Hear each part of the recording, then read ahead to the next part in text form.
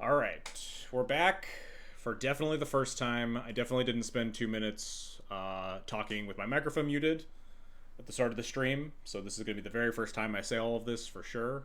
No one heard it the first time, so no one can prove otherwise.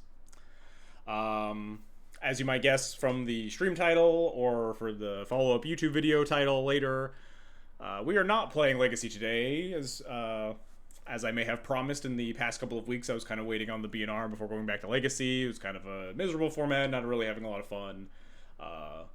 But yeah, Legacy ban list came, and then it also went. Just deeply disappointed. I'll talk about it more. I'll get on my soapbox for the start of the stream and, speak my piece and complain and whine about how I didn't like what they did with the bans. But before that, I do want to talk about some, positives. That being that I did finish my Duel Commander Cloud Primer. It's up on FlexSlot now. If you type !Cloud Primer in the chat, you get a link straight to it. It's also, you can probably find it if you just go to my FlexSlot, flexslot.gg/u/xjcloud. I'll also post a link to the primer in this YouTube video in the description, if I remember. If I don't, I'm sorry. I'll try to edit it later. If I forget, please yell at me in the comments if I don't post it. Please stop. But that being said, we'll do some complaining about Legacy first and what I am going to be doing with Legacy in the next X amount of months, and what we're going to be doing on this channel, I guess. So if you're here for Legacy, and if you're here for Legacy for the foreseeable future, I'm sorry, I probably will not be playing it a lot. The bans were very disappointing to me.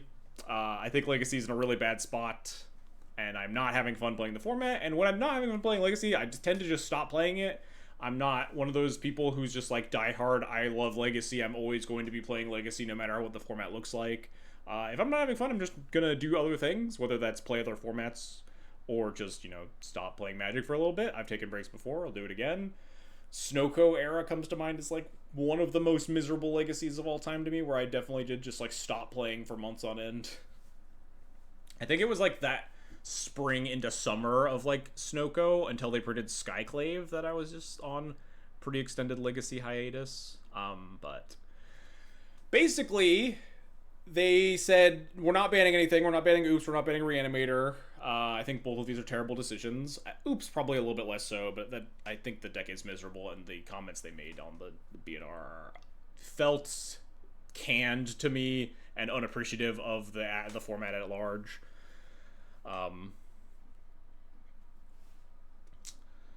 But I just don't really want to play Legacy. It's not going to be changing anytime soon. The next ban list announcement is November 24th, which is literally the Monday before Eternal Weekend Europe, which means that they're just not going to make any Legacy changes, which means we're probably going to be in this format. Barring some like insane standard printing that shakes up Legacy to its core, we're probably just going to be in this meta for until like, I don't know, February or March 2026, which is just, not what I want, not what I'm about. So I'm not gonna be playing Legacy a lot. Maybe I'll occasionally see a deck and get the itch to play a league and then get smushed by Oops and then be exhausted and not want to play any more leagues. We'll see. But for now, I am strongly considering canceling my plans to go to Eternal Weekend. We'll see about that. If I manage to get Card Titan to run a Duel Commander side event, I will be kind of tempted to go back to make it out there anyway. But I'm losing my train of thought because I'm trying to think about too many things at once. But yeah, if you're still enjoying Legacy, be my guest. I'm happy for you. I'm not gonna like proselytize about everyone should stop playing Legacy because people find different things in Magic fun. I'm totally about that. If people want to like go and play your old schools or your vintage or your pauper or whatever, that's also fine. Not really my formats. I get it. I'm a big Duel Commander fan. If you want to play Duel Commander, be happy to help people. I think I have plans to make a like starter Duel Commander guide for people. Like, this is what Duel Commander is about. These are kind of like what the big decks are. Stuff like that. But I'm not gonna be like, everyone should play my format because my niche format that nobody actually plays is the best one. I enjoy it, so I'm gonna keep playing it, and other people will keep playing their formats. I'm just gonna pretend Oops doesn't exist for a bit and get really upset every time I play against it. Yep, I get it. Makes sense too. But that's a true statement. Yes, my niche format is the best, and all those old school players are wrong.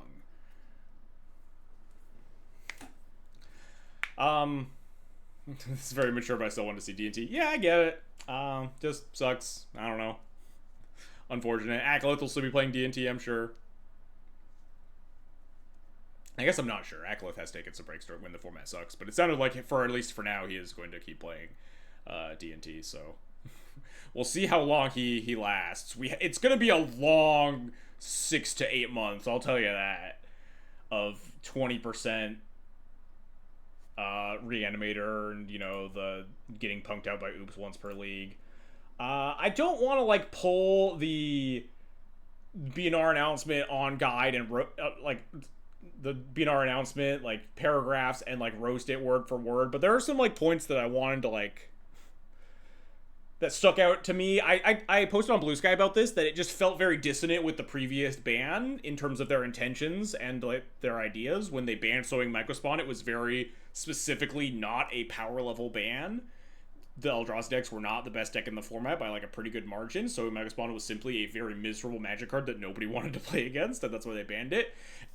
And then it just killed Eldrazi as an archetype, and everyone was just fine with it. And then they were just like, but Oops All Spells is such a novel deck, and it's such an interesting thing to not have any lands in your deck and have this combo. And, Oops All Spells was an interesting deck, 10 years ago, when it was, just meme tier with, Belcher and stuff, and when it actually played 0 lands. It was a novel deck idea, and a lot of the things they said did ring true then.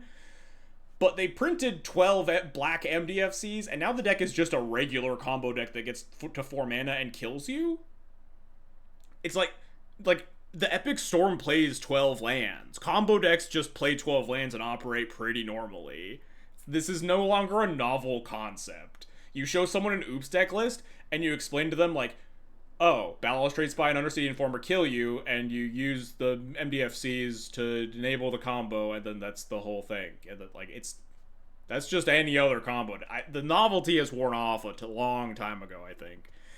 And I think this is all kind of exacerbated by the lack of aggressive bannings post Modern Horizons sets, and this also ties into my issues with them not banning cards out of Blue Black Reanimator, because I think there's a very real you want to keep old cards in the format, but they keep wanting to print these Modern Horizons sets, and they obviously can't fully vet the Modern Horizons sets for Legacy. And I think when you're printing cards that might break Legacy for the sake of Modern, which I think is well within their right to do, they've done it before, they will keep doing it because they are testing much harder for Modern in the Modern Horizons sets.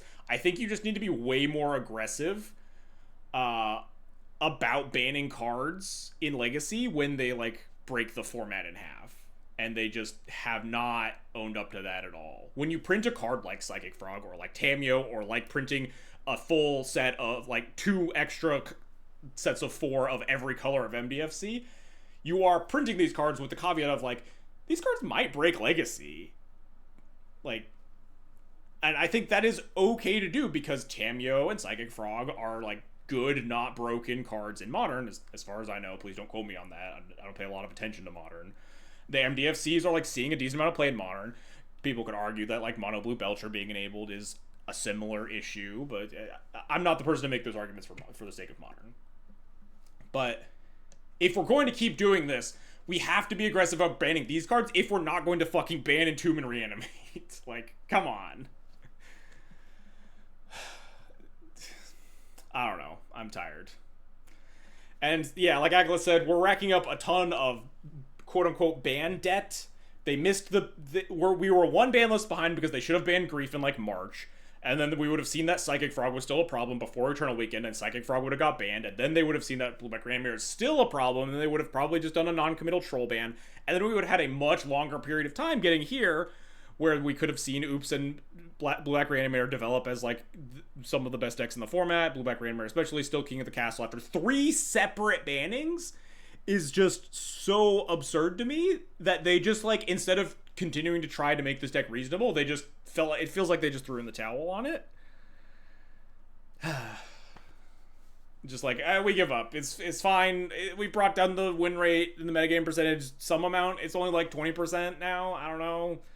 And then they had the wherewithal to fucking cite, oh, in the Legacy Showcase, the most recent Legacy Showcase, very diverse top 8, only one Blue-Black Reanimator player.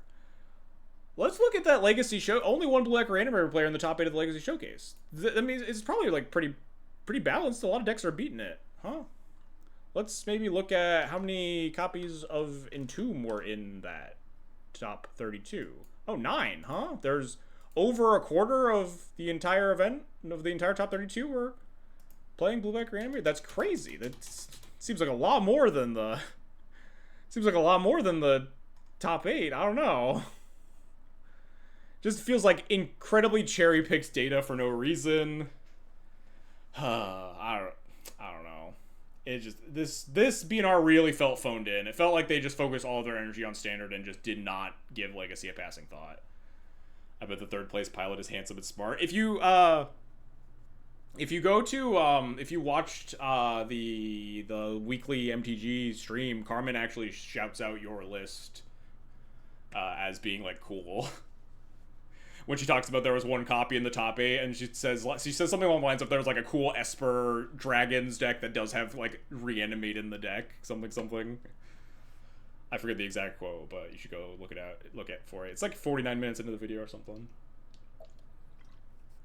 Not to mention this is literally one event. Yeah, like I said, it just feels like they were all in on Standard, and then they kind of like looked over at Legacy and they're like, yeah, it looks fine, which is the exact opposite of what they said in March, right? In March, they specifically wrote like talking about how, hey, this format looks balanced from like a far away view, but if you dig deep and like you talk to Legacy players and you look at what's going on, these decks aren't fun, aren't interesting.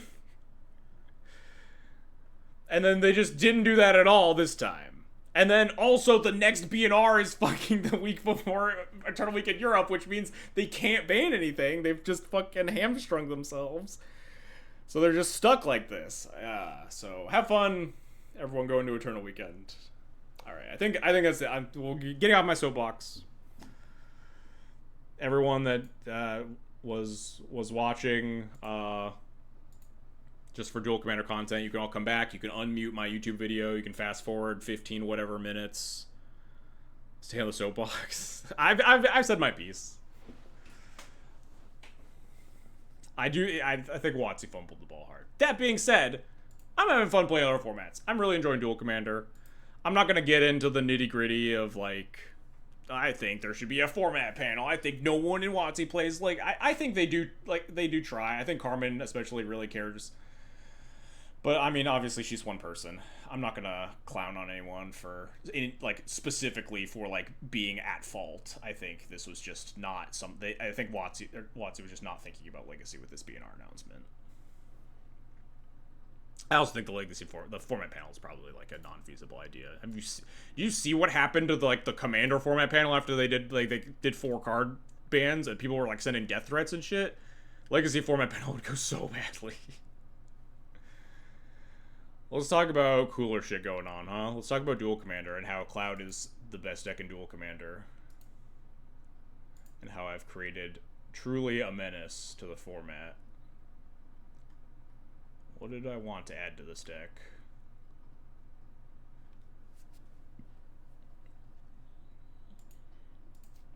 Where were we adding? We were adding, so it feels like the only decks that were actually beating Cloud were combo decks.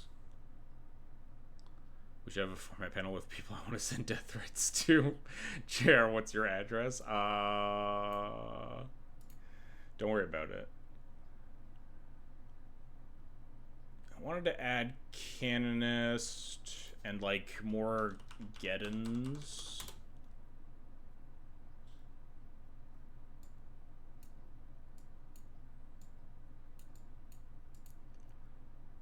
I should rename this to V1.3, huh? I'm running out of things to say about the better cards. Anti-combo upgrades.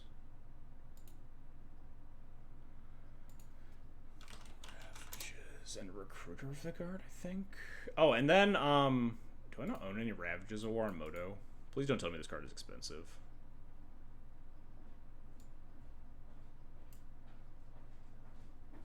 Okay, we could play the silly Ravages of War, though. Please don't make me buy Ravage / get in. Look, all I'm saying is you probably don't need to buy these cards in paper. Oh, and Jacked Rabbit. Some people online were playing Jacked Rabbit. This card seems really fucking sick in Cloud. Do I not own any copies of Jacked Rabbit? Low-key, this is one of my pet cards for Legacy. I keep wanting to make Jacked Rabbit work in Legacy. And then Secret Tech that someone in the Duel Commander Discord that I don't remember the name of. Aghi? I don't actually pronounce their name. AGHI discovered Hand of Vecna as our sick anti-combo equipment. It's just, you can pay 3 mana and immediately equip it to Cloud, and like if you have 7 cards in your hand, your Cloud just gets like +14/+14, and you just punch them.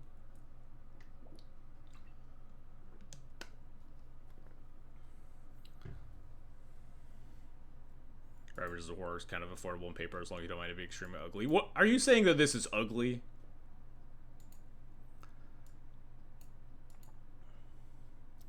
I also kind of wanted to add a Recruiter of the Guard to make Ethos Run Canonist a little bit better. We'll see if I come up with enough cuts for this mini cards, though.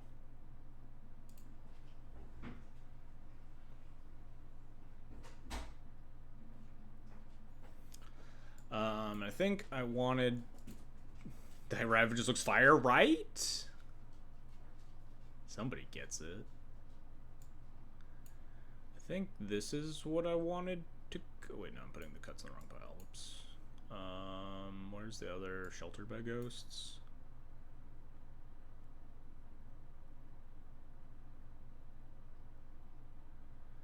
Yeah, the people that are like, my 14-person FNM doesn't have any Oops All spells, and it's fine. Only the online grinders are complaining about Oops All spells. I don't know. Are you going to shed a tear if it's gone, then? If it doesn't affect you at all? Dog, who cares?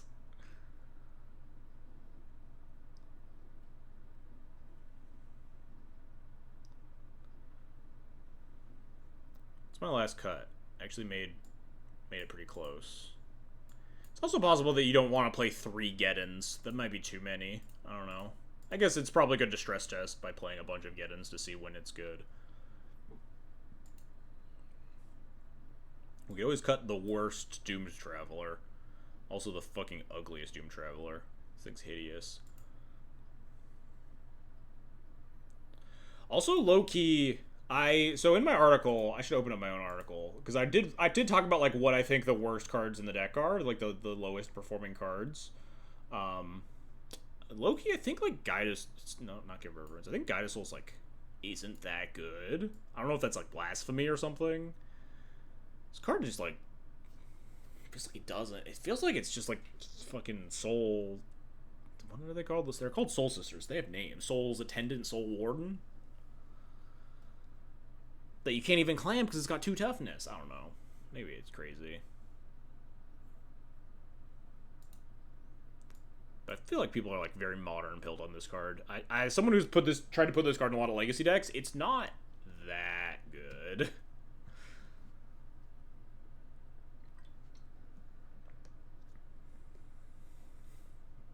It's really good with Ocelot Pride specifically, but... And like in Felia, you could play Ranger Captain, attack with Felia, flicker Ranger Captain, and then go get Guide and Pride. That's a good combo, but obviously that's much harder to pull off in Cloud. So maybe we'll just do this. I've triggered Guide's second ability exactly twice in like 60 games. Yeah. I'm kind of in for just this, huh? I do worry a little bit about my removal density, cutting Shining Shoal and Sheltered by Ghosts. Like, maybe I don't have enough removal at that point. But we'll try it like this. We'll ship it like this, I think. Pretty easy against Mono Red. I think Mono Red matchup is, like, extremely free is the thing. I think Mono Red matchup's super good with Cloud that you don't need to, like, work. be that mindful of like, oh, I have one less one drop that's really good against mono red.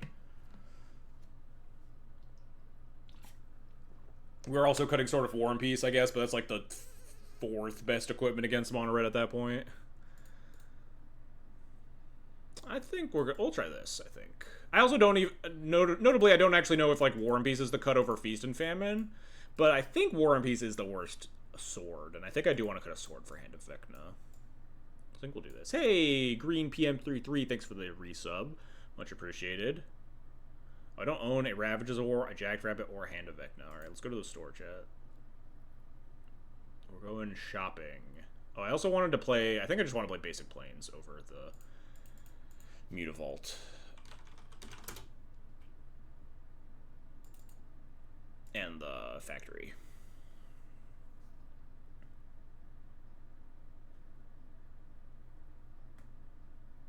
I already forgot all the cards I need to buy. Hand of Vecna, Ravages of War, Jackrabbit. The good art of Ravages of War, $60. That's why we buy the better art. Hand of Vecna.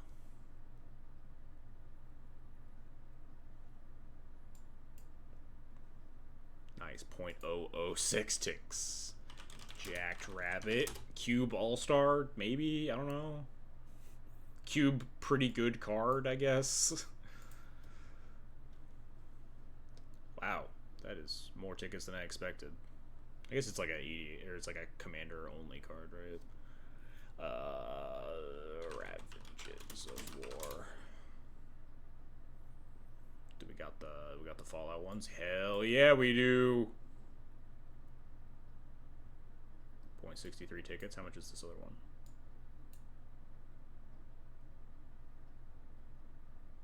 One ticket. Yeah. We'll get the better one.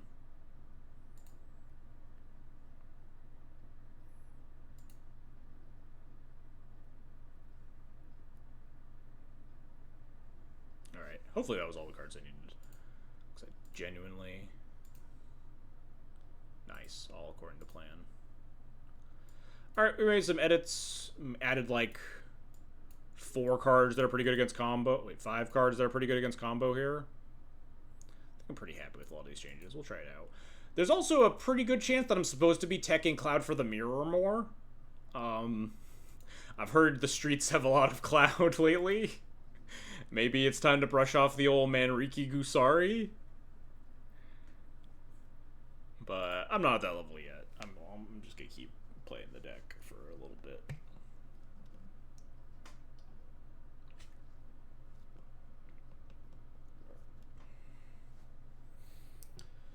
But yeah, kind of disappointing that I'm just... Eternal Weekend was like one of my favorite...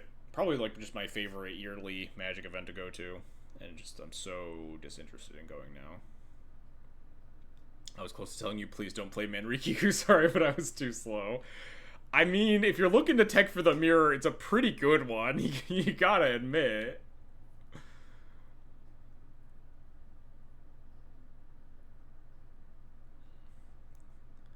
The classic D&T mirror breaker of yore.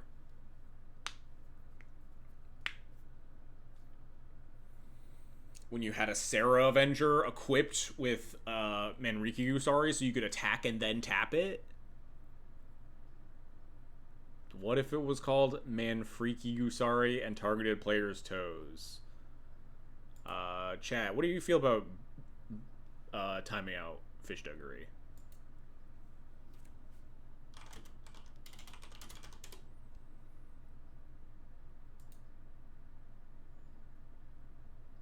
Do it. Not even gonna charge anyone. It's gonna be on. It's on the house this time. 1-1 even vote. Oh, we get to steal the play with Gemstone Caverns. Deal.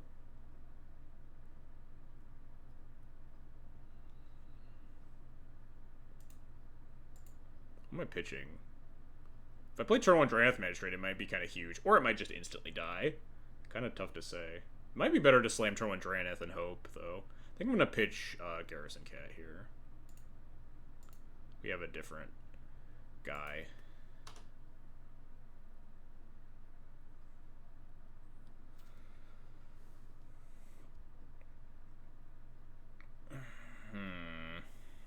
I mean, if we play Drannith, it means that he can't Cloud next turn anyway, right? Plays the removal spell. We could also... No, we can't back it up with Mom at all. Yeah, I'm kind of in for just trying to cheese, huh?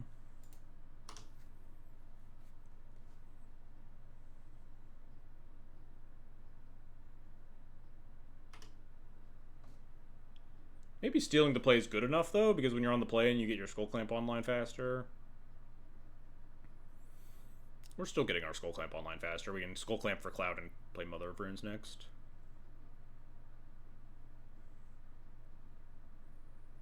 Oh, interesting. Different list.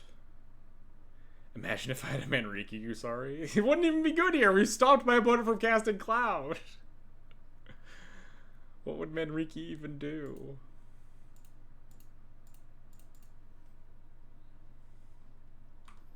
I think I just want to get Clamp. I can't imagine it's wrong to get Clamp when I have a Hunted Witness in hand. And a Cloud in play, obviously.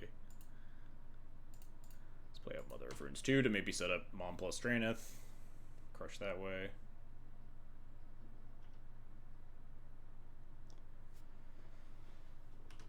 If my opponent untaps and kills any one of my things, the other two things are still deeply terrifying for them.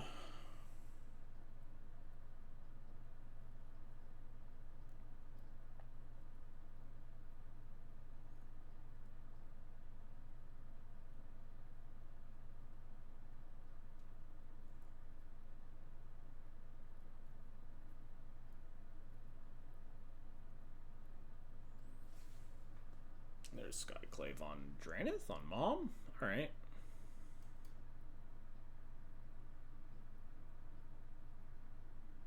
No attacks. I guess I just get free block, huh? Oh, I forgot to cut the Mutavault. Fuck. Talked about it. Do I want to Clamp Cloud first? Do we go down to 4 cards, 3 cards? We could draw all the way up to 7. And then play and Clamp Hunted Witness, potentially. We are getting a little behind on board if we do that, which is scary. We could just Clamp Hunted Witness and then maybe Clamp the token to draw our 4 and keep Cloud in play. Although we could also, you know, Clamp Cloud to reset it and go get Jite for the future.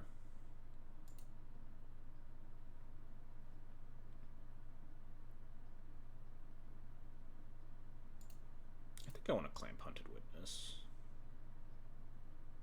Maybe not. It's so little cards in my hand. I don't know. I can just draw 4 with Hunted Witness and leave Cloud in play, though. Drawing cards is so broken.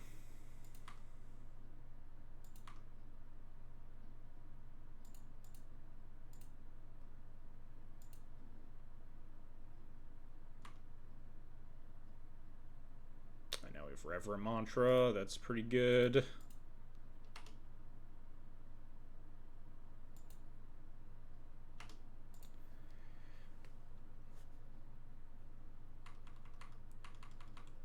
Tithe Taker to protect, or to get additional clamp triggers if we want, if we don't want to clamp Cloud yet. This is the turn that we can clamp Cloud and recast Cloud, though, if we want. I don't want to fall too far behind, though. We'll probably just, like, develop a bunch of the board here.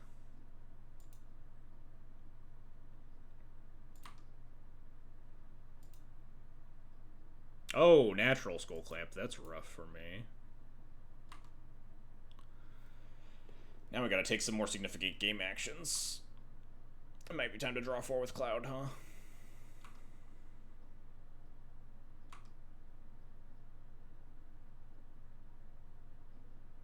Try to find one of our answers to the clamp.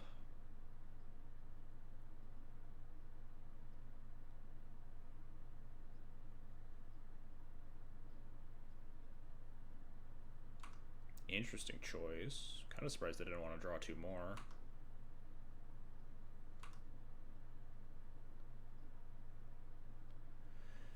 Alright. Do I just need to draw 4? 6? Up to 10 cards in hand? I can probably cast my way out of that many cards in hand. Imagine if we had a Manriki Gusari. Can we shut...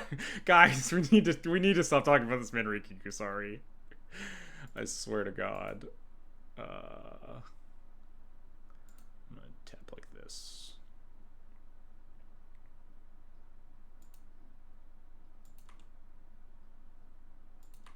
Oh shoot. I clicked through that. I should have maybe cast Enlightened Tutor for something. Is there something good that we can hit? That we could have E-tutored for to stop the Skull Clamp? Don't actually know my own deck well enough to know that for certain.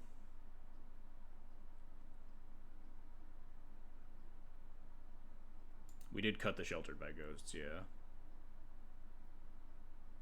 Sheltered by Ghosts will also be a kind of a risky proposition here, anyway. We have 4 mana. God, we still can't answer this. Clamp is kind of a disaster, huh?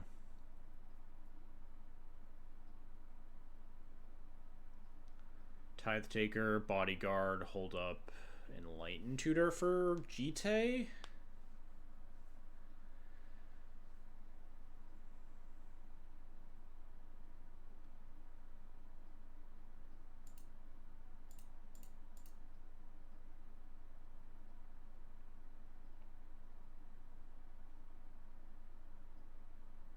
Maybe it's Tithe Taker, Bodyguard, Sigarda's Aid. So I don't have to move to discard.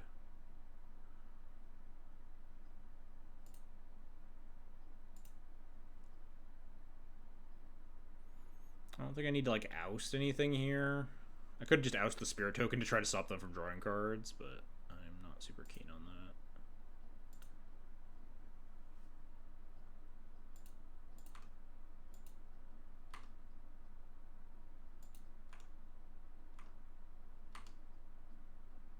Setting this upkeep stop before I forget. We'll see if she chases the choice or something else. Their own aid is a little scary. We can counter the aid trigger with Reverent Mantra if something bad happens.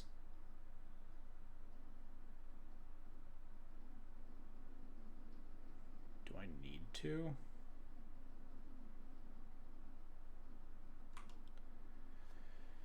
This is definitely bad. Reverent Mantra pro white everything. Just to stop the Feast and Famine from making me discard a card, and they get to untap. Then I untap and then I Jite. Jite without doubling isn't that exciting. Pitch this Ranger Captain.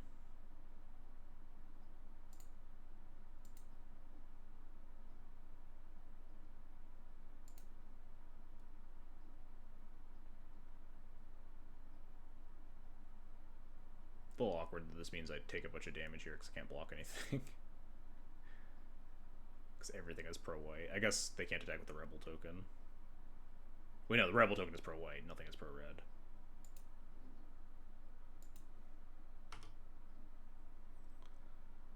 So if I E-tutor for Jite and oust the Giver of Runes, then what happens? Oh, this works out actually pretty well for me, huh? Because they attacked with everything besides the Giver of Runes.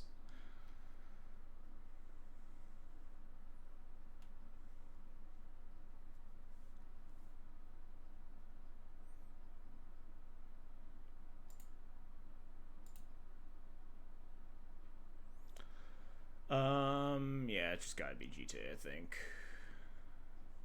I think Jite, oust, and like Felia or something. Maybe I'll clamp.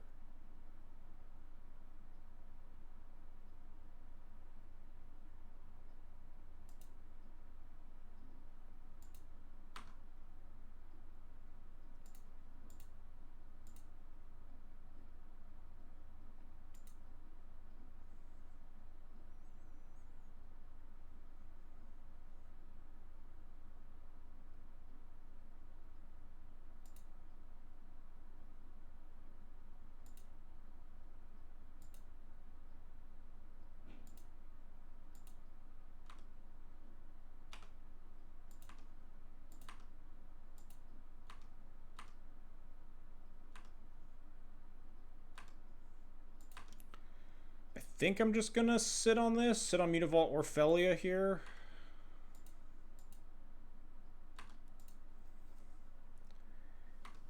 They can't connect with the sort of Feast and Famine. If they equip anything to the Spirit Token, we just ping it.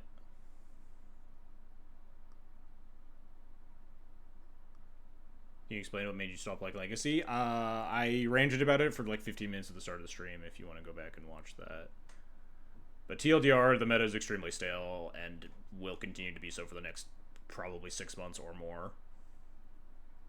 I'm just kind of tired of it.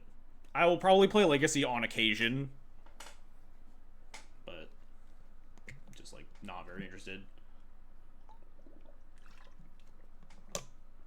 Ramair's been the best deck for like going on a year and a half now. Oops All Spells is like one of the worst decks to be tier 1 that has existed for a long time. Oh, this has Sigarda's Aid. Okay, so what is this equipped to?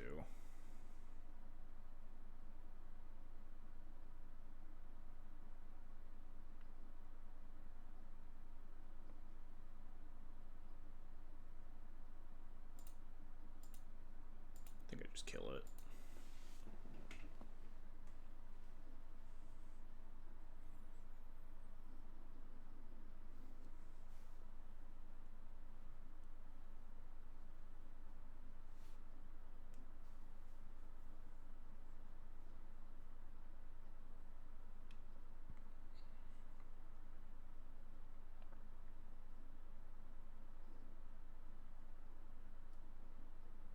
Feels like this Drannith Magistrate's carrying pretty hard here. Particularly if I put it from Evercasting Cloud this game is pretty huge.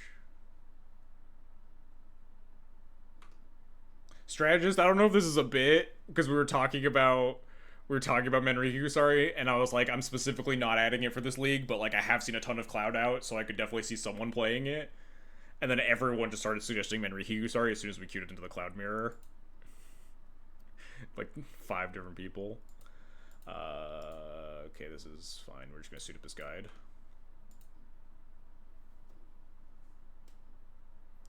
Can I get a sanity check here? People are telling me I'm just salty boobs because I play Control. Why would Control be any worse again? Yeah, I think like like the people that are if you're claiming that people are salty about Oops, it's probably just the people that aren't playing Force of Will. Like me, I'm salty about Oops. But like, if you're playing Control, as long as you're like playing Force of Will and Graveyard Hate, your matchup should be decent.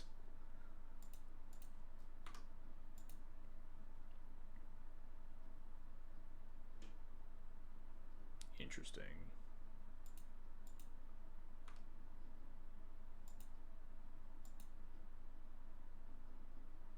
Alright, we got him.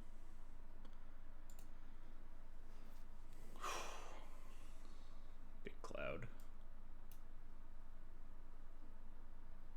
The whole chat is just fishals. Of course we suggest the same ideas. God, that's my personal hell. Even more than current Legacy.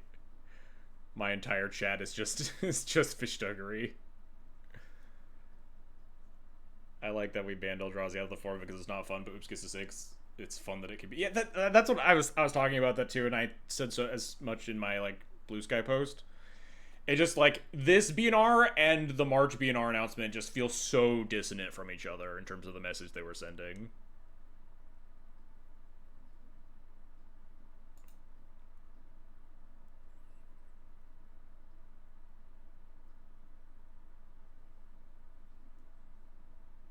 Cloud deck is cool because it requires deep knowledge of the rules and cards and Magic. Yeah, we discovered this niche card called Skull Clamp. I don't know if anyone's ever heard of it, but it's pretty powerful, I think.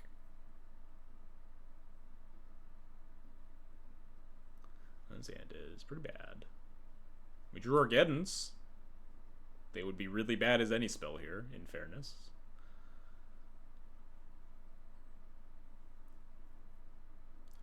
Ship.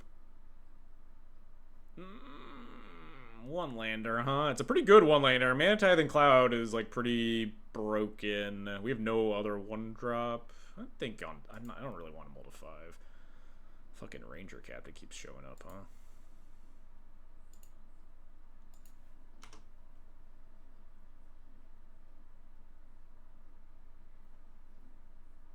I'd like my opponent to stop having natural... I guess I can't say that, huh? With the natural Skull Clamp in my hand.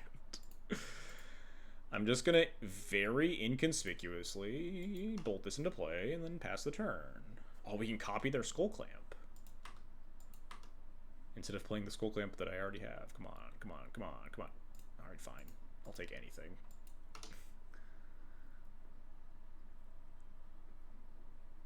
If we miss this land drop, I think we just instantly lose the game. Yeah. I'll take like one draw step, but my opponent's gonna Ancestral Recall. My Skull Clamp! Good thing we have a second one.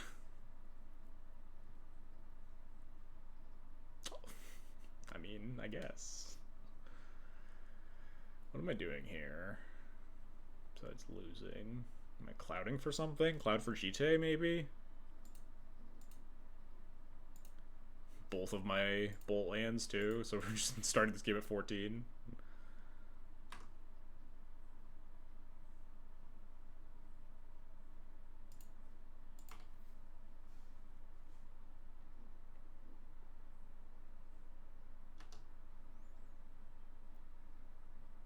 People play it because they like the gameplay, so why not work on making that more fun? Yeah, that's basically it, right? We're not a competitive format.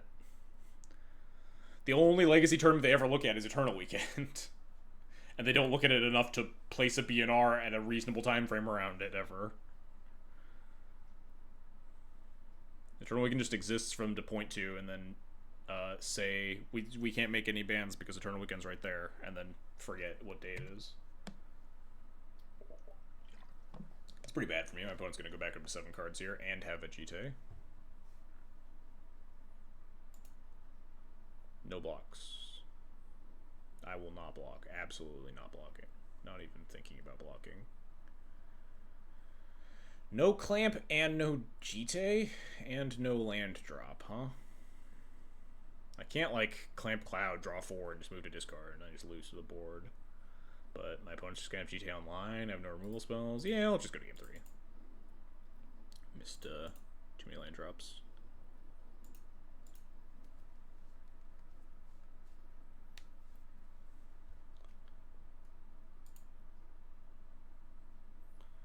Alright, we're not keeping the 7 on the 1-lander on the play on 7 too. Cloud can mulligan like somewhat aggressively. Can we get a hand with lands? Come on. Because you do have Skull Clamp to bail you out. But like, this hand's a pretty solid 1-lander. I think I would keep this on the draw, but I think on the play you're just like really locked in on cast Cloud, cast Skull Clamp, pray it draws you out of your mulligan.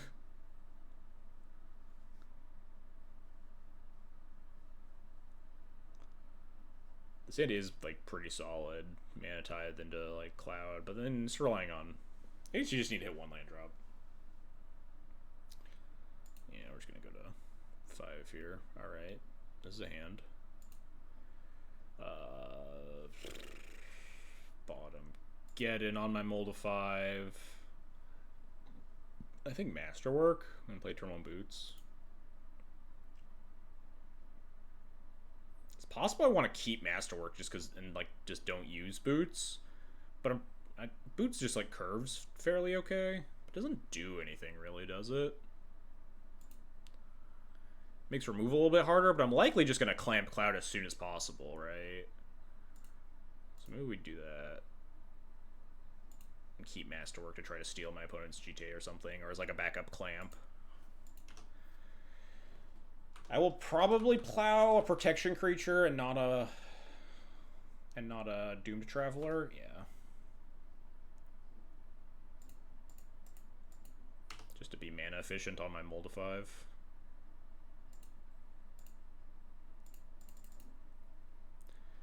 It's clamping time. The good thing about mulling to 5 is that when you can aggressively Skull Clamp your Cloud, and you don't have to move to discard.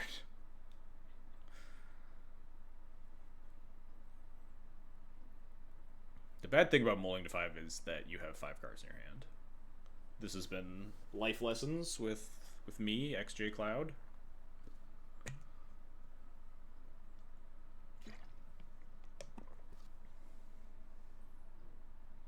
Alright. We're clamping. Gotta hit my land drop.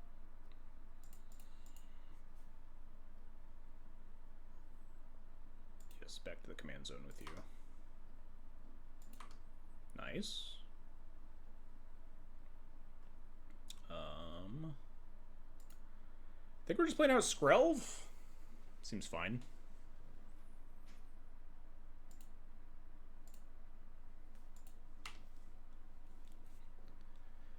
We don't have an answer for my opponent's clamp. My opponent can't clamp anything yet, at least, but it's coming. There's a chance I'll lay down arms this nesting bot next turn, depending on what they do this turn. Yeah, if they're just, like, making guys. Gotta get a clamps emote. I mean... Oh, ooh. Does that do anything for me? It's kind of awkward against a nesting bot, if I'm being honest. I have to ping it twice, but my opponent... Yeah, it doesn't do anything because these things are 2/2s, right? I can ping the nesting bot multiple times, but on 4 mana, that's not very useful. I'm probably starting with Cat and then Clamp it, I think.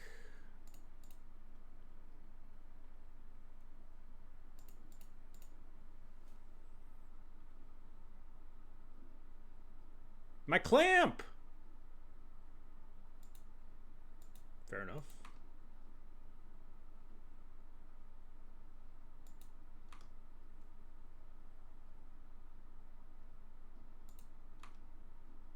Sad. Alright, now what?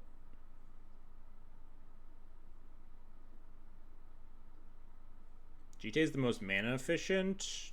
I kind of want to lay down arms here. A little bit. My opponent could just clamp their Cloud. Then they have no board. Lay down arms is not mana efficient at all. But we do get to masterwork their clamp afterwards. So maybe making their clamp worst and then stealing it is a good plan.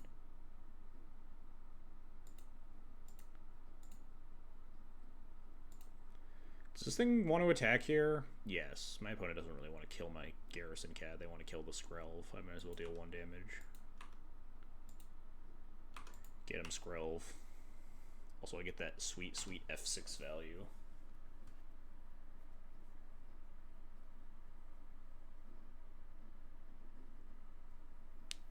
But imagine they just float mana, grab Clamp, and then, like, do some Cloud stuff, right? Or maybe don't even do Cloud stuff if they have better... If they have, like, Doom Travelers in hand.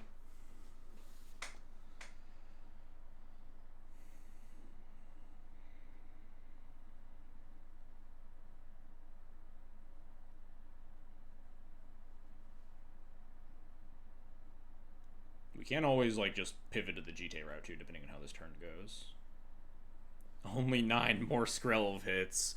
You best believe I'm bringing a poison counter token whenever I'm playing this deck. You can get the chorus, the crawling chorus tokens too. I've thought about playing a Murex in this deck. Get him with those poison counters.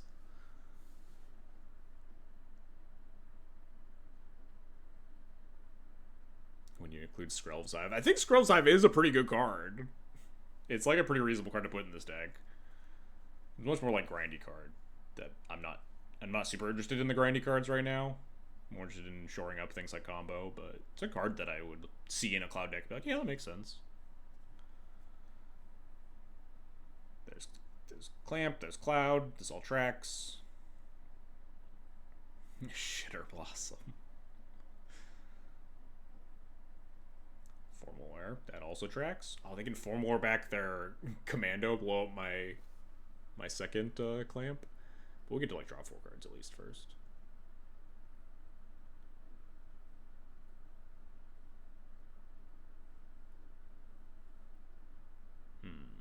Could just spend my turn killing this, but then they blow up my GTA, but then they're not clamping.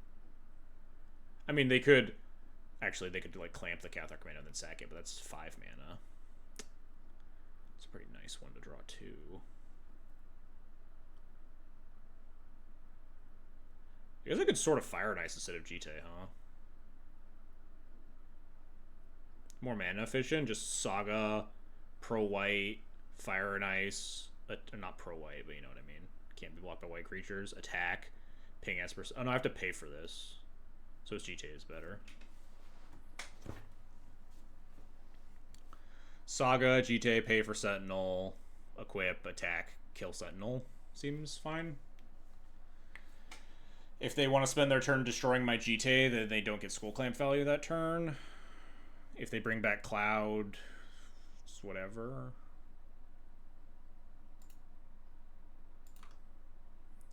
I should pro before in case of Solitude.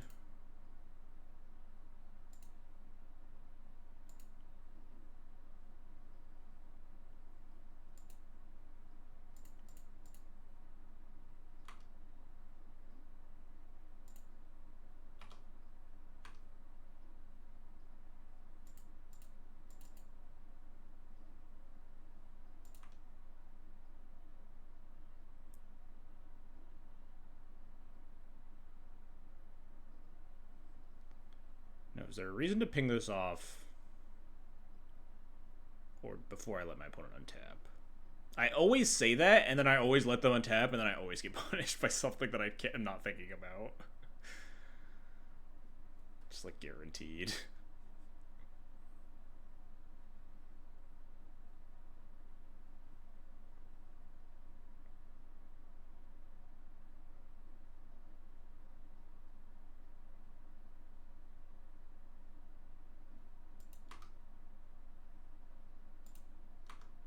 Yeah, go get him, kitty.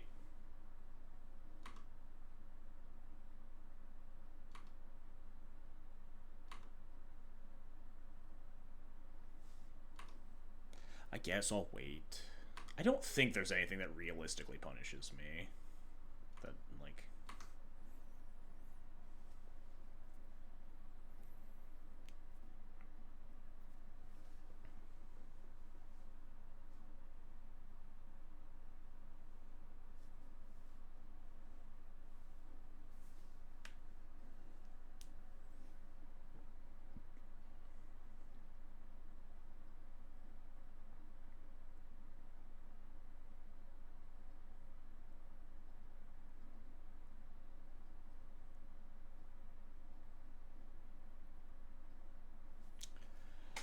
Quite the pickle for them. Yeah. Formal wear, get back Cloud or Commando here.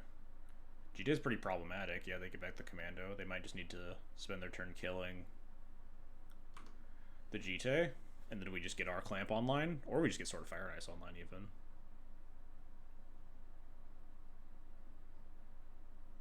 I guess they don't have to do it this turn, huh? They can force me to maybe activate Scroll again.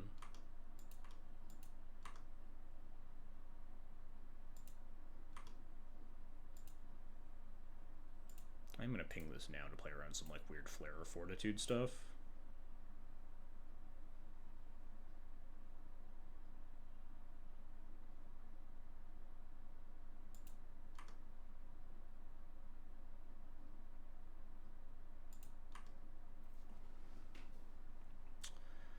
Do I just activate on Cat here first and see what happens, and then probably just play Sword and attack?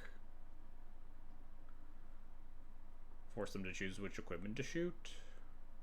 If they kill my cat in response with their 6 cards in hand, it gets a little awkward. Because I have no creatures. Then I have like Razor Grash and stuff to stop them from attacking me.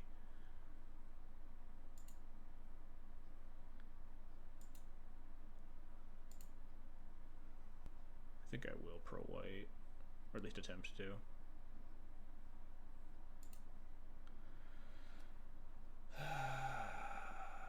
I also don't need to know if I'm going to play my land out or not. I might play out Razor Grass Ambush here tapped. Maybe I'm supposed to... No, yeah, I can't clamp.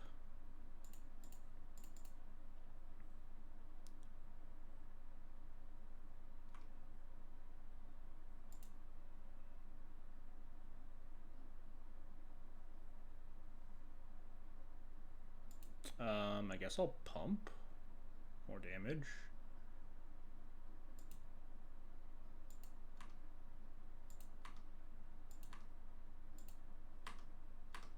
We could even steal their Formal Wear if that comes up. Oh, hit a better land. Mana efficiency. We could Masterwork the Clamper right now, but I don't know if that's what I want to do. We have a lot of mana. Cloud is 4 mana, though. There's a world where I think I steal 4 more instead. So I think I just hold off. If my creatures start dying to non-exile removal, and I need to like build a board.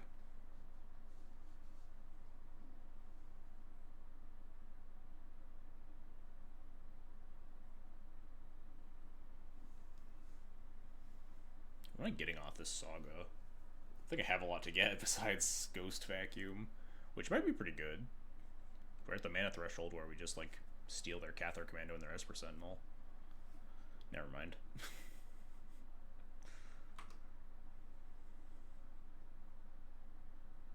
Oh, we're back on.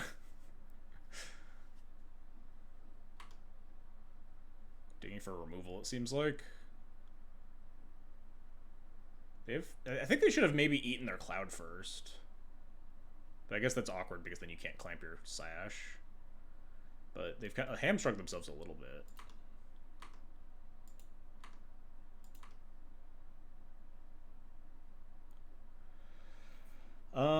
I think I'm just activating this. I don't think I'm doing anything. We don't have any creatures in yard. I think I'm just making a guy. I guess I could cast Cloud. I can still cast Cloud, though.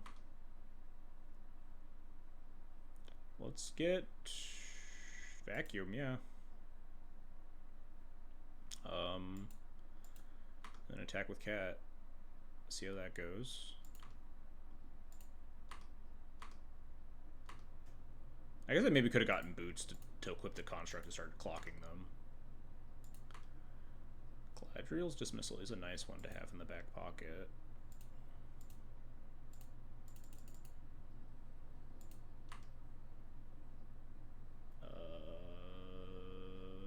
I guess Hand of Vecna kind of kills them, huh? I want to be able to push through. I don't have any pro-white equipment anymore, though. I guess Shadow Spear pushes through. I want to be able to push through without activating Skrelv specifically to start playing around removal better. Maybe I should have gotten something to go with Masterwork, though. Double Feast and Famine, something. Kind of combos with Castle Ardenvale a little bit. In a really shitty, slow way. They'll just be dead before that happens. I should maybe have been thinking about, like, Cataclysm or something. Okay, that's fine. Okay, yeah, just did. GG's. Nice. Came back on that Mold of 5.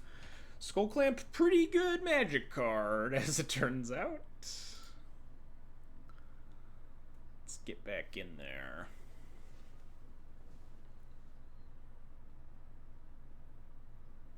What do Clamp's emote even look like? Because, like, my emotes, at least currently, are all Thalia themed.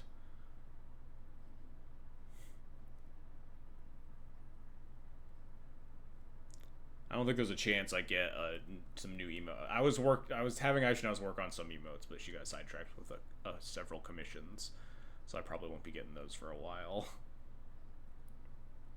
By the time she makes the Clamps emote, Clamp is going to get banned in Duel Commander. You just put the Clamps guy's hands on Thalia. That would be kind of funny, honestly.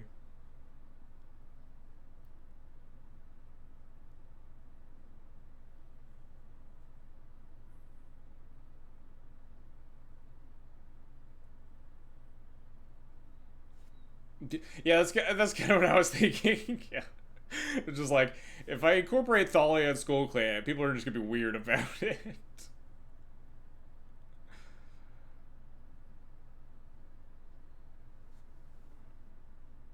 I would love to be on the play.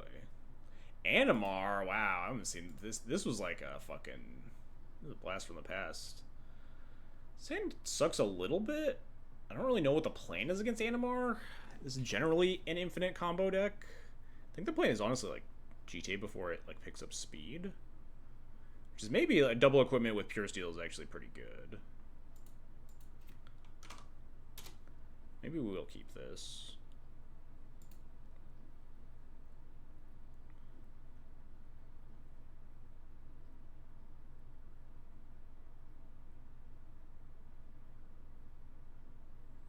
This was just like a creature-based combo deck that tried to like cast turn 2 Animar and like make it big enough that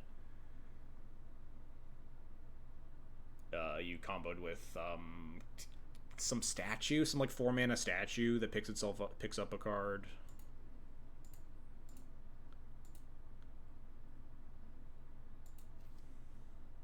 Should have Googled rules before committing to a play. Wait, what rule happened? Ancestral statue, thanks, Chad. They always know the cards better than I do. Ooh, no turn 1 Mandors are really good for me.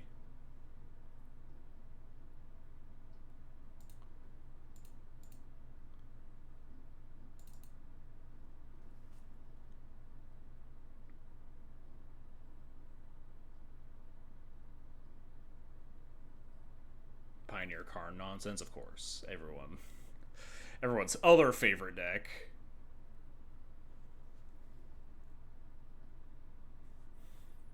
Legacy is dead. Open stream Legacy D&T still.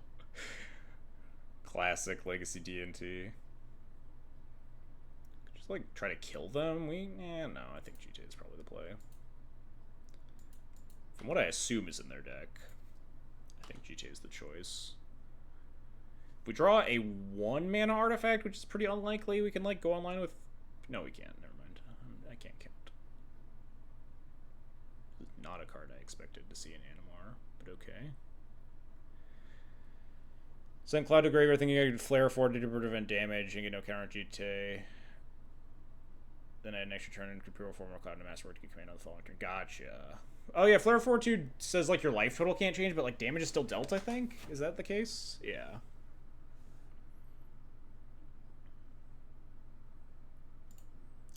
I kind of want to hold up Mana Tithe this turn really badly. So maybe we just like play GTA, hold up Mana Tithe, Sego.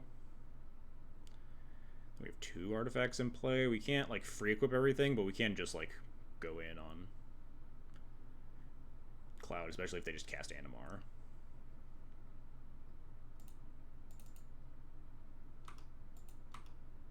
A little bit conspicuous to not equip my Lava Spur Boots here, but and also not to kill the Jace VP, but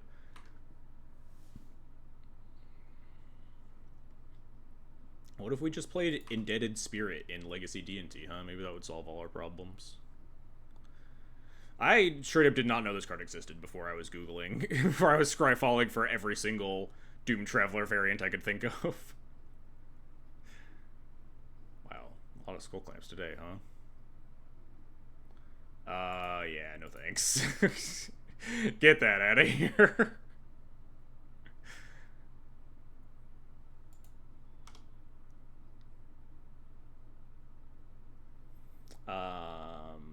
Ooh, a Pure Steel Skull Clamp, free equips.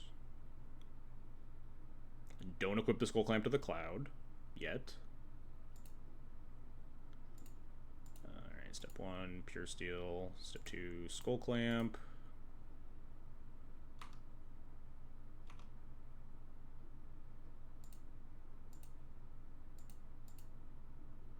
I guess I could actually give the Pure Steel haste, but I want the Cloud to have double ward instead, I think. I guess I could swap it over. Okay, they just give up. Nice. Easy. Interesting. This is not what I expected out of Animar at all. This is just like maybe rug fair stuff, and your commander just has the best removal colors in the format. I only saw a little bit of their deck, I suppose.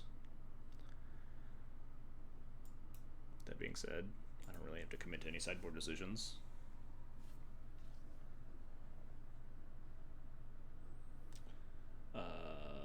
Not a Cloud hand, unfortunately.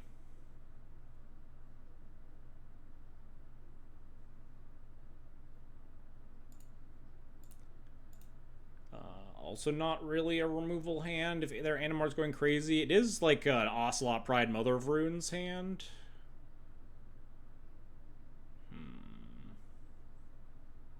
It is eventually a Skull Clamp hand, right? Let's keep this. Maybe it's a Cloud hand. Maybe we'll just draw land, huh? Suspicious. Very funny that this doesn't beat Ancestral Statue.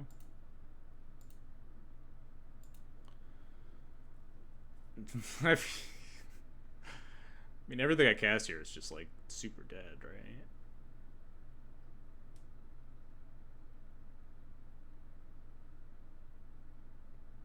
I just cast Giver. It's my worst one.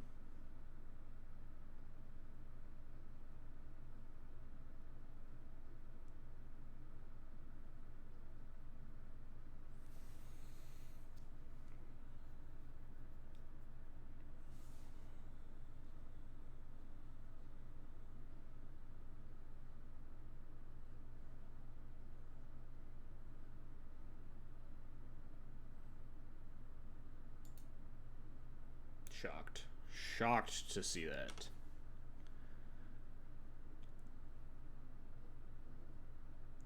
Honestly not sure if I wanted to do, like, Giver or Ocelot Pride there. These are the cards that I more expected to see in this style of deck. Ooh. Not very good here. Also, not very good with my current lane situation, but theoretically pretty decent against Animar. But not if it just goes out of control, I guess.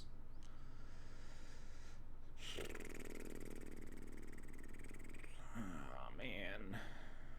My poor mono white mana base. I think I'm just casting Mom.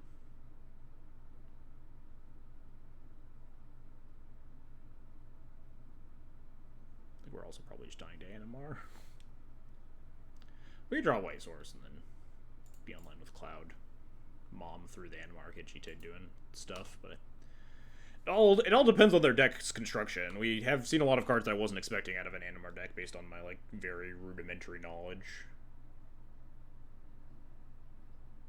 I could sack this, but I don't think I care about them having a Bone Crusher Giant.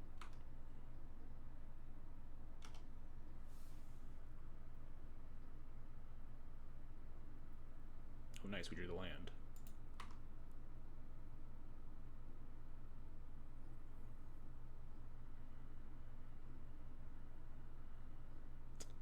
Now the problem is all my givers of runes are dead. How do I get through this Animar? Just go get Feast and Famine and hope for the best. We could just get Clamp and then play out Clamp and then not draw 4 and then... the Saga's probably going to grab Clamp. Maybe not, though. It might end up grabbing Springleaf Drum or something. Nothing to be able to punch through this Animar, though, to, like, actually get the GT triggers. We could just get, like, Formal Wear. Then we have no thing to trigger with Cloud.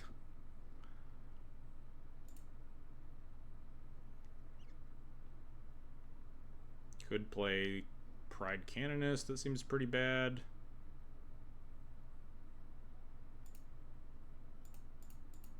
Maybe they'll just, like, counter my Cloud. Nope. Alright, cool.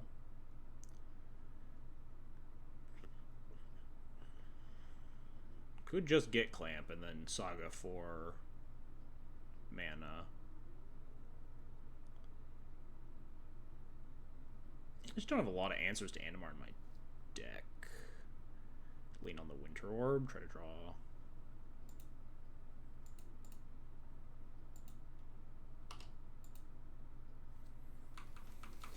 Try to draw basics. Lean on the Winter Orb, hosing them a little bit while I, like, flounder here. What are they doing? What is the Animar in their deck for? Seems like a good turn for Winter Orb.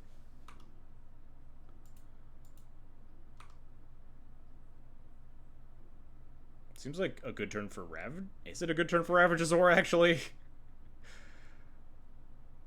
I guess I get 1 mana.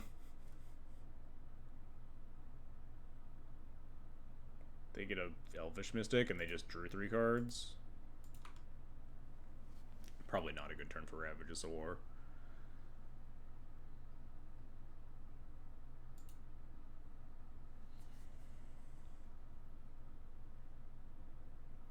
This is probably Winter Moon, Clamp Cloud, try to draw basic planes for Ocelot Pride. Oh no, I can cast Ocelot Pride because we have the Cloud. Or the Ocelot.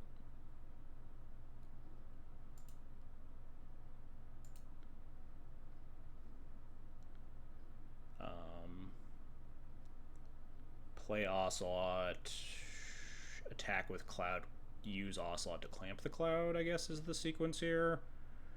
Trying to maximize damage. But we could draw something better to cast if we just forego 2 damage. Probably not, though.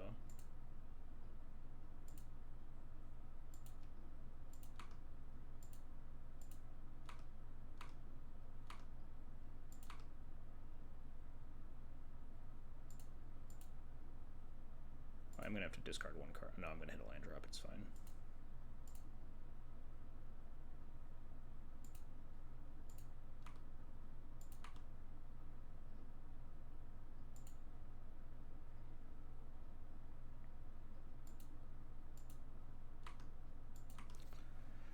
I could Galadriel's Dismissal the Elvish Mystic.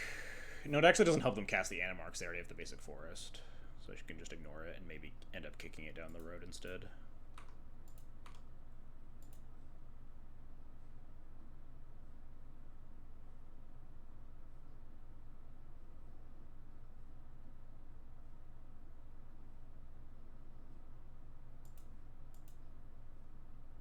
Could Galadriel's Dismissal my Ocelot Pride. Doesn't really help me beat the Flametongue Kavu, though. Aren't you Galadriel? You couldn't even finish that one, huh? If I Galadriel's Dismissal, untap Parallax Wave, it's actually not bad. Eventually the Kavu comes back, but then if we did it on the stack, isn't it better? Oh, fuck, you're right. That would have been smart. I always forget all these old cards, how Kavu used to have to kill itself. That would have been the real heads-up play. I think I still am going to do this, though. Yeah.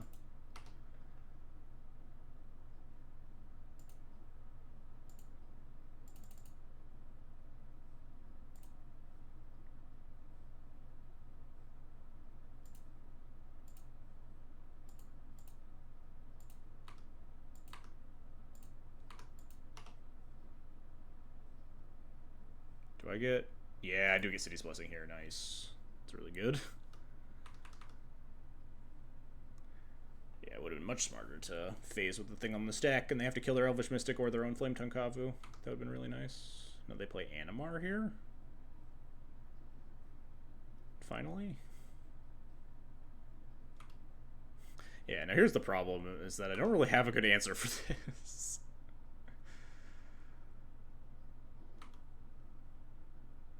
I guess we take a draw step and then start figuring out what our plan is to beat this card. Oh, never mind. It's that.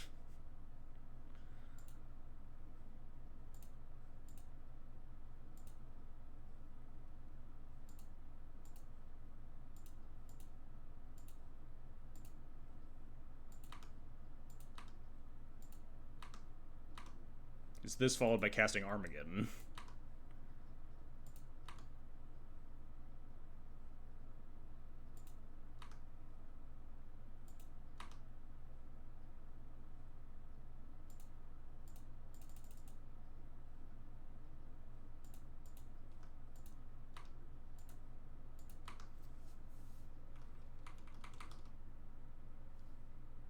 That was a pretty good draw. Not a bad draw step, I would say. Above average.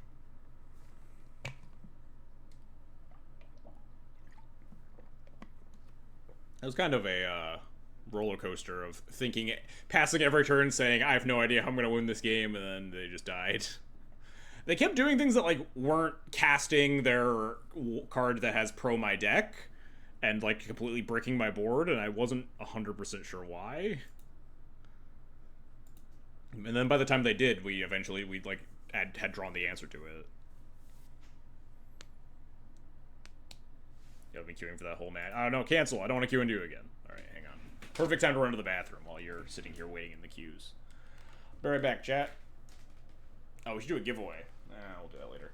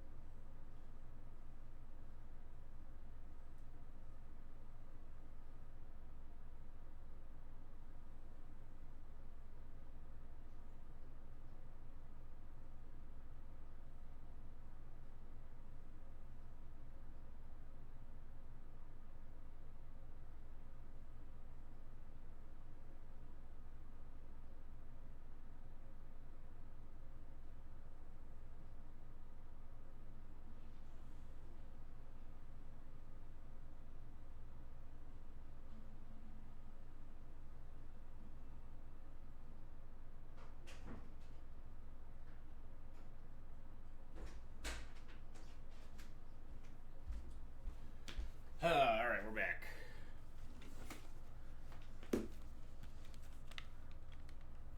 You're in a game? Perfect. All according to plan. Perfect timing.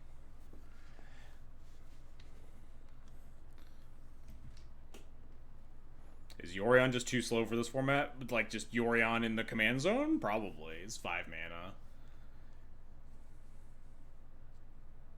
If you want, like, a flicker deck, you can play Felia. Like, Duel Commander is a format that's, like, very hard into card efficiency. And, like, the more times you cast your commander in a game, the more card advantage you get. Just so the cheaper your commander is, generally speaking, the better it is. There are some exceptions to the rule, obviously, but a lot of the best decks in the format are going to have really, really cheap commanders.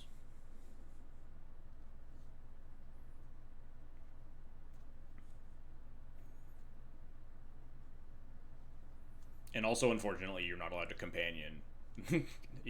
Companions are legal, but you cannot companion Yorion because Yorion says you have to play 20 extra cards, and that's just not a deck building thing that you can do in EDH because you have to play the exact 100. Is there an Oops deck in Duel Commander? Kind of. It's not very popular, but it won one of the Duel Commander mini challenges pretty recently. Since Final Fantasy came out, there is, in fact, an Oops All Spells deck.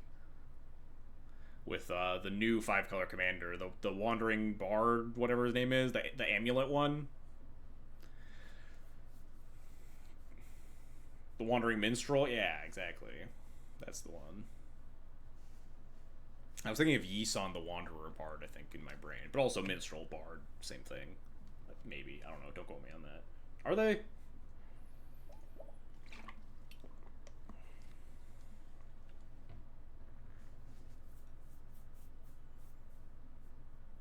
But yeah, basically he makes your mana base be a little bit less dog shit because you have, like, what, 3 times, you have 15 lands that can come in untapped, right? You have 3 in each color times 5 colors for MDFCs, and then you just have to play a bunch of the tapped MDFCs. So when you do cast him on occasion, he just makes your mana base look slightly less dog shit. Previously, there were people playing Essica, who's just basically a 3-mana mana dork. It's 5-color in the command zone, which was also green and like kind of hard to cast in your 5-color. All my lands tap for almost all my lands tap for 1-color mana base. Hello, fellow Duel Commander. What's up, Lackey? You're here just in time for the vintage queue times of Duel Commander. We actually fired off our first 2 matches pretty quick, which is nice. But as we get deeper into the night and more people in Europe go to sleep, the Duel Commander queues at this time slot just slowly peter out.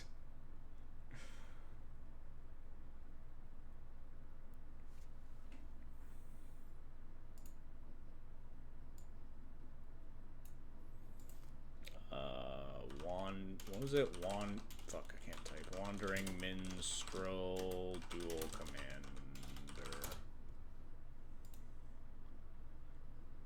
Yeah, it 1-1, and it looks like it's the same person, actually. Played top 4 to another 2.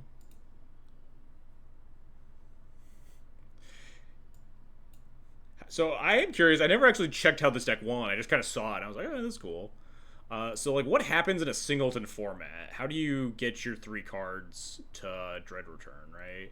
And also, Thassa's Oracle is banned. Oh, you can probably just play the one guy, though, right?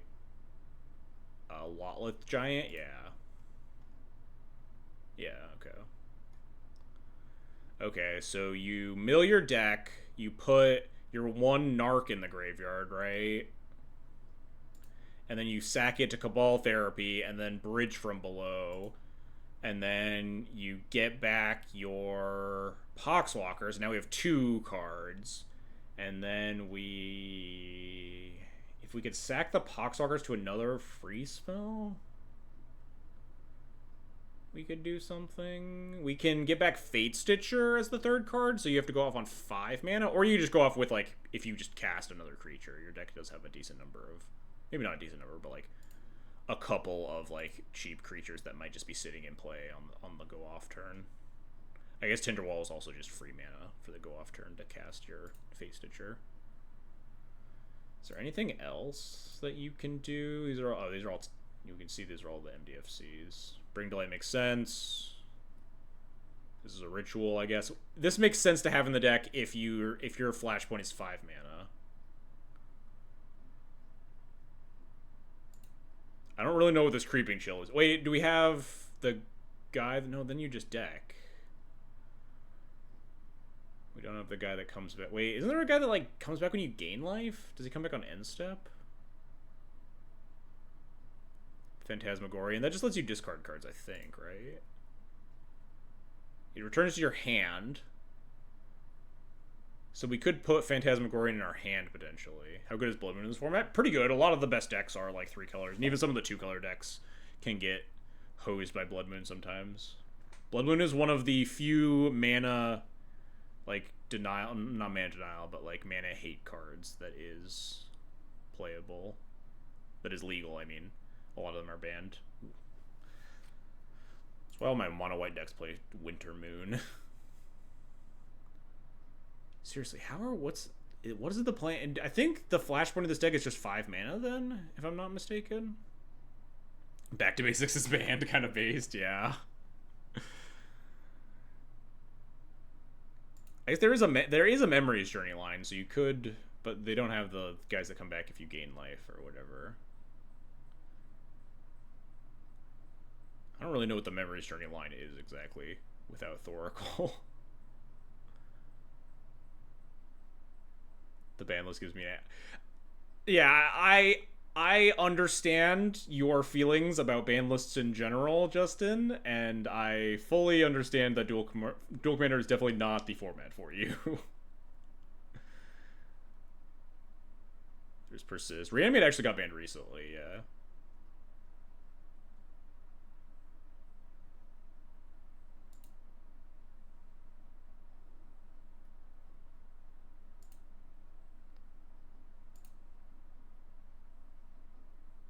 This Goblin deck can't be playing Skullclave. It wasn't playing Skullclave, that can't be right. They were simply preparing for the next B&R coming up.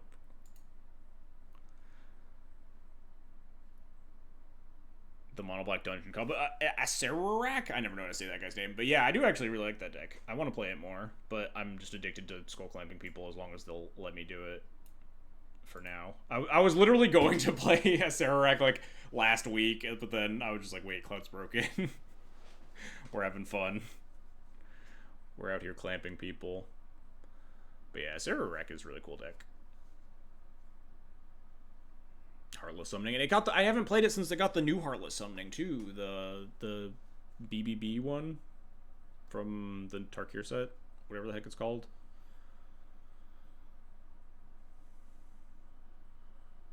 I suppose you always just have a third, you always have the potential of, like, if your Wandering Minstrel isn't dead, you can use it as your third creature to go off for 4 mana.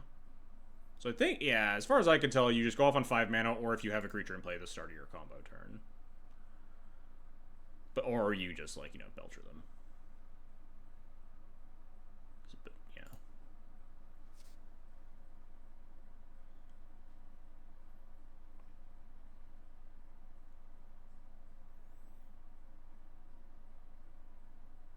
I'm not gonna lie, this deck seems very weak to Graveyard Hate and also just removal spells.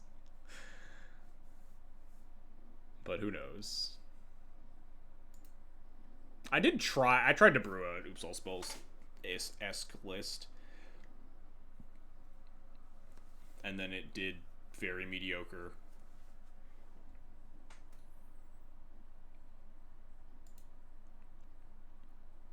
Dies to like a stiff breeze of interaction. Only Swords to Plowshares. This deck also can't beat Swords to Plowshares, though. That's the thing.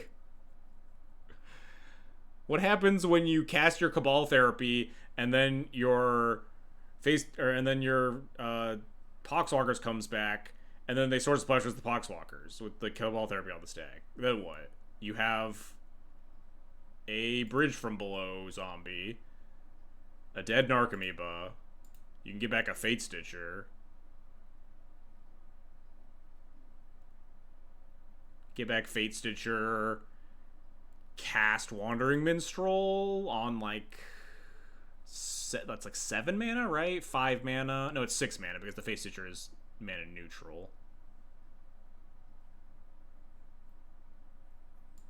I sort of don't understand what the Memory's Journey is doing in this specifically. Memory's Journey kills it oops because you shuffle the Thoracle and like 2 lands or 2 Lotus Petals into the deck, or like reanimate. I guess no, you like shuffle the Persist in and then persist the Lawless Giant, but then don't they just exit? I guess maybe that's the play.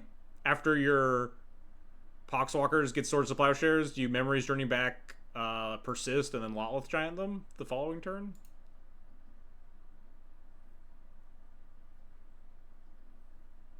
Grist the Hunger Tide, huh? I'll keep this. It's a lot of good cards. Deal.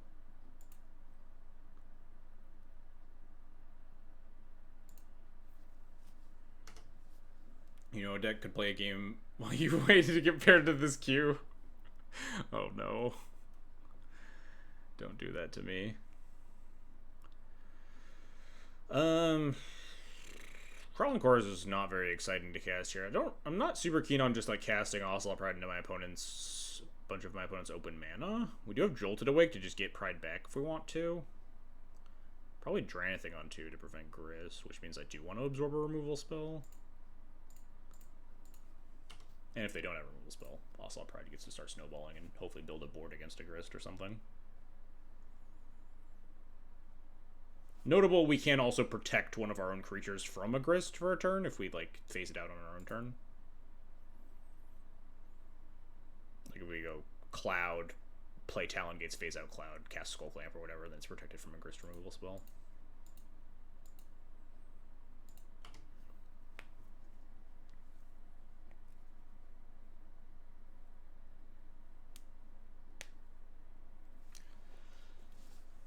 I don't see Grist super often, but I've definitely seen it before. It's just kind of like a green-black value-y deck.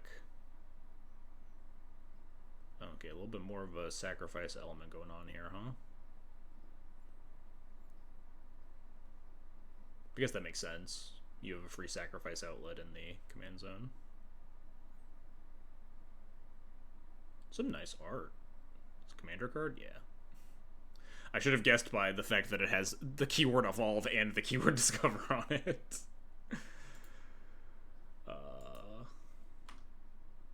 Let's get our token.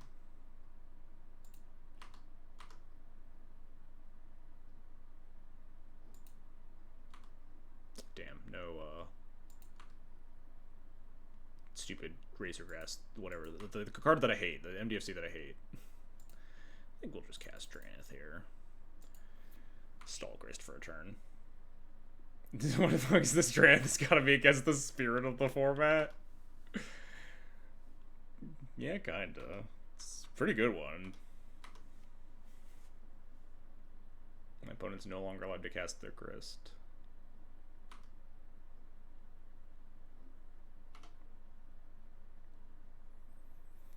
Classic mono white mana base problems where I have a single colorless land, I'm suddenly unable to double spell. I mean, I can phase out the dinosaur egg and hit him at least. Do I want to like play around Orcish Bowmaster and not attack with Drannith? Probably not worth the 1 damage, honestly. If they tap out, we can hit him with the Winter Moon too. I think we'll start with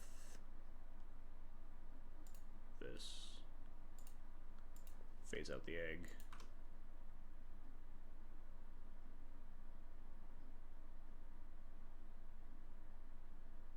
It really feels like Orcish Bowmaster or something. They're like, oh, if I let this phase out, I don't get the evolve trigger.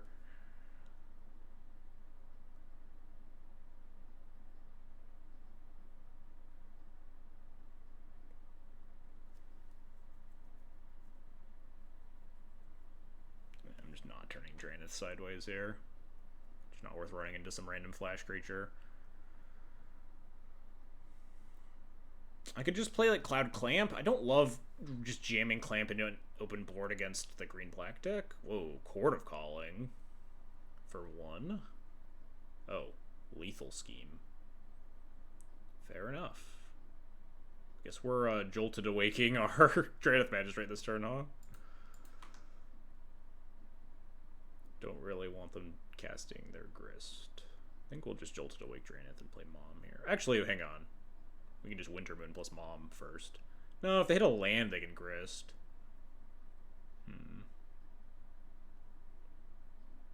And they're conniving too, so like pretty. And they just discarded 2 lands, so pretty likely. Wait, how does this work? Connives. Wait, what happened? They milled the swamp, I guess, and they discarded Pendelhaven Takenuma.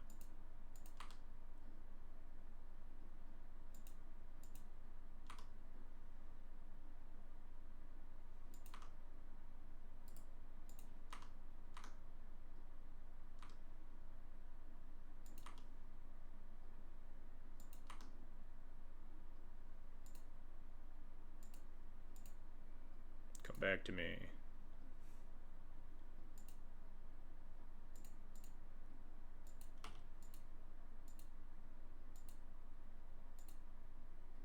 One, 2, 3, 4, 5, 6, 7, 8. No. Alright, even if this was a white land. It's actually really good that this was a Talon Gates because it prevented us from getting instant lethal schemed and let us keep the Drannith in play.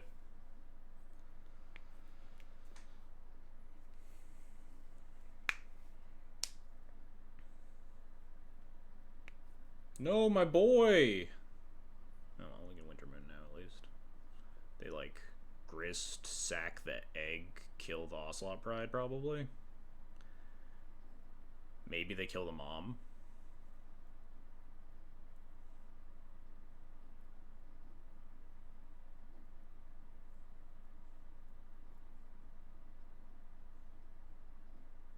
Yeah, kill the Mom, sure. We can at least clear the Grist. Winter Moon him. Nice worldly tutor. Hopefully this, I mean, it could be good. Hopefully don't, Plague Engineer is not really a playable card, I think. They might have some sort of, like, sweeper-shaped card, though.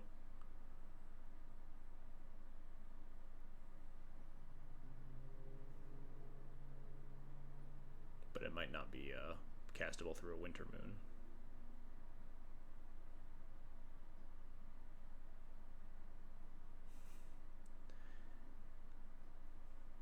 Yeah, Massacre Girl, yeah. Like that. Luckily not castable at all through a Winter Moon.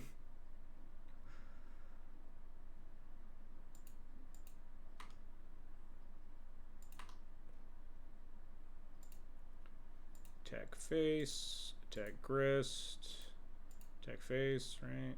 Face, face, grist.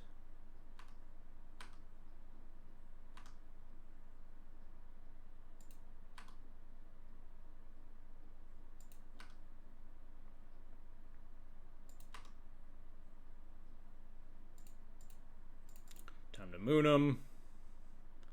And I guess we play Crawling Chorus. They're pretty far away from this Massacre Girl. We just want to try to aggro them down. It also gets us closer to popping off with Ocelot Pride.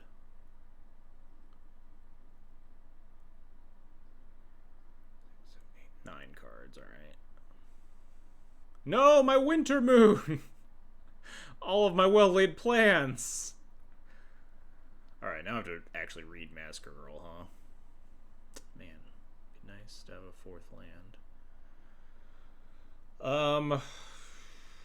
Okay, so neg 1's everything, and then when everything dies, it kills more things. Wait, this is all one trigger, though, right? So it actually doesn't beat Crawling Chorus? Wait, no, those are 2 separate triggers. It's just not broken up, text-wise. But it's active player, non-active player. So my trigger will go on the stack first, create the 1/1, and then Massacre Girl will kill everything again. It is one trigger? Doesn't look like it.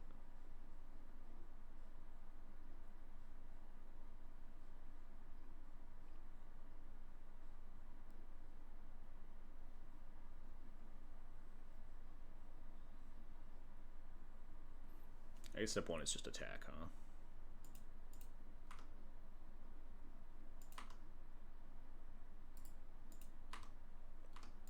They'll block, and then block Ocelot Pride, and then sack Haywire Might, target Winter Moon. Be a really sick turn to play Parallax Wave and exile their bird after. It's one trigger with a delay check. Well, I don't know what that means, guys. Does it beat my Crawling Chorus or not? Am I allowed to cast? Do I cast anything here? I think the answer is still no. I don't actually. I guess the answer doesn't matter because I think I just can't cast anything. Yes, it does beat. I'll do this myself. Massacre Girl.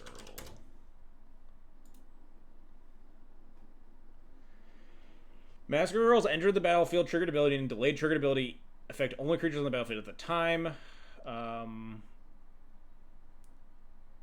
Creatures that die while Massacre triggered abilities on the stack won't cause its delayed trigger because the delayed trigger hasn't been made yet. Creatures with 0 toughness don't die immediately. If multiple creatures die at once, Massacre Girl's trade triggers many times. So they will play Massacre Girl, it will kill everything, and then create 6 triggers and then super kill everything. So I shouldn't play anything unless I wanted to just like tutor with Cloud or like play Ranger Captain out to go get a 1-drop.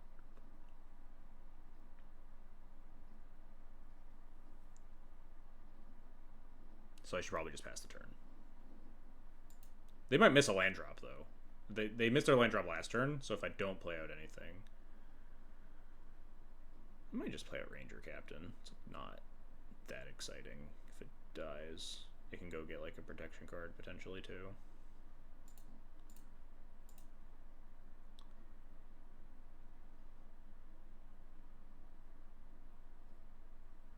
Okay, all these cards are pretty bad, huh? The Chorus will resolve. Yeah, I think the Chorus does resolve. App Nap. I'm just wondering if I bank on... I think I do want to cast a spell. I'm just wondering like what spell. I think it's Ranger Captain. Just because this card's expensive as fuck.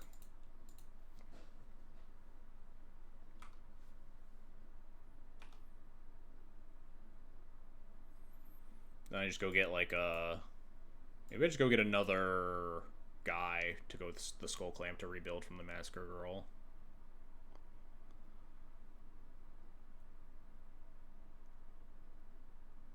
Just go get a Doomed Traveler.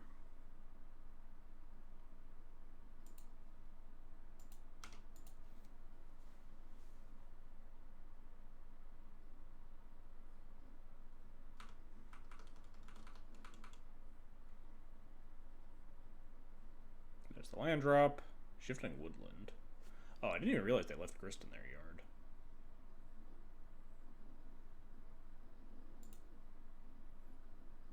Alright, everything's getting massacred. Alright, let's just watch it happen, I guess. Yeah, my Crawling Chorus trigger goes on the top of the stack.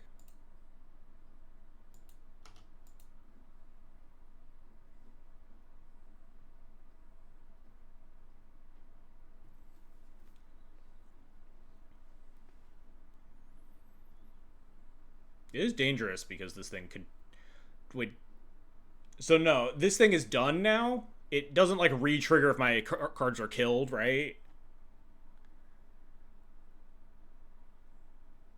It's a delayed triggered ability that affects only creatures on the battlefield at the time the abilities resolve. This is just an ETB, alright. It's just a 4/4 with menace. Cool. So now we can just play out all our shit. I almost want to just get formal Warrens and a clamp.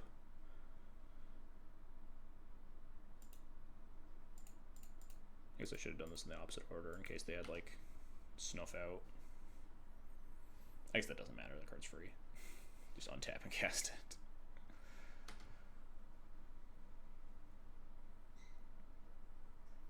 And I really don't want to Parallax Wave this unless I'm trying to lethal them, because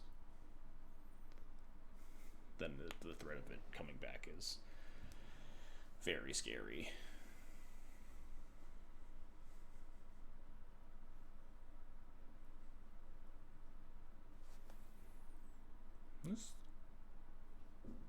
Copying a Planeswalker just kills it, right? And it doesn't actually do anything with Grist. This thing isn't really threatening anything as of right now.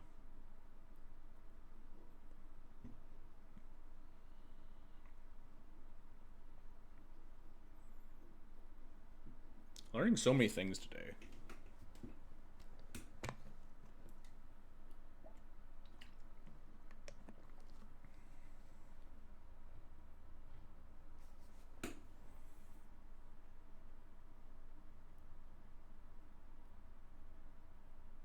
What's happening?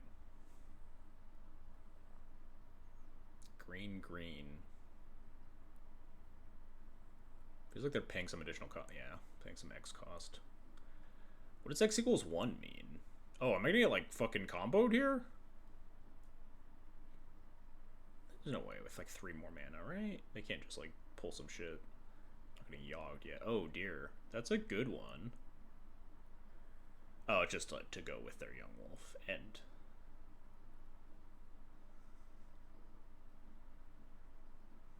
get back their Grist. Get the... But now they have to sack something. Sack the Young Wolf again?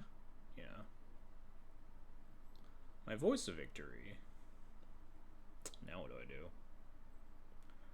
Take a draw step?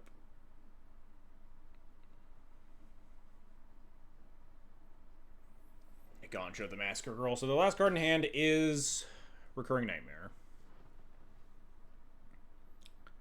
We could just like pop off with Skull Clamp and hope that that beats them. I am a little scared of Recurring Nightmare last card, huh? We could just Parallax Wave, kill Massacre Girl, attack Grist, kill it. We are in danger of getting Haywire Might off Shifting Woodland. Haywire Might blow up my Parallax Wave, get re-Massacre Girled. Huh. This is quite the predicament, huh? Maybe we just let the Grist hang out while we, like, just spend this turn clamping a bunch, trying to find better answers for stuff.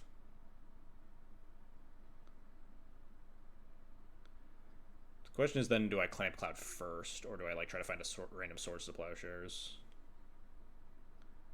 I think I just try to find a random Swords to Plowshares.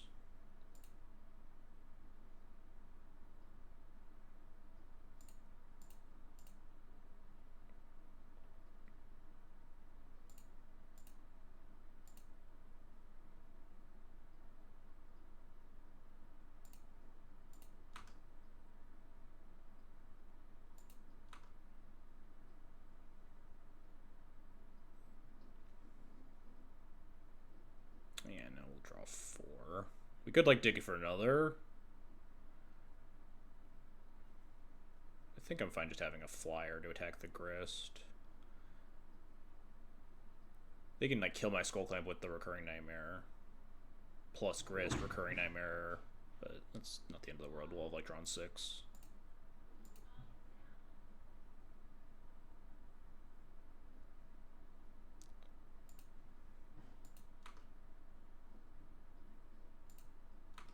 Damn, we were really close to hitting the goods. Can they re-Massacre Girl me? If they draw a land, they can, right? They can sack the Massacre Girl and then replay the Massacre Girl. But then they're also not killing my Clamp, and then we can also just still hit things with Skyclave or Recruiter, so we're kind of fine if that's their whole turn, huh?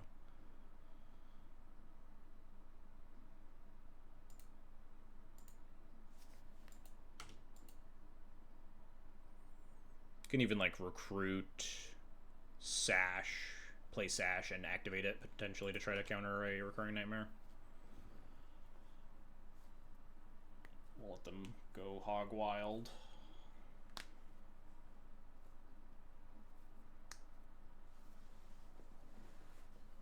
Mill Abrupt Decay, play out Nightmare.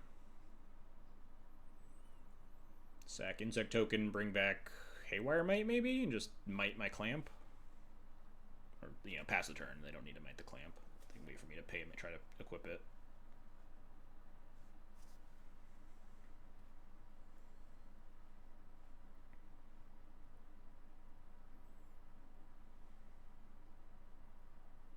Get back Egg. Do they have a land then?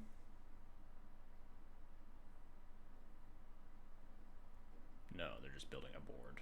Interesting.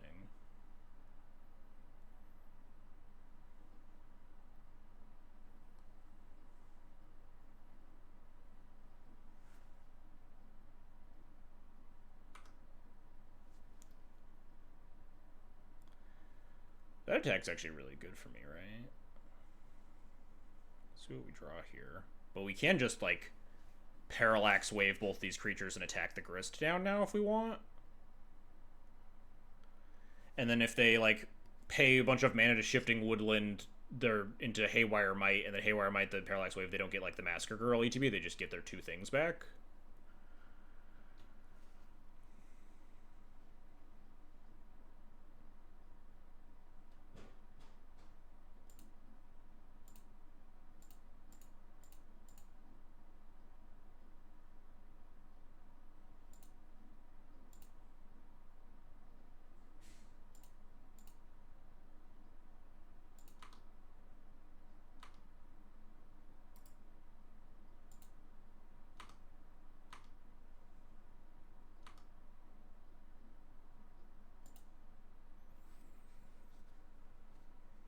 Leave Grist in the yard, sure.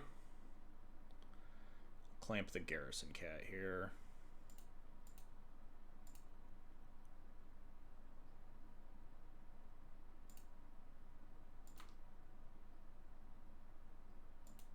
Cataclysm, alright, that could be big. At some point. Probably not when this Parallax Wave is currently active. I don't think I want to Clamp here. We're at 7 cards in hand. We draw to 9 and then just discard some cards. And I want multiple creatures in play, I think. We'll hold off here. Hopefully we can stabilize enough that we can set up a Lion Sash.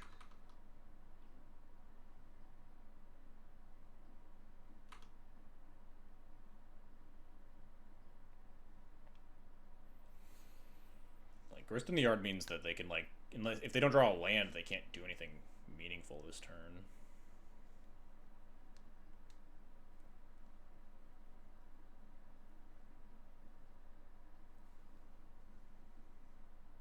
I could also exile the Massacre Girl in response to the Recurring Nightmare, but that feels really risky.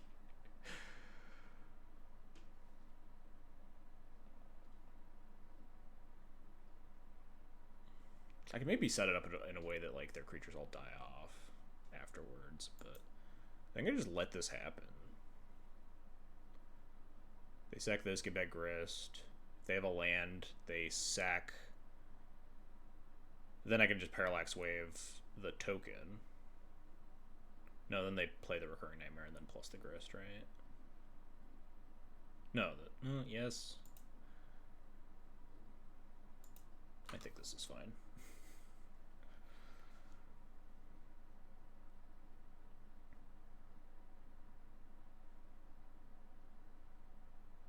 What if they get what? They might, and I don't really care that much. Their Masker Girl's dead, and I can then get Sash and turn off their Recurring Nightmare. They get back like a Vanilla Beater and an egg. And their Grist is like stranded in the graveyard.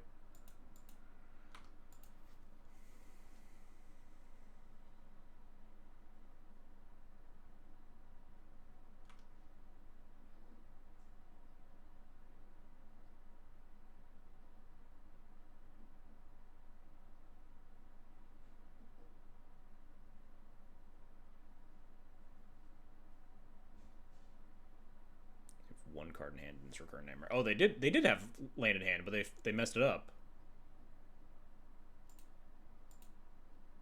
Oh no, this activates. No, yeah, I think if they play Recurring Nightmare and then plus the Grist, I have no window to do this, right?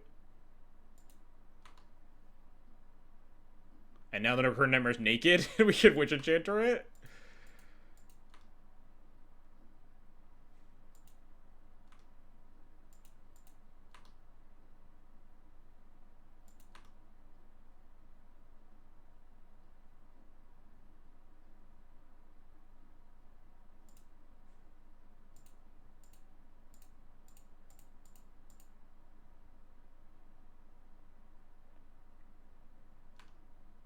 Oh, I guess they have Shifting Woodland. They can get that back online, huh? How much do I care about that? They don't have any, like, creatures. Cost them a bunch of mana.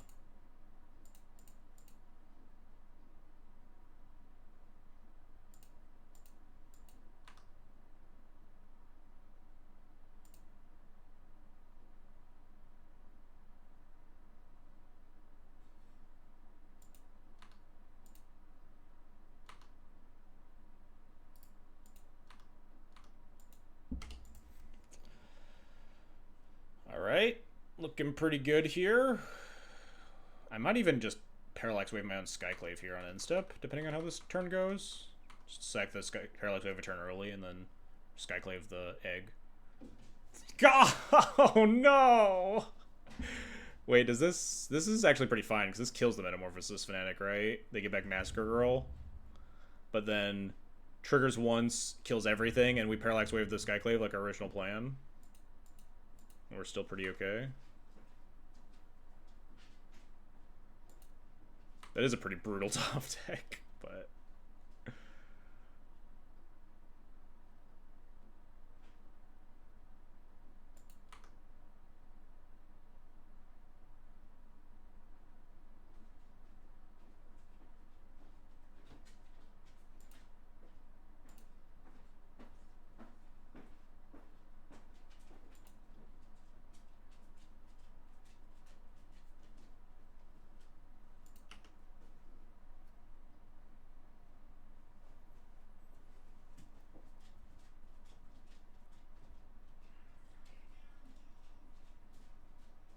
Yeah, this kills the Metamorphosis Fanatic. They can turn Shifting Woodland into a Recurring Nightmare, right? And sack the Masker Girl, get back Fanatic, get back Masker Girl, make 2 4/4s, I guess? Which isn't bad. I think we still win with, like, Cataclysm, something. I think it's a decent chunk of board stuff, but we get, like, Recruiter for Solitude or something, Skyclave, the Tarmogoyf. They lose their whole... Yeah, never mind. They lose their whole board. Except for one creature, and then we have, like, Solitude. They also notably did not go for that. It's only been cast once, right? This costs 5 mana? Yes.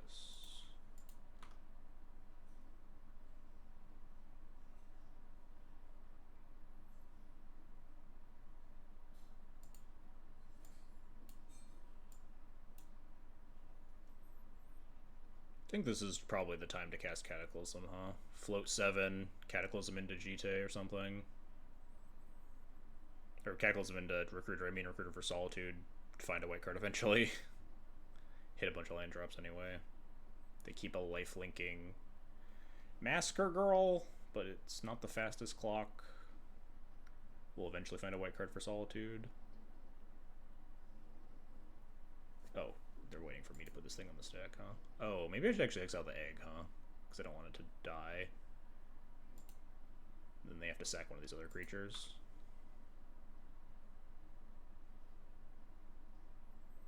What a confusing game. So much stuff going on.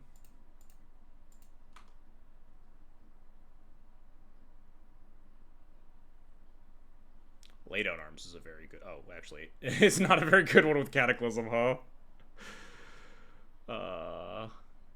Maybe it's not... Maybe it's no longer the Cataclysm plan. Maybe it's back to... We have Recruiter the Guard for Lion Sash, I guess. Then we have to worry about this Grist. It's kind of annoying. I guess this is just a Solitude pitch card, huh?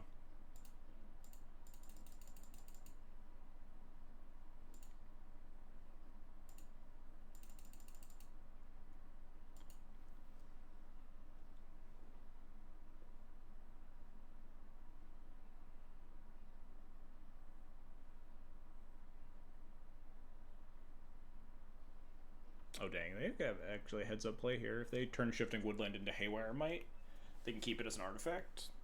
And they get 2 lands. Yeah, looks like they see the line. 2 lands is not a ton though, regardless.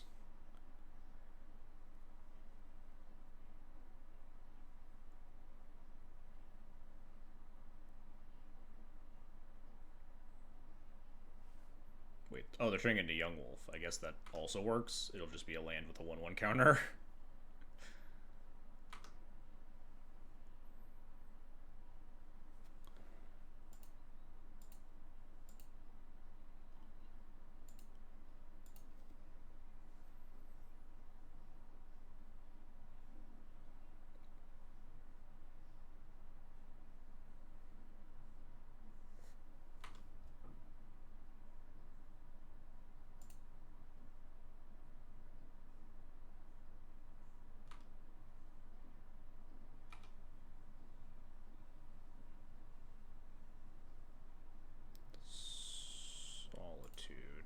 Awkward that I fucking played out all of my planes instead of my non-basics.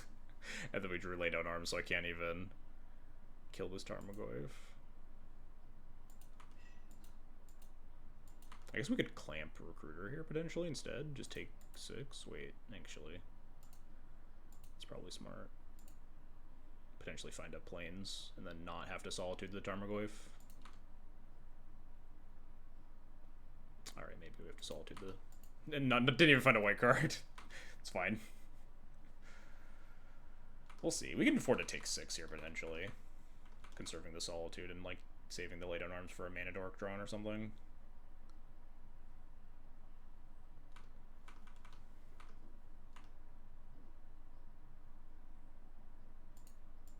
Yeah, I'm gonna take 6 here.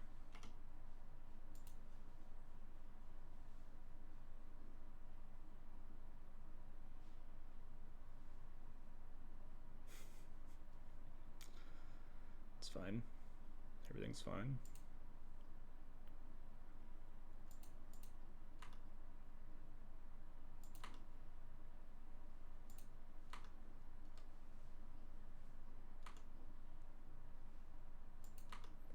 Is it just like Feast and Famine? With more mana efficiency possibilities?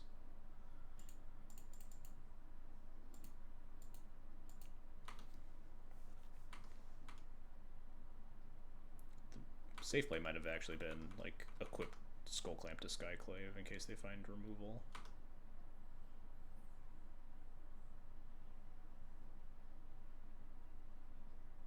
Do I have to Solitude this turn? I might.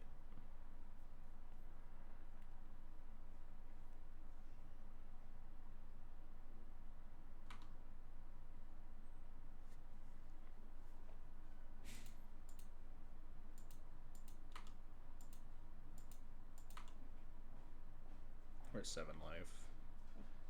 This thing could, like, haste kill me, some bullshit. If I lay down arms it and don't have another white card after that... No, it doesn't even kill. Yeah, I'm taking this still. I really want to lay down arms this. Actually, with the odds of us drawing a white, specifically basic planes next turn are pretty low. Let's just kill it. They have no cards in hand.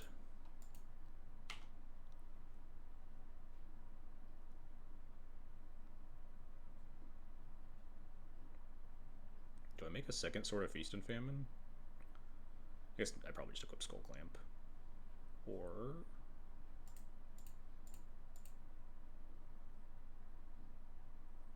yeah, just equip Skull Clamp.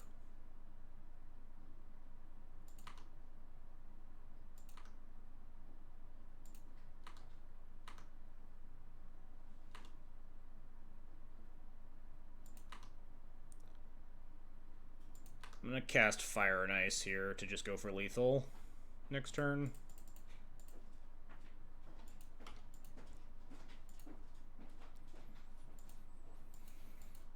If they find Haywire Might... no, they can't activate it. I don't think they have anything in their graveyard that could be threatening.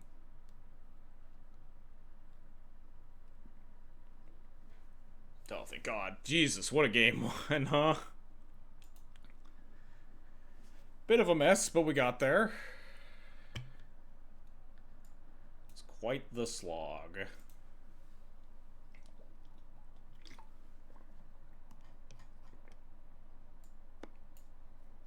No one drop on the draw.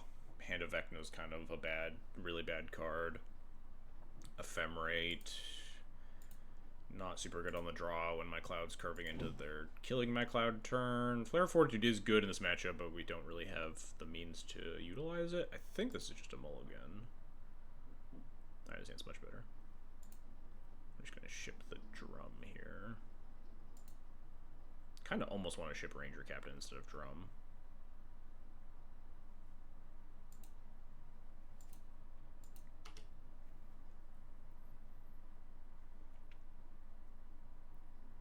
Get him with the Mana Tithe. Getting them with the Mana Tithe it just always feels great.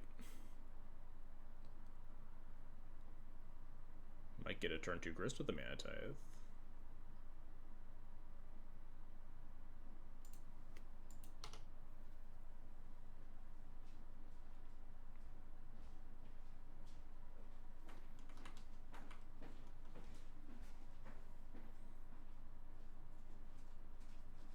Come on, you always slam Grist here. You're so far ahead.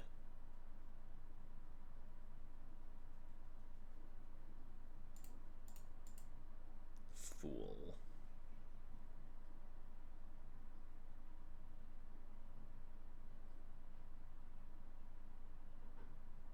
Elvish Spirit Guide. Absolute dunk on me.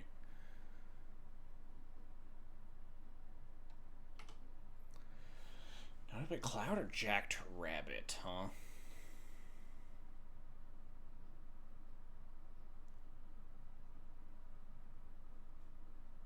Got him 2 games in a row with this tonight. I kind of want to, almost just want to Cloud for Formal Wear. I guess, nah, you just got to Cloud for Clamp, right? Clamp's just the nuts. We could Jacked Rabbit and, like, take it slow. Jacked Rabbit, Ranger Captain for, like, an actual guy. And, like, not expose to removal or anything. You want to go wide while they can't, like, before they get the Grist online. Like, if I just, like, get Cloud killed and then I untap and I play Jacked Rabbit and they just recast Grist again and kill it, then I'm kind of up shit creek a little bit, huh?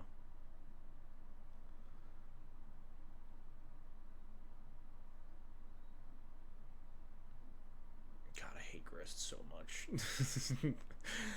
No matter what deck I play, the Wordagon Grist always just, like, fucks my cards randomly. I guess we do have Mutable to potentially pressure a minus Grist. There's so much, like, removal stuff in their deck. I think we want a Jacked Rabbit. It's a possibility that I would just Cloud for Formal Wear for Jacked Rabbit if it dies. Whereas if I Cloud for Formal Wear, they might just, like, not kill my stuff for a while. And my cloud's just kind of dead. I should also not spend that long tanking, because there's a potential for game 3. Oh, nice. We played around getting my Clamp Thoughtseized. All according to plan.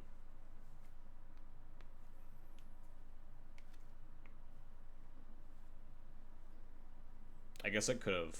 No, Flare doesn't protect from Thoughtseize, right? Yeah. Wait, does it say you and permanents you control? No, only permanents you control. Do I get to attack? Ayo? Send it? Oh fuck, am I attacking into Endurance? Shit. I should have cast my Skyclave free combat. This is always just Endurance. Every format. Just green, colorless up, Endurance every time. So, okay, it's Opposition Agent. At least I didn't get blown out by, like, casting Cloud, and now I can Skyclave the Oppo Agent. Whereas, I probably would have Skyclaved the Fintornos, though. Now we have, like, a token and a Skyclave to start to, like, pressure the Grist.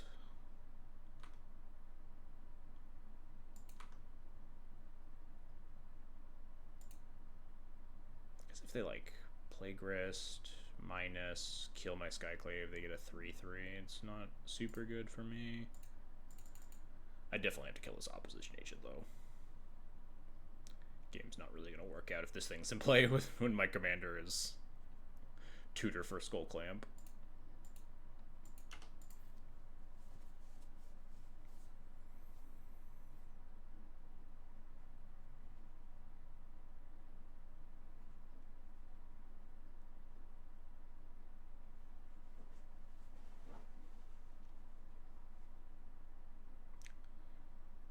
They know my whole hand.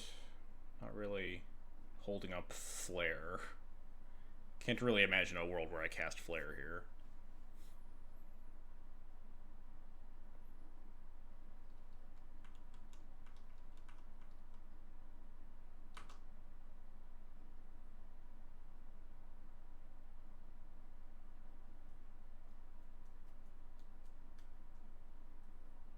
Ooh, nice. Not Grist.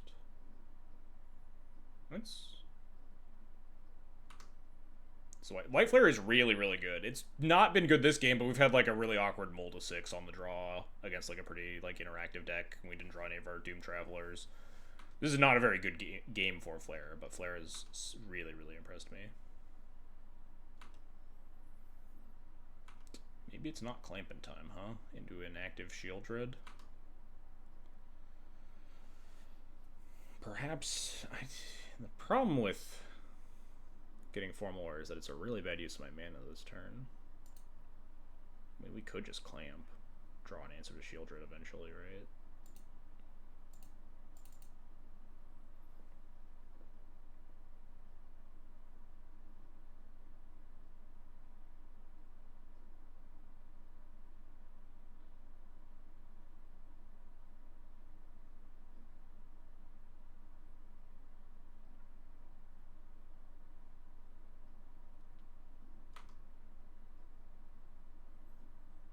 Sword of War and Peace doesn't really feel like it right now.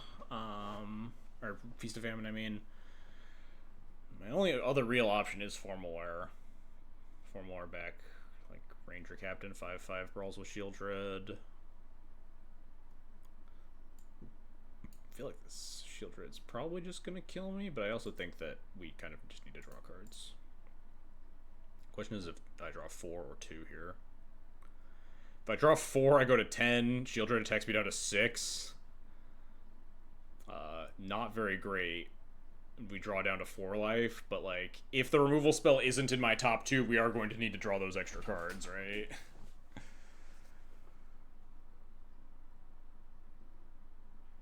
What if maybe my top 2 card is it contains Solitude, and we can Solitude between the triggers? I think we just gotta clamp here.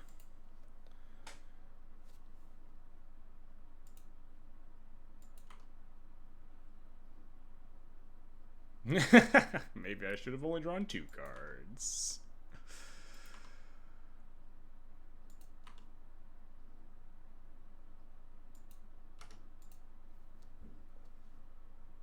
Take 8 million damage. Everything's fine.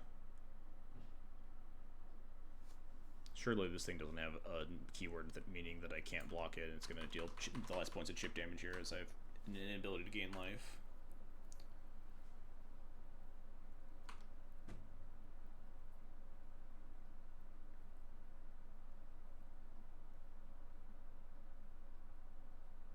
This seems pretty unbeatable.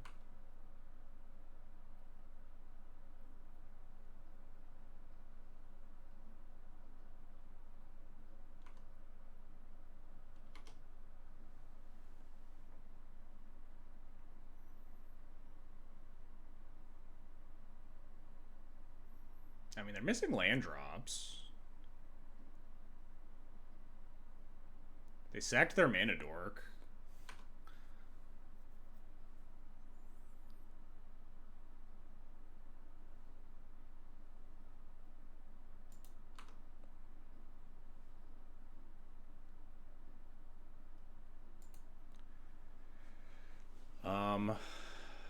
Debating on which one. I think I put the Yawgmoth on top, and I just have to Anthonize the Shieldred and hope it doesn't come back. I think I'm also just going to recruit for Solitude, though. Just in case the Shieldred does come back. I guess I could... No, yeah. I think this is the play.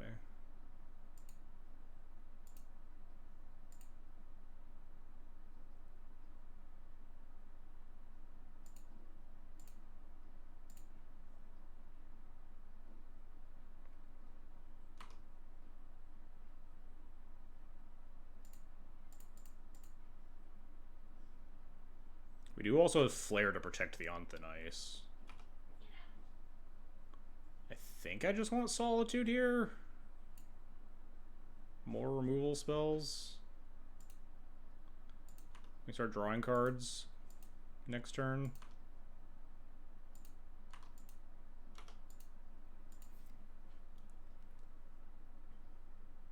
Or potentially just like Cloud for Formalware plus Clamp, depending on how this turn goes. Yeah, I guess Solitude is a good check for this in a couple of turns when we're at 4 life. But it's not active yet.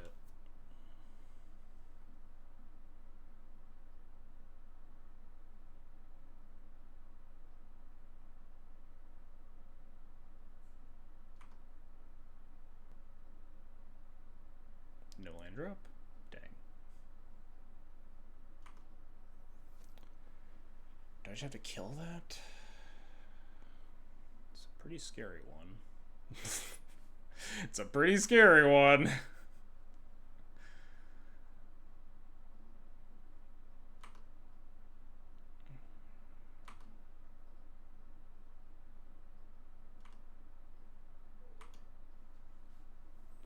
take our draw step first. Decide what I want to do.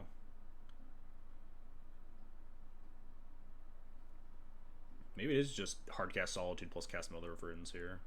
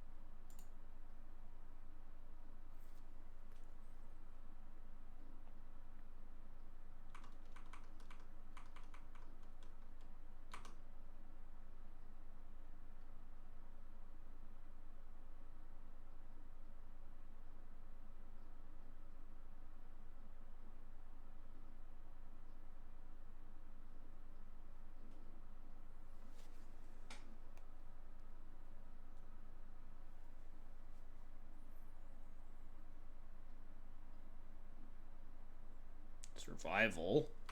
Deeply terrifying.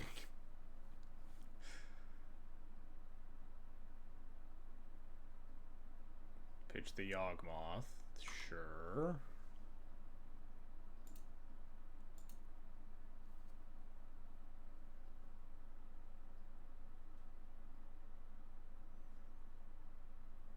You just get like Massacre Girl here?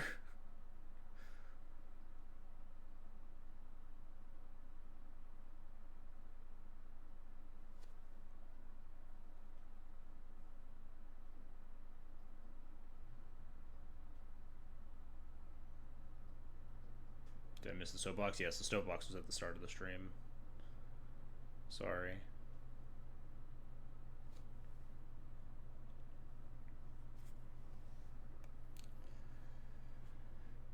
I think I'm attacking with all besides mom. Oh, Bowmaster. Interesting. Oh, that is really annoying, actually. They Bowmaster the mom, and then they can...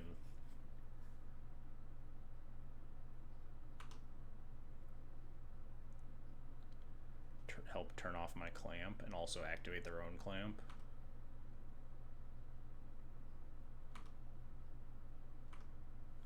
We do have Flare to try to mess things up that way. Now I have to think about my turn for a long time, though, which is bad. Because I don't have a lot of time. 1, 2, 3, 4, 5, 6, 7 mana. We could just Cloud for 4 more back. Jackrabbit or Ranger Captain. They have an active Survival, which is really bad for me.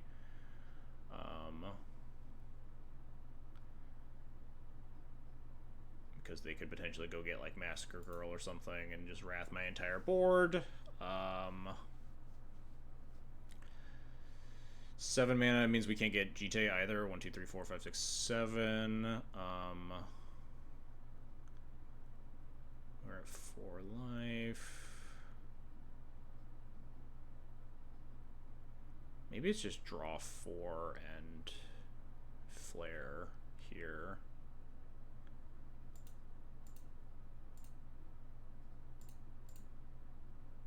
We're so close to dying if that happens. No, we're going to gain life.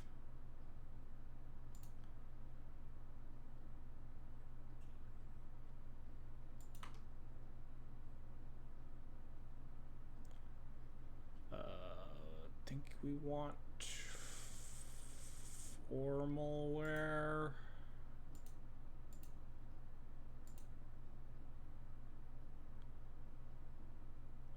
And I do want to turn into the command zone because I don't think we're bringing him back. Well, I guess we don't get to counter all of these Bowmaster triggers, unfortunately. The other two will just go at their own phase, or they're at their own Orc army.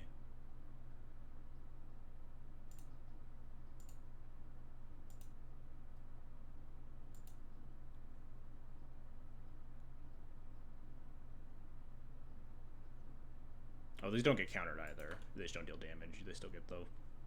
Make them bigger, never mind. Okay, I guess we maybe die then. I can tutor for something to clear the path and then just attack me with an Orc army to kill me. Yeah, I goofed.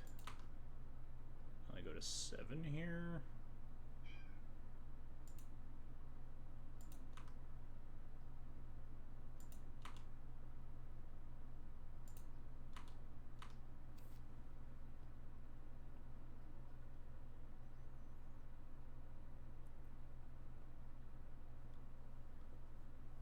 Can't you not gain life with Flare? Oh shit, is that how that works? Oh yeah, my life total can't change. Fuck. I didn't think about it that way. Should have not attacked and held back for an extra blocker. Good call. Well, I mean, let's see how bad this survival fucks me up, huh? I don't think we had a lot of good outs there. That Bowmaster was really good. I think I should have just taken my turn faster there for the game 3, but we are still ahead on clock. And my opponent has to, you know, take more game actions here to kill me.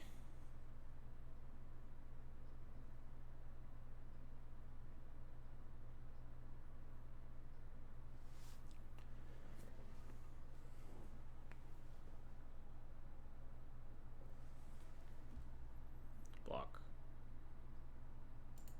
Block.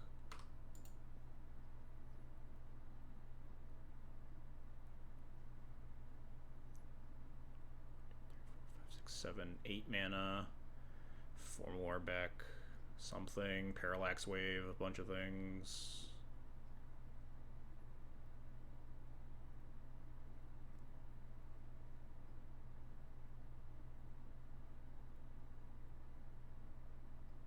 Nightmare. That is in fact a nightmare.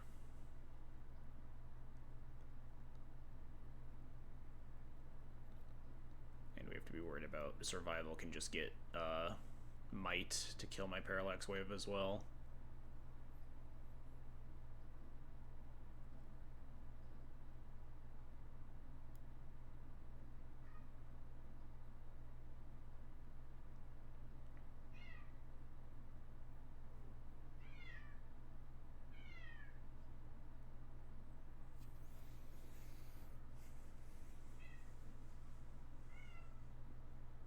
Oh, they just concede. I think they just know that they can't win a game 3. Oh, that was a fucking grind fest, huh? They, like, what was the plan there? They discard their other card that isn't the survival, proliferate onto the Skyclave, get the token. Token can't kill either of these things, though. What was my plan? Formal wear back Recruiter for Witch Enchanter? No, then when the Yawgmoth gets to live. We'll never know. Really fucking hard game.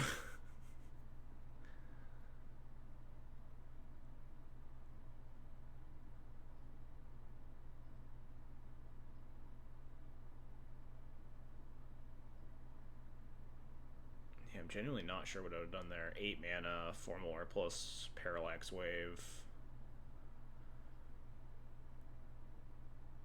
Probably die to the survival. If they kill the Skyclave, I just Formal back the Skyclave, kill the survival, and then play Parallax Wave, and then... I guess I'm kind of under the thumb of their Recurring Nightmare still at that point.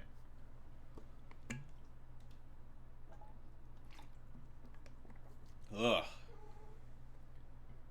I've played a few times against Gris. Yeah, the games are definitely long. I was expecting them to be a little bit easier with their inability to beat Skullclamp. And, like, to an extent I was kind of right.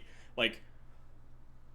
That hand was an awkward mull to 6 on the draw that we clamped a Cloud into an active Shield Dread, and then we still, like, managed to grind it out pretty well. Obviously not perfectly.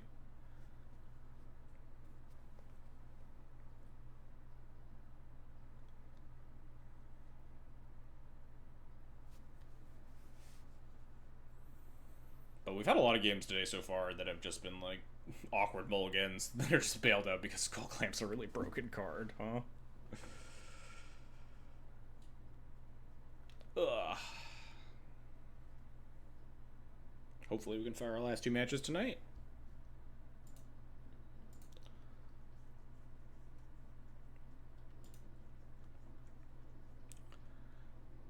Oh wow, Cloud is really climbing the ranks.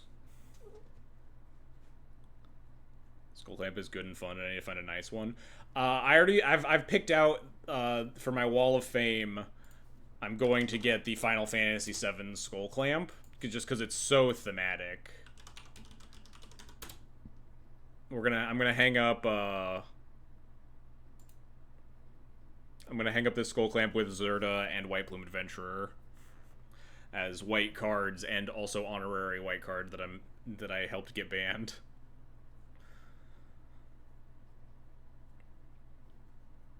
You can't not play the Final Fantasy VII Skullclamp in the Cloud Duel Commander deck, right? Like...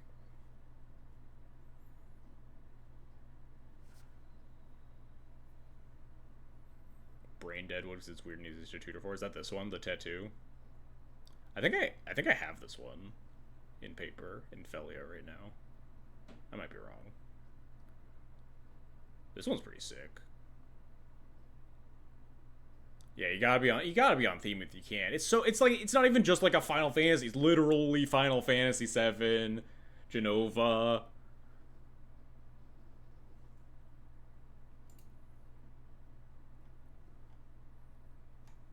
I wouldn't blame if people wanted this one though. Start's like pretty fucking kick-ass.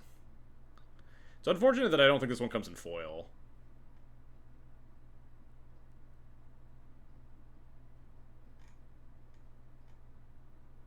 How many of them are foil? This one, I imagine the Secret Layers, I guess this 40k one. Are there only like 3 foils? Does this Secret Layer come in foil? It does. This one's foil. 1, 2, 3, 4 foils only then? Oh, I guess 5 if you count the From the Vault, but whatever, same art.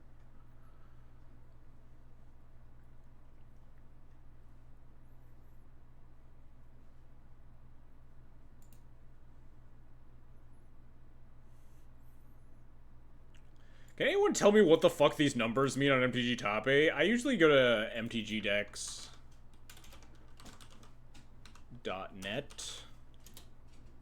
The FF1 does come in foil? Really? I swear I looked on TCG Player and I didn't see it. I would not buy my card off of TCG Player for obvious, maybe not obvious reasons, but for fucking union busting reasons. But I was mostly just type in Scryfall. Fuck. I'm all over the place. But I was just checking for like literal supply. I didn't see this card in foil if you sort by foil. Filters. There's no foil printing, right? Unless I'm missing something. Tap land. I think this is still a keep. Might just be 1-drop into 1-drop into Cloud. I didn't even look at my opponent's commander. Just like snap capped. Oh, never mind. Oh my god. We'll play out Mom here. We might give her into Mana Tithe turn 2, or I might just like hold Mana Tithe for like a turn 4. Surge foil? I don't know what that means. Is there like a different listing? Oh, there's a different, it's under a different thing. That is what I initially thought, because I thought that like most of the commander cards did come in foil nowadays, but I did a very lazy TCG Player search. Alright, dead. Is it Cloud time? Is it just Cloud for Clamp? Feeling like a pretty decent Cloud for Clamp time, huh? I don't know when this Mana Tithe is going to be good, because I don't really know what my opponent's doing. But I find it hard-pressed for it to be a bad time to cast Cloud and go get Skull Clamp.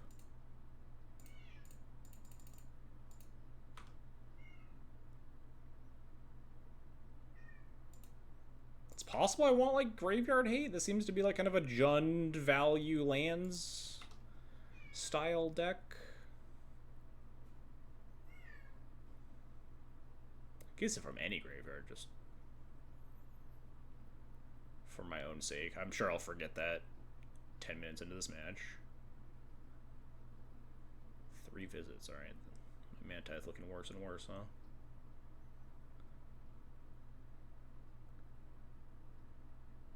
No, my Skull Clamp! That's so fucked up. I don't have any of my removal spells for this bat. Yeah, we'll probably find one. Take this turn. They also know about the Mana Tithe. It means it's just like infinitely worse already. Yeah.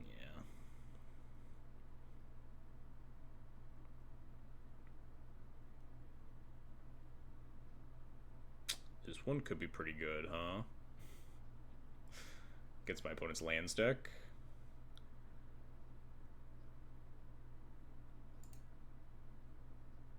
Could hold up a bunch of my shit, like give her mana to hold up Mana Tithe Gladriel's Dismissal.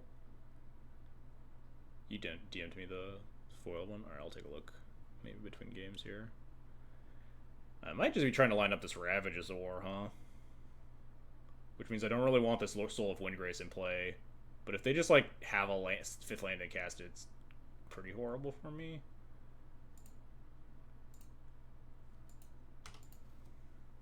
I think we just do this, though.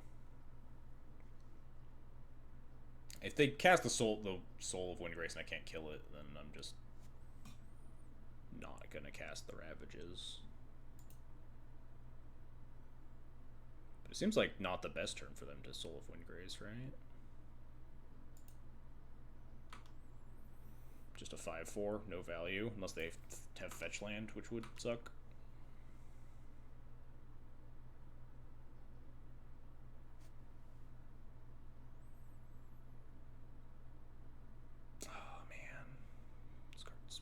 Pretty good against my Ravages of War plan, but okay.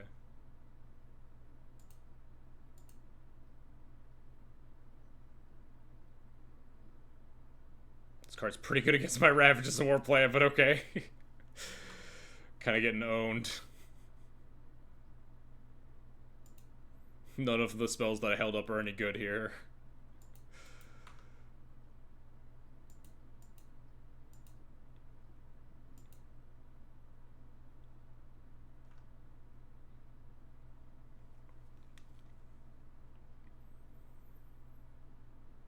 Do I just wait another turn? They're down to one card in hand. They're almost assuredly just going to cast the Soul of Windgrace next turn with a million mana up.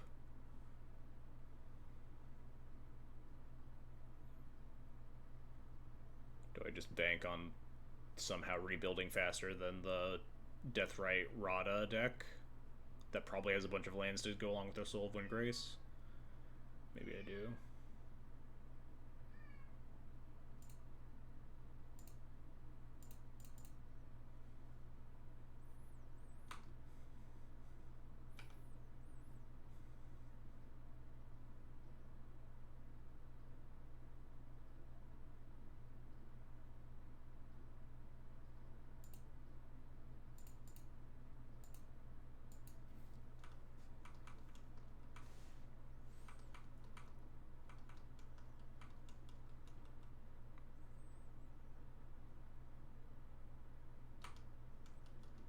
Please just have like another spell to cast that somehow doesn't absolutely demolish me, but also isn't Soul of Windgrace.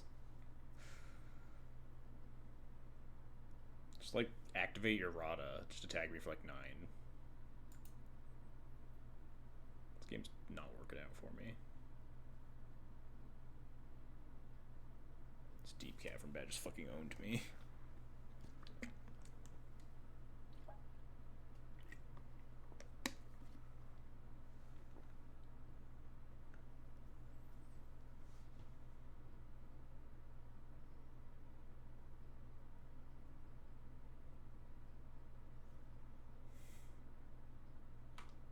I mean, it's not Soul of Windgrace, but it's certainly going to own me.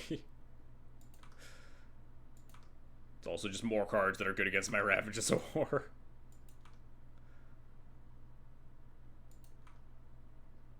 Only attacking with Bat? It's holding other things back? I guess they're maybe scared of the Ocelot Pride.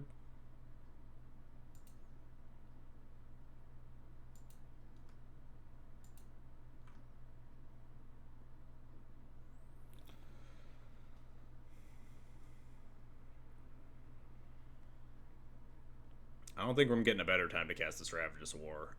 It's not a good time, but it's definitely not getting better.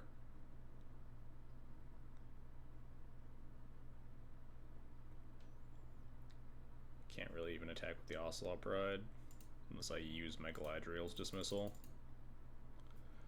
Oh, I actually missed a notification a little bit ago. Sorry, Juggernaut6660.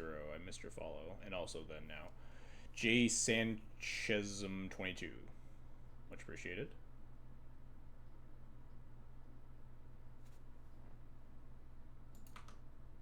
Did I miss Fish Duggery? Oh no. I missed. Oh, I did. Acolyte. Did you redeem timeout him and then actually timed him out? I was not paying even a little bit of attention when that happened at the start of the stream.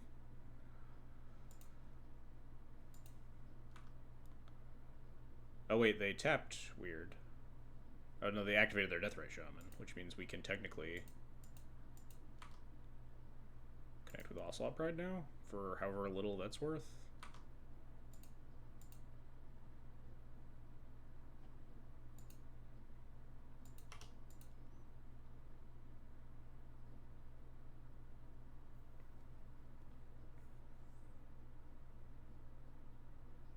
Unfortunately, we did have to blow up all of my own lands before triggering our Ocelot Pride. We don't have City's Blessing.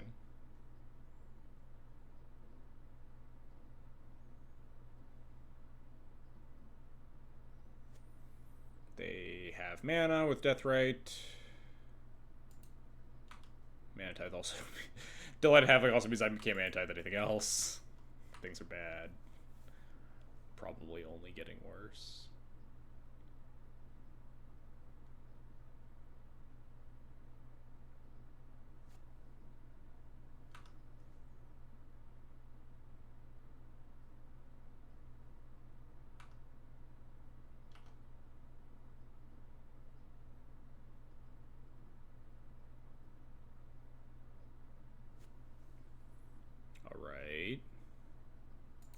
Maybe they attack with the bat again, and we can Agonjo it, even though they know about the Agonjo.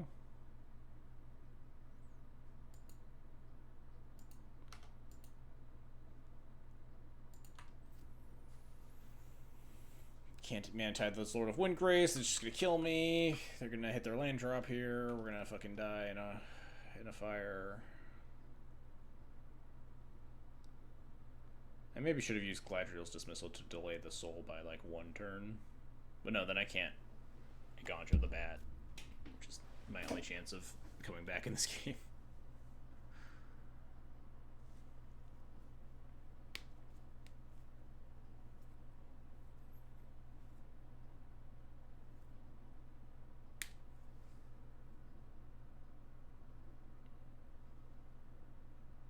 Bob, sure. And just attack with the bat. Damn.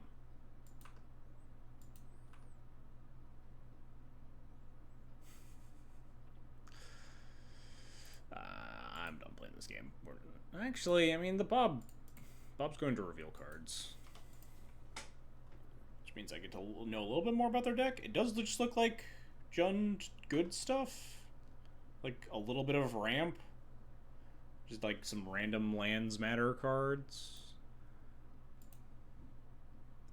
Trying to get a little bit of a better feel for their deck for game 2, though. Yeah, Bloodbraid Elf makes sense.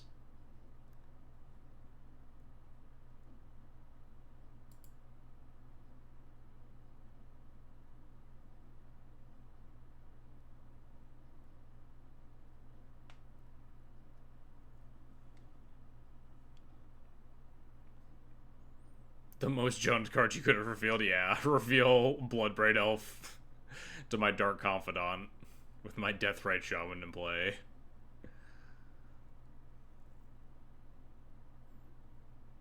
Mill my Thoughtseize with my Surveil Land. As if to prove my point, they proceeded to play, like, repeatedly play the most Jund cards imaginable.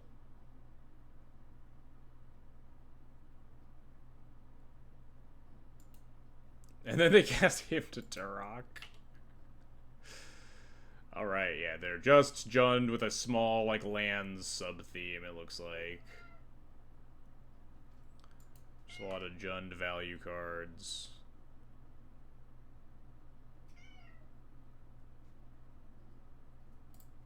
Alright, yeah, I'm good. Let's go for a game 2. I think theoretically you should be really well positioned versus this style of deck. Definitely have to be careful with clouding for Skull Clamp in the face of discard spells. You usually want to try to keep it safe and cloud in the later game. I wasn't sure what exactly we were playing against when I like jammed Cloud, turn 2, grabbed Skull Clamp, and then got a Deep Cavern batted, and then we never found a removal spell. But like if I knew my opponent just had a bunch of hand disruption and stuff, I probably would have not jammed Cloud. Made other options. Seems very good. A lot of powerful tools here.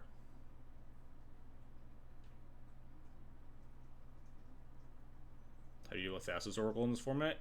Pretty easily, because no one has it in their deck for some peculiar reason. Because it's banned.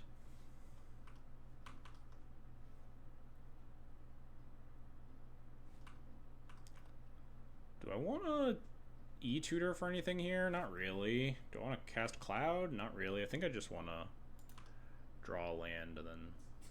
Or not draw a land. I wanted to draw a card to cast. And then play Saga. Yes, very different from the CDH meta. It could not be more different, honestly. CDH meta, where you have to kill 3 players at 40 life, means that you just basically have to combo kill people. Duel Commander is a 1v1 20 life format where you can just play creatures and attack. Whereas that's just a completely unfeasible game plan in CDH. This might just be a Cloud for formal wear angle. I don't want to like just waste my turn 2. I like just Cloud for formal wear versus the Jund deck, and then just deploy Saga next turn and hopefully cast something.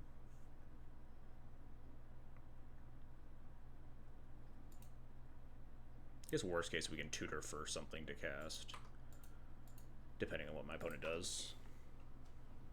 And tutor for some sort of 2-drop.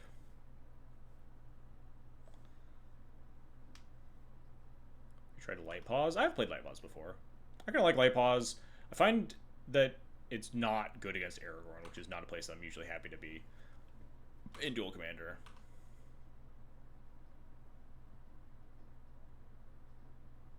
It's also really, really bad against Felia, but that's less of a problem, I think. But you do absolutely just beat the fucking tar out of Light Paws with Felia.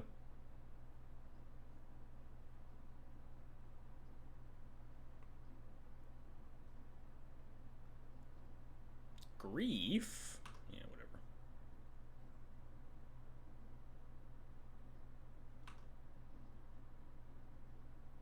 Light Paw is not a very good deck. It's like, I would say it's like within the realm of playable. I would play against a Light Paw's player and be like, yeah, this makes sense. It's definitely like, it's weak to a lot of the better decks of the format, I would say. Not in a position that I would be excited to play it. But it's one of the first decks that I tried. It's pretty cool. Got a lot of like cool upgrades recently with, I guess maybe not recently anymore, but with why am I forgetting the name? Duskborn? What was the horror set? My brain just shut off. Duskmorn? I don't know.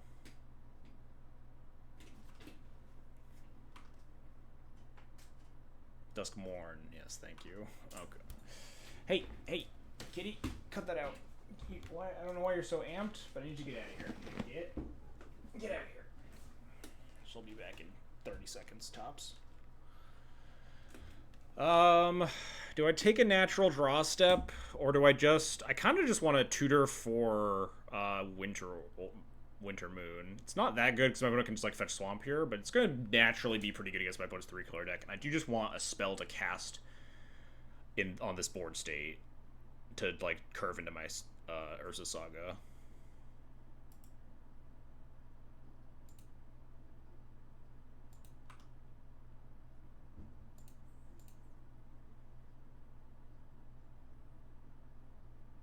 And I don't think anything's like much better. I could just like get the clamp now, but then it doesn't seem super exciting.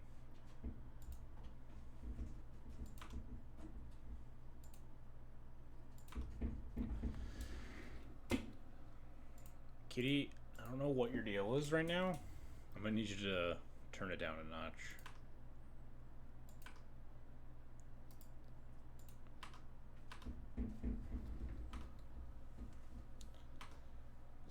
Muddles the mana a little bit and doesn't really affect me that much because we have the double basic planes here to go with our Saga. It's an artifact to pump the constructs as well. Yeah, forces them to fetch a list a little awkwardly.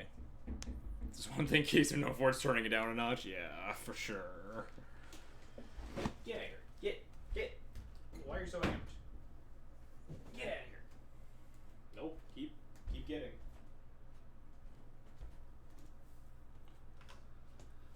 Fetch basic mountain maybe here, so we can keep playing the game. Or basic mountain gives them all their colors. Barrowglyph, that's nothing. It's a little awkward actually that I can't make a construct if I wanna keep the Barrowglyph in check. We'll just draw a land, it'll be fine.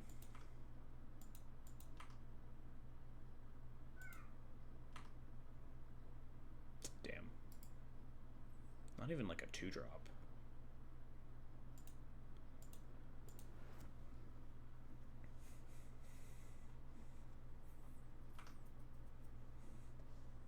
Man, that really sucks that we can't do anything here if I want to kill the Barrowglyph. I could just let the Barrowglyph live for a turn. To like block with Benevolent Bodyguard, make constructs, go get Clamp, go get something. 13.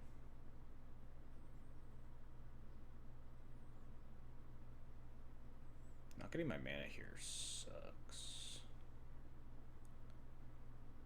Could also play Ranger Captain instead of making a construct specifically with the intent of getting a 1-drop to go with Clamp and like going that route. We have Cloud for Clamp, though. I think I will, though. It is a little dangerous, too. We might expose the Cloud to removal if we sack the Bodyguard here. Get the old Doomed Traveler.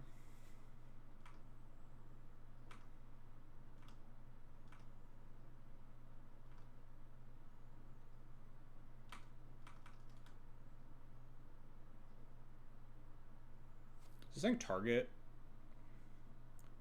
Put a land. Wow, that's kind of annoying.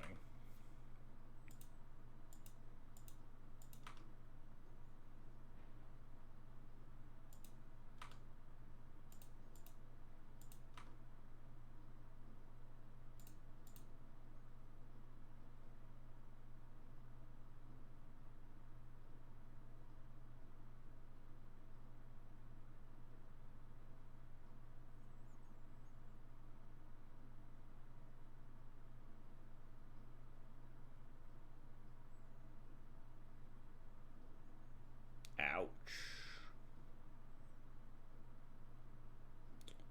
What's the play now?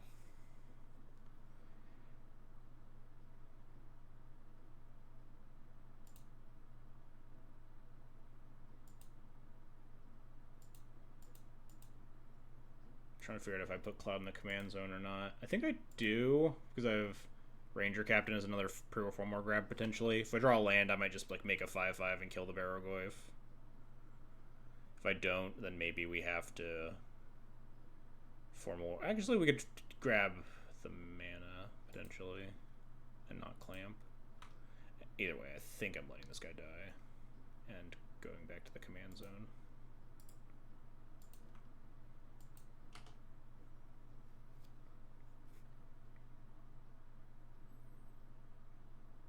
That is a land. That's good for me.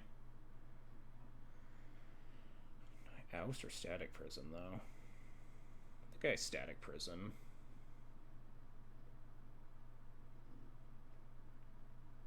The next question is, do I Skull Clamp instead of Formlore this turn? Maybe I actually... Yeah, maybe I just Skull Clamp and bury them. That's the plan. Just float mana. Just go nuts with Skull Clamp.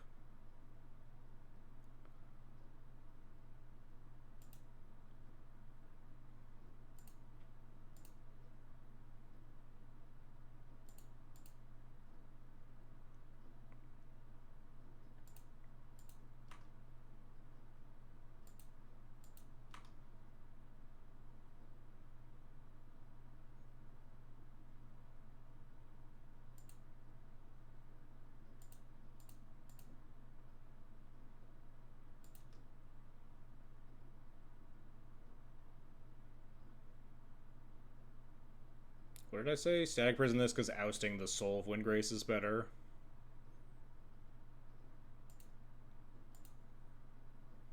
The Barrogoyf will hopefully become obsolete down the line.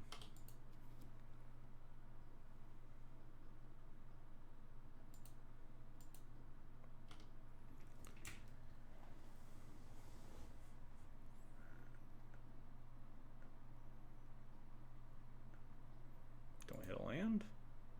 Taiga, damn.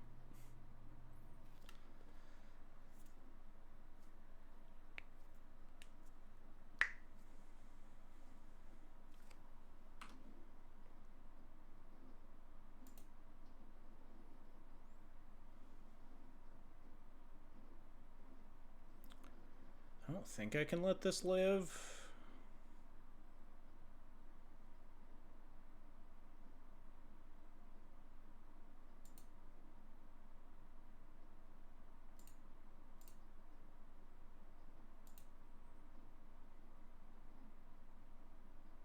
Yeah, because we got Springleaf first. 4 more back Ranger Captain. Get another 1 for Skull Clamp.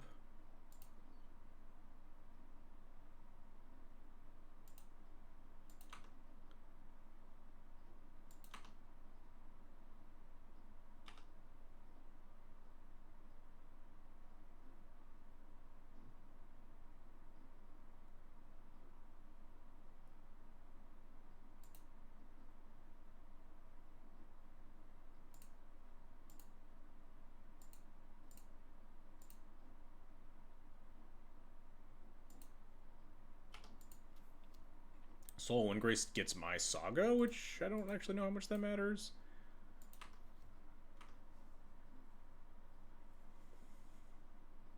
Puts into play tapped, right? Yeah. One more turn. Barrogoyfless. We get to untap one of our lands, so we have 4 mana next turn. We can just, like, Talon Gates out the Soul of Windgrace, Sigarda's Jite. Punch them for 5, get 2 triggers. Play out Garrison Cat, I guess. Duress. Alright, maybe not. We can always just draw more with Garrison Cat, though.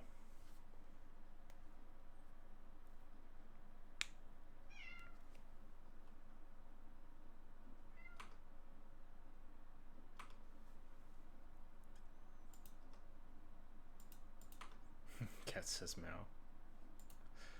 She's upset.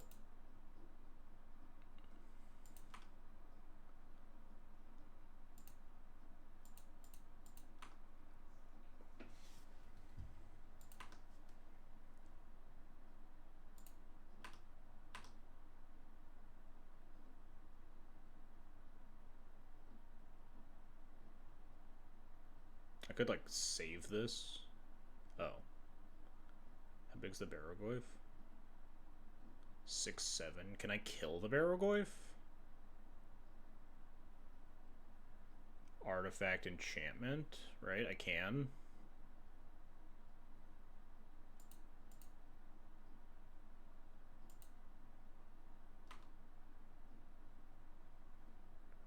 Oh no, second enchantment. Shit.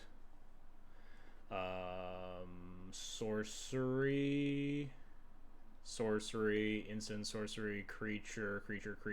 I can't kill this Barrogoyf, right? That's not very good for me.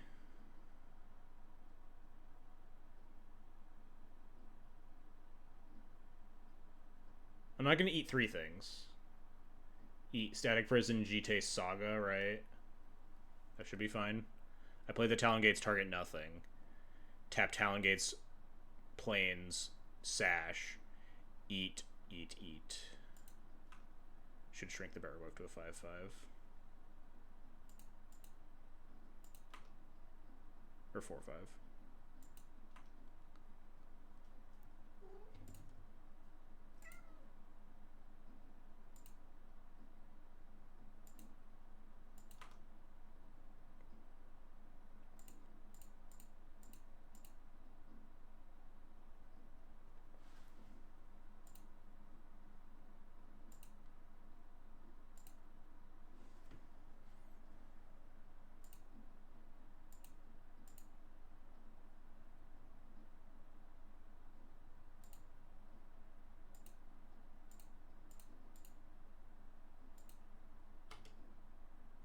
Alright.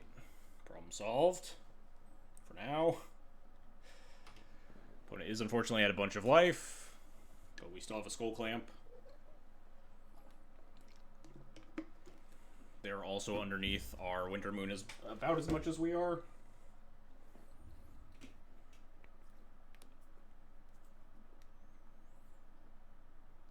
There's the Lelia again. It's back. Exile Eternal Witness, thank God. Something significantly less scary than them hitting a land drop.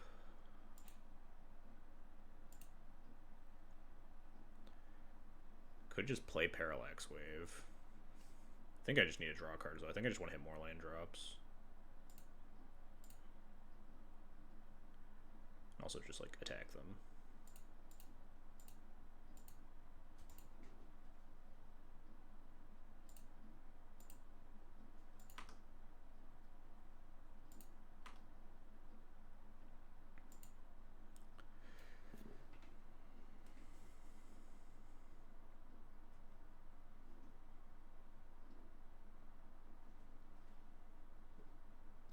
Attack them. I could keep this in play. Let them stop drawing cards. We take less damage. If they have a removal spell, it's awkward. I could just clamp it, say go.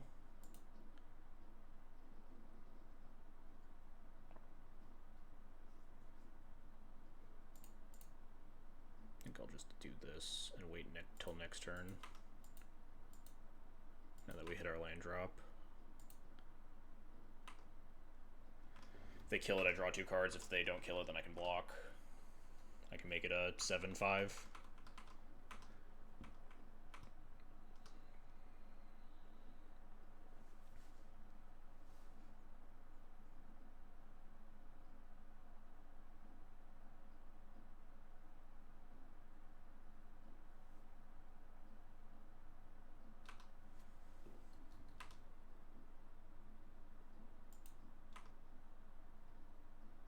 Exiles Lightning Bolt. Well, now we're trading, I guess.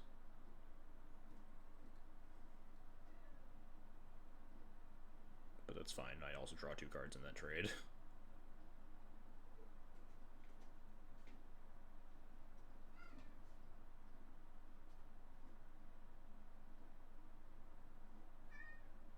Unless they have a different removal spell in addition to the Lightning Bolt, obviously.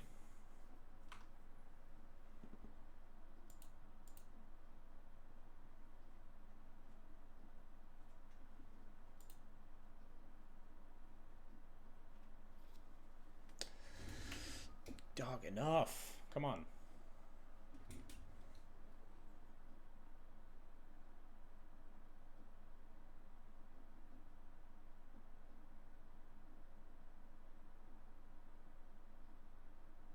Better Triumph the Sash.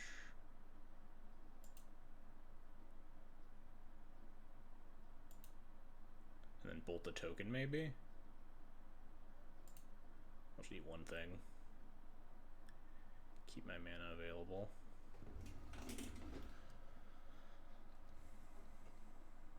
And draw my 2 cards. Dog, come on.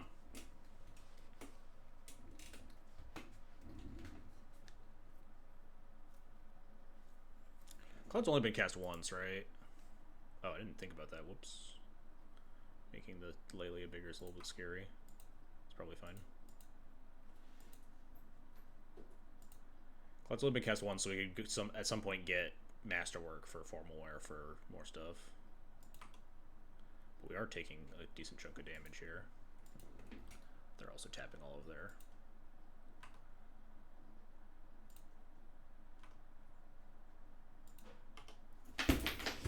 Come on. Fucking punk. Do we just have to... Parallax Wave plus Giver here? 1, 2, 3, 4, 5 mana? Seems fine. We go to 9. We have an active Parallax Wave on 4. We get a Giver in play. We have the ability to like untap and get to Cloud for Masterwork for Formal Wear. They hit a land drop, but it's a tapped land.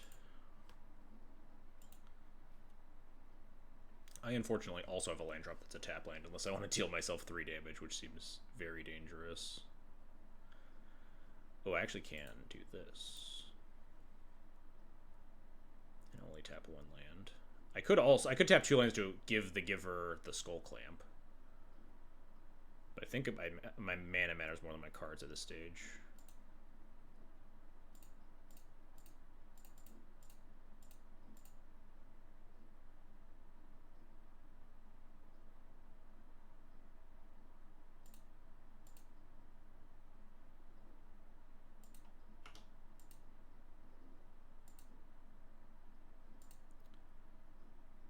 Next turn we will have 5 mana, so we can Cloud plus Masterwork Formal Wear for Ranger Captain to build a big board.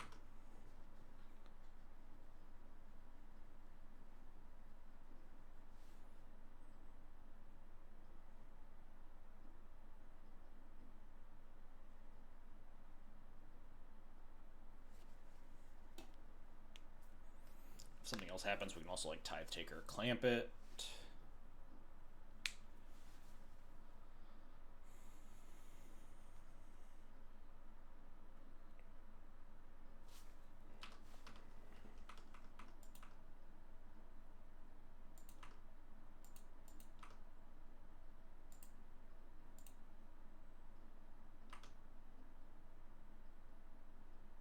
That's a good one.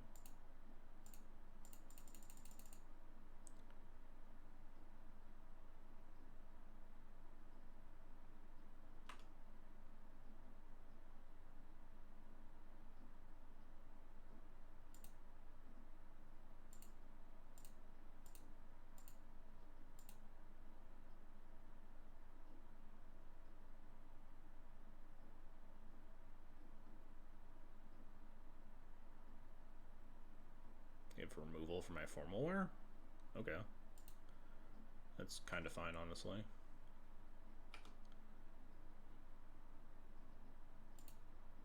Get more mana, that's great. We have Cloud in play, also great. I guess I will copy Skull Clamp. I don't think I want to clamp Cloud here. This is free, though.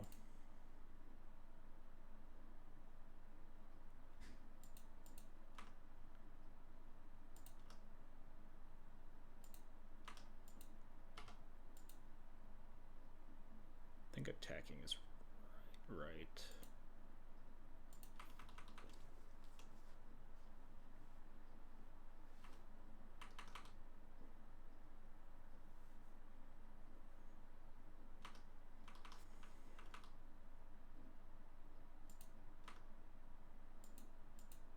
Giveaway will be done after this round, yeah. After this match, whatever. Land is great. Cast Tithe Taker. See if they have stuff to cast. Doesn't seem like it.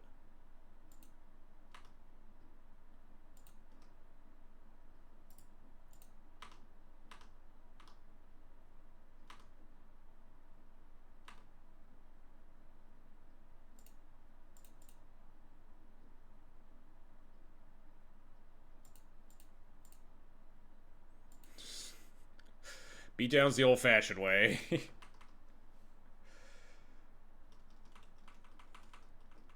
With 9 power of idiots.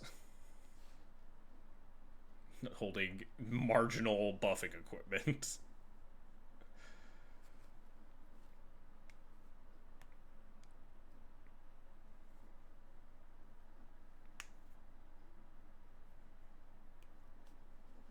If they Wrath me, we draw 4 cards, and also we have Reverent Mantra to protect against spot removal.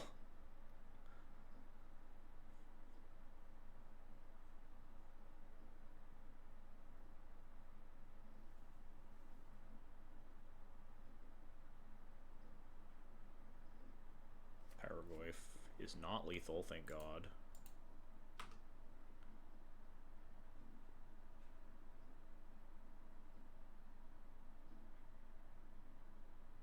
Reverent Mantra plus Parallax Wave should be lethal, though.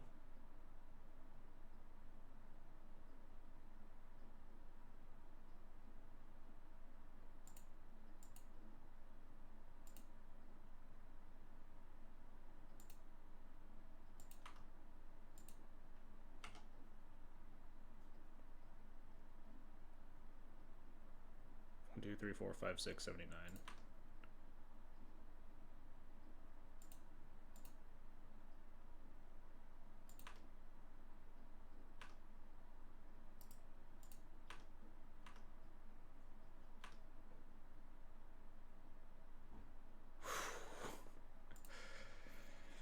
Alright, that was game 2. A lot of real grindy ones tonight, huh? I guess it makes sense. I spent the first, like, 30 minutes of the stream ranting, so we're a little bit later tonight.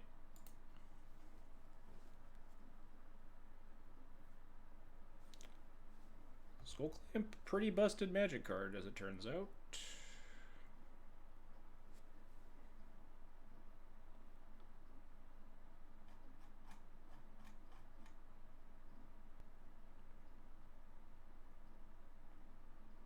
I don't know if Skull Clamp is this good of a Magic card, huh? Alright, this is looking a little bit better. Removal's good. I almost don't want this Enlightened Tutor. But we have, like, Laydown Arms, 4 lands, and, like, Flagstone's Cataclysm is just, like, our plan.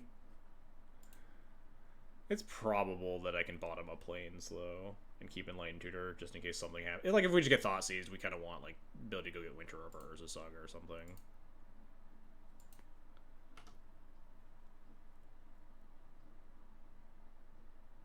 I will happily just Laydown Arms this. Alright, well. This hand has a plan.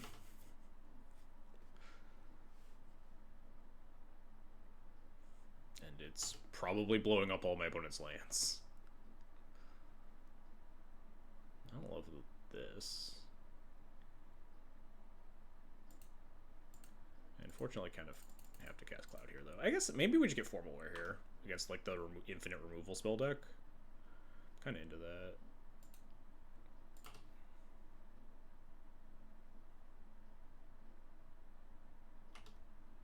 We already have like a good equipment to threaten with Cloud here. Oh dear.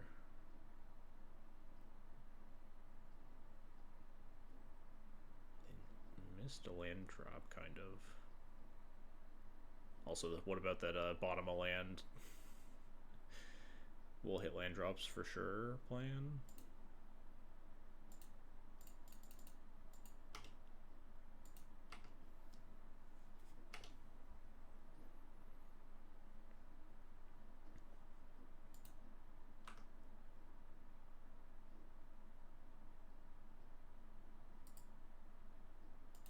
Was I supposed to, like, Winter Orb them that turn, maybe?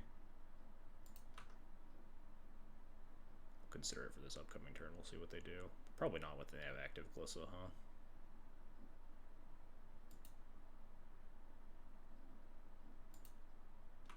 Makes sense.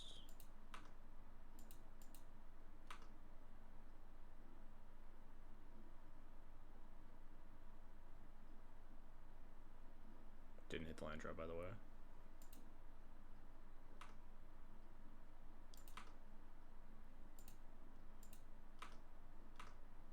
It's like Nesting Bot to chump and then Enlightened Tutor for land 4. Is that a real plan? That seems like a terrible plan. I think it's Pure Steel and Nesting Bot.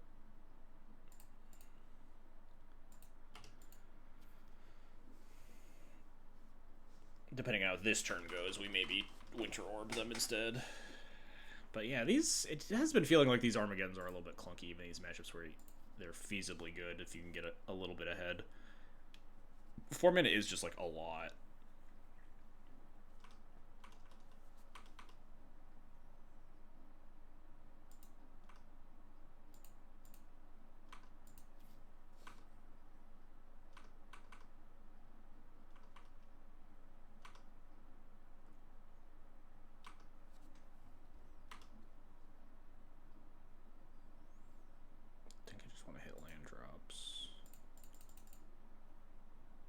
Lets me draw a card and gets a 3/3 Nesting Bot if they don't have something for it.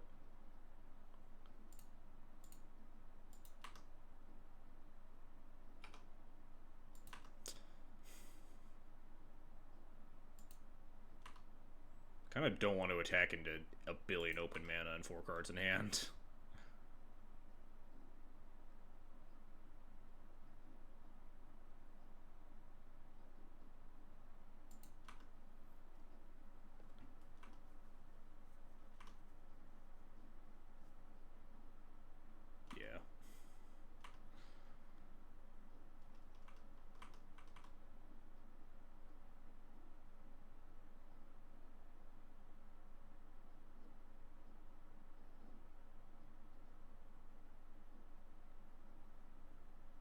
Solo Windgrace time.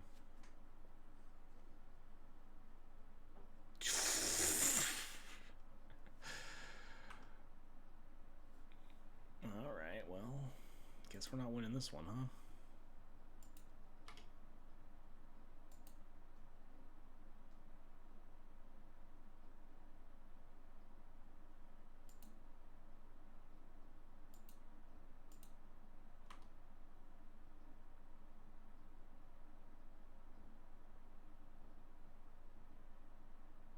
Still didn't hit the 4th land drop after we bottomed the land instead of the Enlightened Tutor, and then just...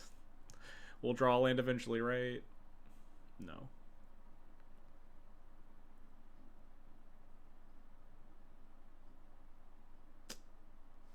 Yeah, I think we're losing this one, huh? Unfortunate. Definitely could have played it a little bit better. Also just kind of showing the weakness of these cards, I think, in general, in these fairer matchups where you think they might be good, but if you're on the draw, your opponent plays with the board a little bit better than you do. They're just really clunky in the deck that wants to be, like, super, super mana efficient.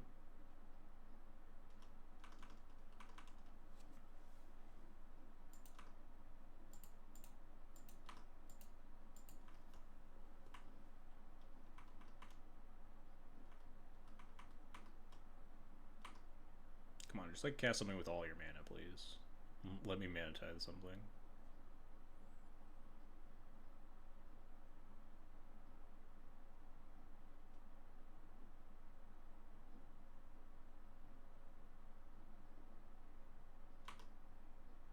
Fyndhorn Elves into Soul of Windgrace.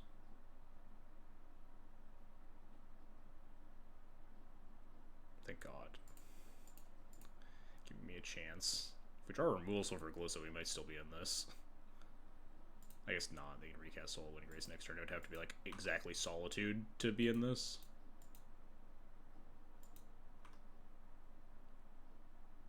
Still no land. Unreal, man. Even if we lose, at least we got him with the tithe. So true. At least we got him with the tithe.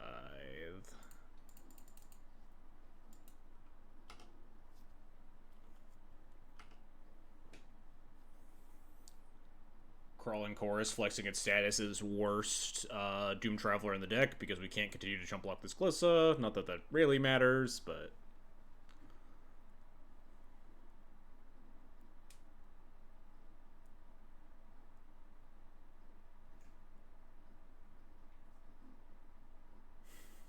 Alright, we'll pack it in, huh? And I guess, like, land into... Removal Soul for Glissa still lets us live. I haven't done the math. Probably not. Alright, I don't think I'm cut out for... I don't think I'm cut out for these this many Geddons in the deck.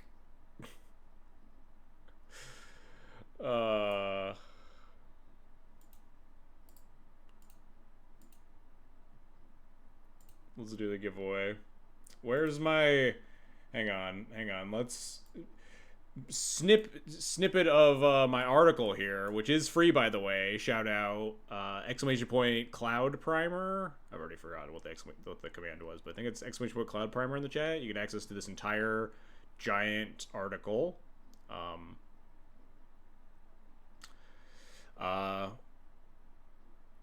Under the Other Considerations section, we have this section called Geddons.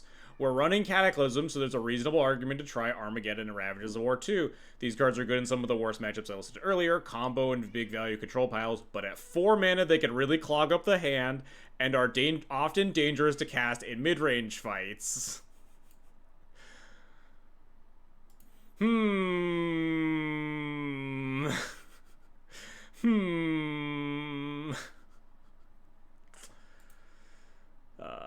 They might still be worth it. Who knows?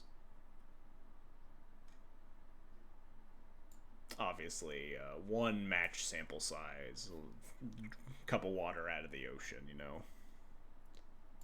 Let's do the giveaway.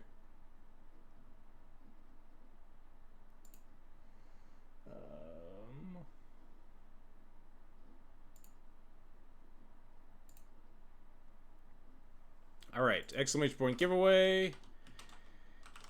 Let's do Geddon. Type Geddon in the chat for your chance at 120 play points, courtesy of Daybreak Games. Where's my title? There it is. Type Geddon. And actually show the title. Yeah, perhaps you don't want to play all 3. There's a chance you could play like 2 as well. You don't have to necessarily play 3 just because Armageddon and Ravages of War do the same thing. You could just be like, I just want a little bit more of this effect and play the second copy and not the third copy. All entirely possible. But we also had a really good game against Animar, right, where we did get to just like get in them into next week. But in that game also there was an awkward tension of like there were several points where we weren't gonna really be able to cast a Geddon because we weren't gonna be able to like really recover or bounce back off of it. Geddon is good when you are ahead And obviously the low to the ground deck is like pretty good at getting ahead, but you know, not perfect. We don't have a ton of removal. If the opponent sticks a threatening thing, like Skull Clamp is not really a card that you're like getting ahead on board with a lot, so it does, there is that tension there. Where if you just draw 4 cards with Skull Clamp, obviously you can hit your land drops afterwards, post get in. But if you're like not jockeying for the board very well, this is all in like the fair matchups as well. There's a good chance that, maybe not good, there is a reasonable chance that your combo matchups are the ones you're more worried about than the fair ones. And like that game was an anomaly because we drew 3 get-ins and also like bottomed our 4th land and then also never hit a 4th land for 8 turns. And like sometimes you're gonna lose those games. That's just magic. But the matchups that you're more consistently worried about are the combo ones where you do want to just be sure that you draw your get-in.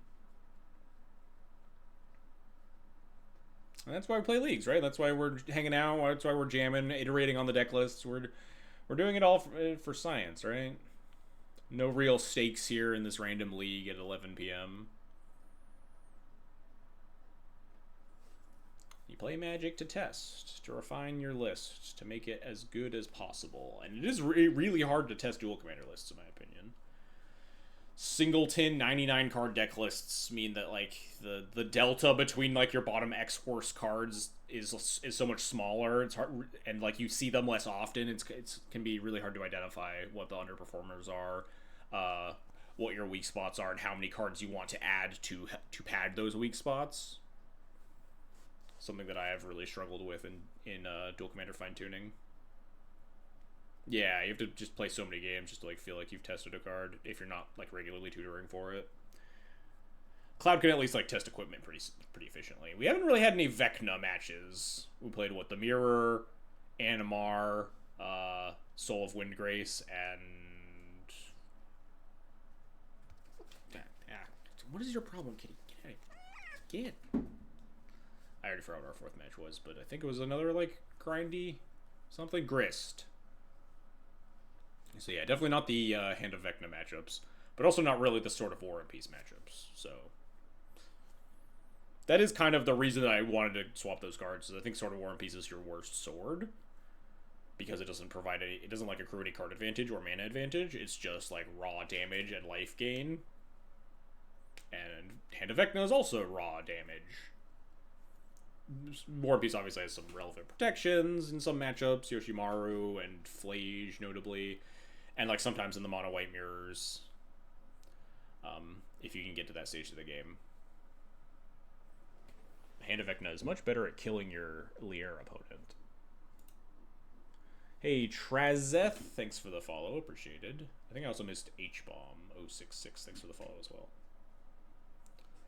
Yes, my Cloud Primer is out there for everyone to enjoy. Enjoy it while you can. We'll see how long Skull Clamp lasts in Duel Commander. Then maybe I'll... I don't know. I Skull Clamp obviously makes Cloud broken. But, like, how good... Can you build a Cloud deck that's, like, better than Felia without Skull Clamp? Probably not, but I don't know. I might try it.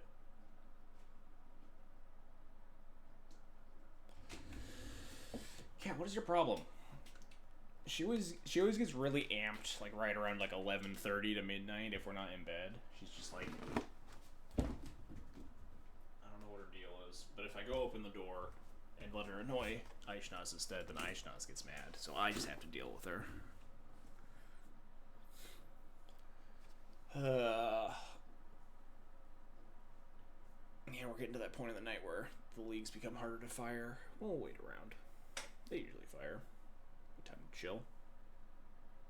I can believe the Skull Clamp is busted in this deck. Yeah, it's really not a hard sell when you talk about Skull Clamp as in like, alright, now think about Companion before they invented the Companion tax. Now imagine that you could Companion the card Skull Clamp.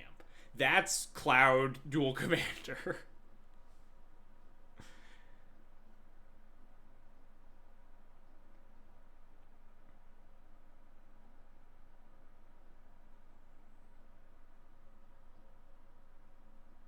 I do think it is. The more I play it, the more I feel like it has gone from like, oh, this is a good new deck to like, this is maybe a little too good, huh?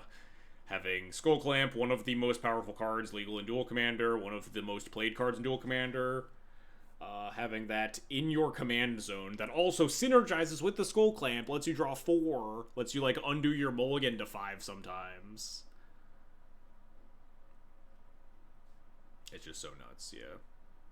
Skull Clamp's in so many decks because it's so good even when it's not that good in your deck. Like, it's obviously in like, you know, a lot of these like creature-y decks. We saw it in our opponents, like Soul of Windgrace. They had a Skull Clamp, I think.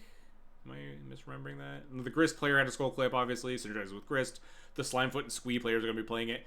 Felia played Skull Clamp. I think Felia was a really bad Skull Clamp deck, but Skull Clamp was just good enough that you just played it anyway.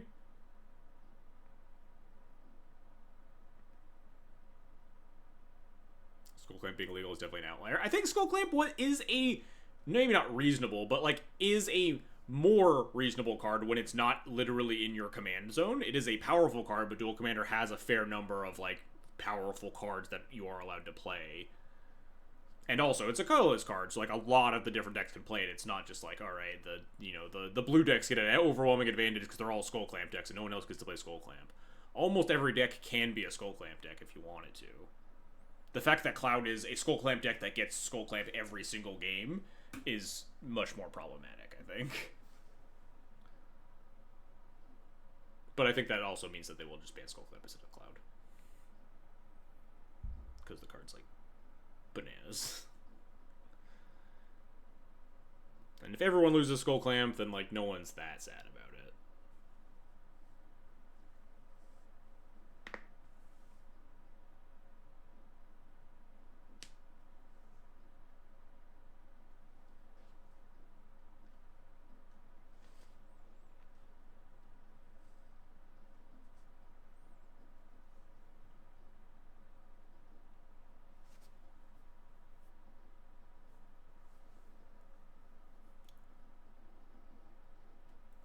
They've always been very cautious of card advantage or Earls of Source. I'd also agree being able to have commands would be final. Yeah, exactly.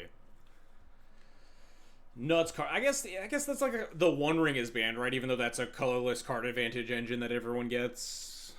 But like the One Ring is a little bit different than Skull Clamp, I think. Maybe not.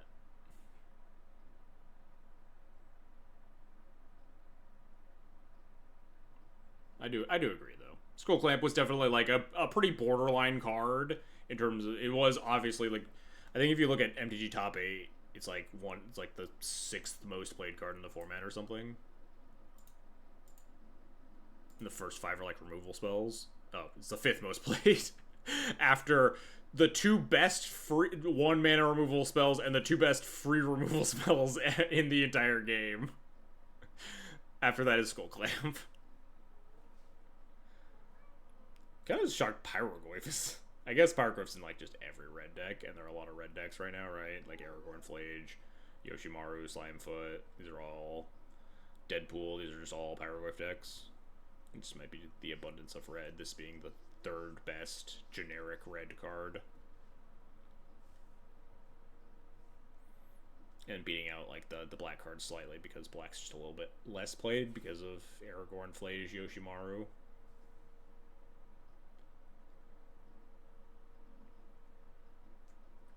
Yeah, the One Ring literally can go in like every deck, and Skull Clamp you do have to like feed it at least a little bit. But a format like Duel Commander is really easy to feed Skull Clamp because the format is already so creature centric. There are some decks that aren't Skull Clamp decks though, but yeah, I think pretty much every deck would be a One Ring deck given the option.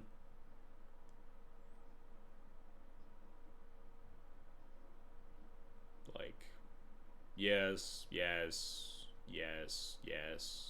Yes, yes, yes. Probably. I'm like it's Time Walk the draw, like Time Walk Harmonize. I'm pretty sure this. I feel like the Storm deck would probably be pretty happy playing the One Ring.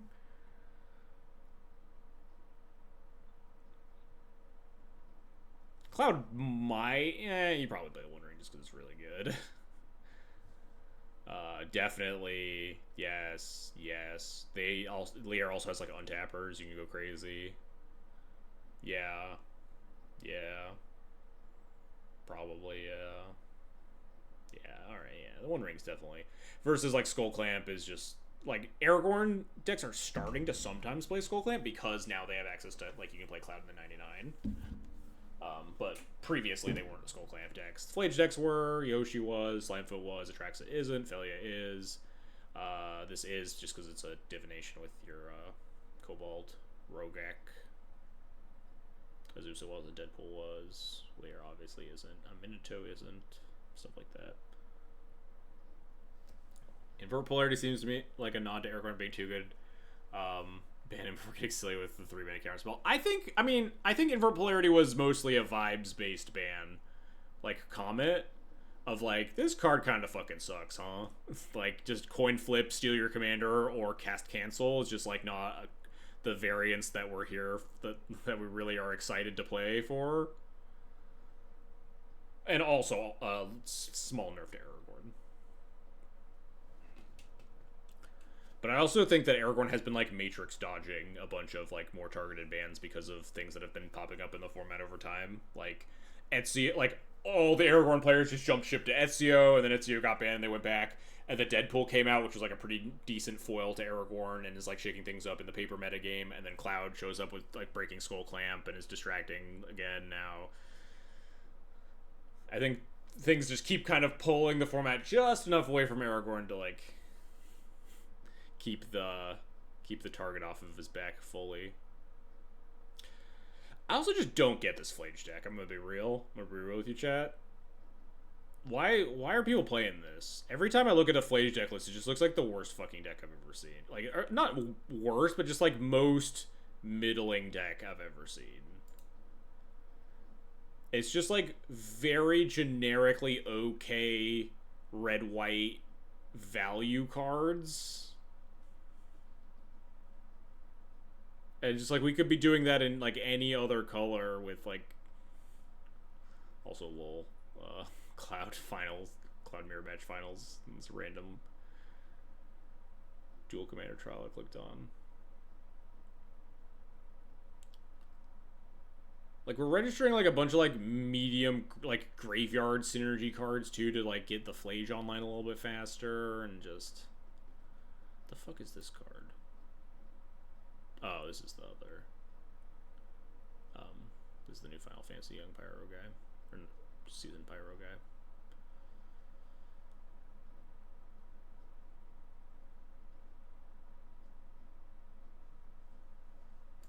It's just like I never feel scared when my opponent reveals Flage.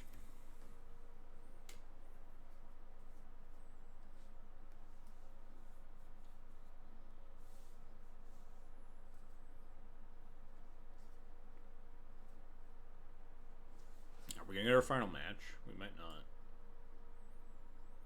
It might be over, chat. I might just go to bed.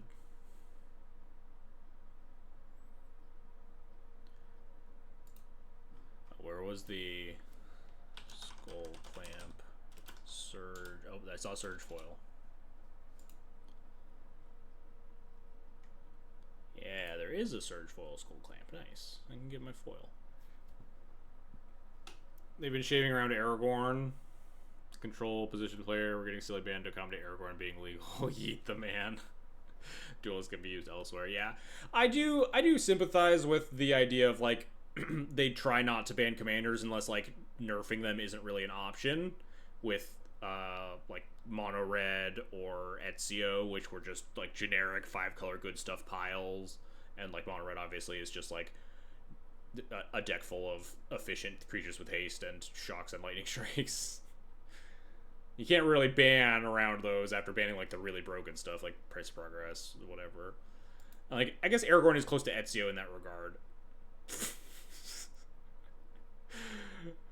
Can Aragorn be banned? They all named their deck list Can Aragorn be banned in this random China event. But yeah, like it's getting to the point where they don't really have many more options to like nerf Aragorn. You kind of need to take him out back.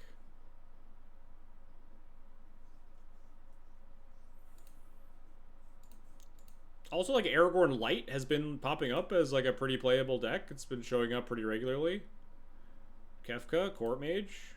It's just Grixis Aragorn, basically. You just have, like, your value card sitting in the command zone that, like, you try to end the game with, and just, like, super efficient creatures and removal spells and counter spells and all in your 3 colors. So, like, all the Aragorn players just jump ship to Kefka. It'll be fine. I think Kefka is definitely a lower power level than Aragorn, being 5 mana and not, like, a card advantage engine you can take off the board.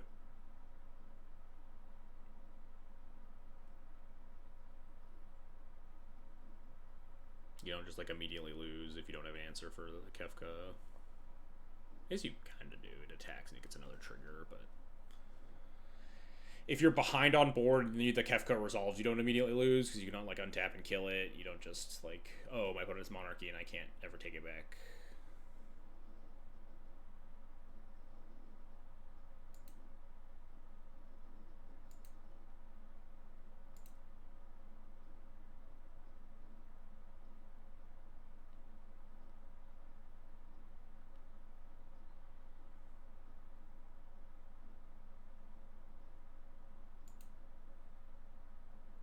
Tivit? I don't even know what Tivit is. No, down here. This is just like Esper Aragorn, 6-drop. So much text. It's just another 6-drop value pile that has an ETB and like attack trigger. Sure, yeah. It's also 6 mana, so you start getting less and less playable. You get, like, towards the Atraxa at that point. Atraxa, it's all, speaking of, also exists as, like, the inevitability control deck that feels less oppressive than Aragorn, because it feels like, versus Atraxa, a lot of the smaller decks are just on a timer, versus Aragorn, it's like walking a tightrope. If you, like, fall a little bit behind on board, they'd slam Aragorn and kill you. If you, like, you take too long, they can, if you give them an opening, they can get the Monarchy established from, like, turn 4. The band of, like, interaction is, like, very small and scary versus Aragorn. Versus Atraxa, the writing's often on the wall. It's like, all right, well, kill me before I cast this Atraxa and, you know, draw 5 cards and kill you. Or establish some sort of hate card, like a Blood Moon or a Winter Moon or Dust Bowl or something to try to stumble them from the Atraxa.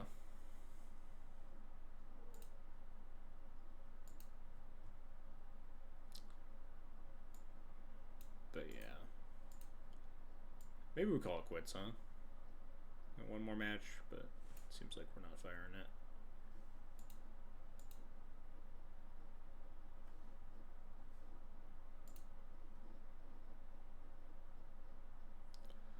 What is this filter by? Not last year. Last 2 months? Yeah, it's... Nothing got banned previously, right? So if we filter by last 2 months, this should show me pretty much everything. Surprised that Yoshimaru keeps up so well with Aragorn. I think Yoshimaru, I guess, does punish a lot of, like, the slower decks that we were just talking about in ways that I don't personally experience a lot of, because most of my decks are, like, mid-range decks that can keep up with Yoshimaru fairly well. Cloud's creeping up. He's only been legal, like, a few weeks. He's getting up there.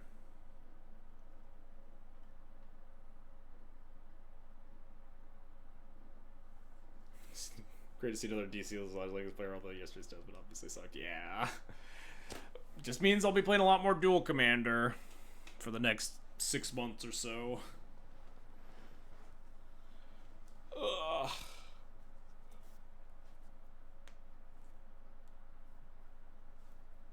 I'm excited. I'm going to play with Cloud as long as they let me cast Skull Clamp, and then after that, I'll probably go back to, like, tinkering with Felia, maybe, like, do some other stuff with some less explored Final Fantasy commanders, stuff like that. Maybe even more, because the next announcement... Yeah, the next announcement's the week before Europe Eternal Weekend, which means we're not getting anything banned then. Kick the can down to March. So whatever. Yeah, Legacy looks like it just kind of sucks right now, and I'll probably just not play it a lot.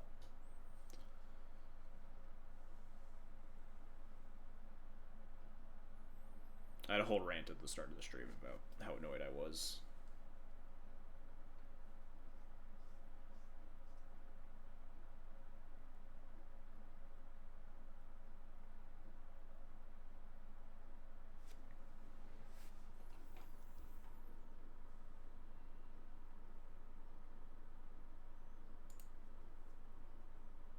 Hey, we did it! We waited long enough. We kicked the can, our own can down the road long enough. Honestly, I wanted both Knuckleheads banned from Oops and Entomb. Yeah, pretty much. That was a lot of the consensus. Was just like, just nuke Oops for more. But did I never do the end of the giveaway? Let's end the giveaway right now before I forget, huh? Giveaway. Congrats, Eric. You dirty pole rigger. I don't even know if he's still here.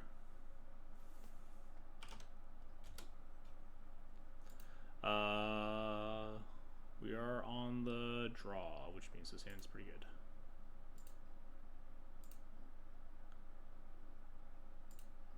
Never draw a fourth land again.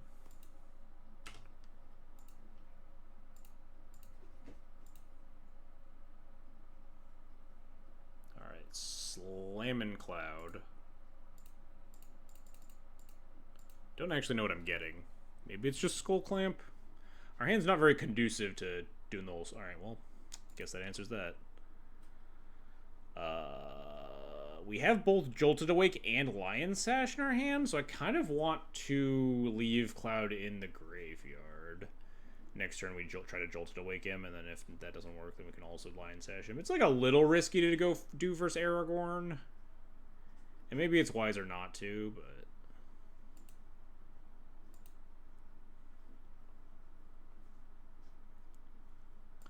Today's weekly MTG was a bit better than the actual ban list announcement. For what it's worth, it doesn't solve the problem of shit needs... Wait, what is, Wait, what happened in the weekly thing that changed anything? Yeah, my consensus was more or less that, like, I think they just didn't have the time to really, like, care about Legacy. They just were really focused on some heavy standard bans.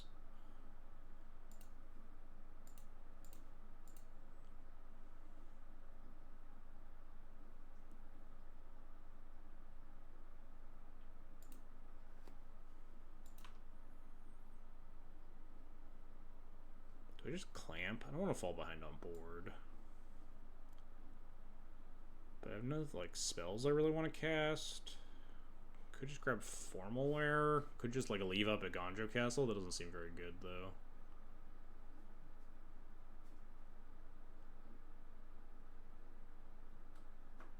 Maybe it is clamp just to hit this land drop. Get out of here. Locked out for the so I can just finish this match. I don't care how much you scream at the closed door. I'm just gonna finish our last match here. I think I do just want to draw cards here. Maybe this is risky, but draw 4, discard 1.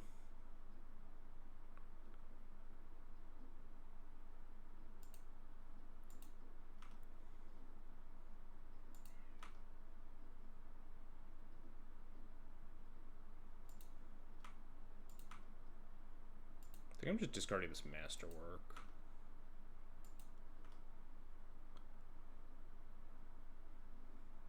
Maybe it's the Forge Anew. I like paying 0 for equipment. Masterwork's good if we get... We're pretty far away from the formal wear loop.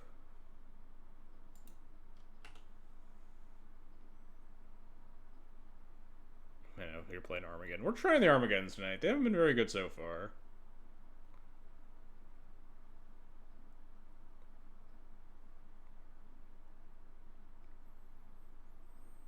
They said an off-cycle ban isn't completely off the table due to the Eternal Wicked situation. Oops was pretty close by their previous metrics. It does. I'll believe it when I see it, I guess.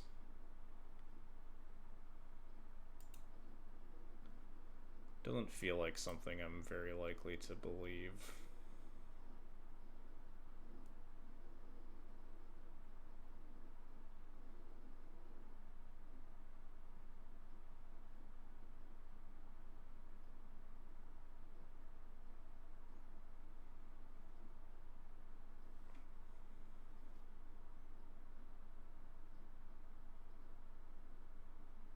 Only 2 cards in hand, huh? Granted, they could, like, Aragorn into Johnny, kill my shit.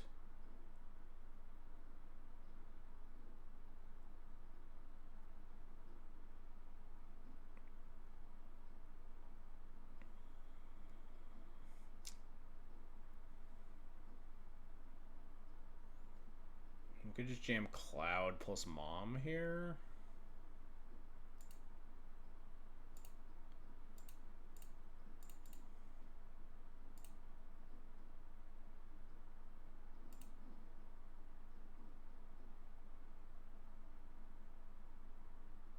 Oh, that actually worked. I was kind of expecting that to get countered.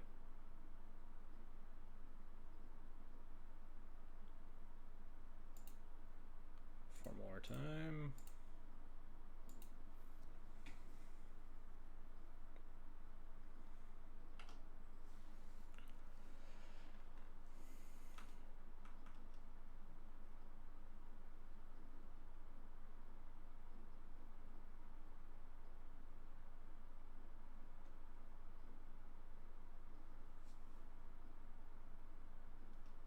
Interesting choice. Alright. I guess that means no 4th land for Aragorn.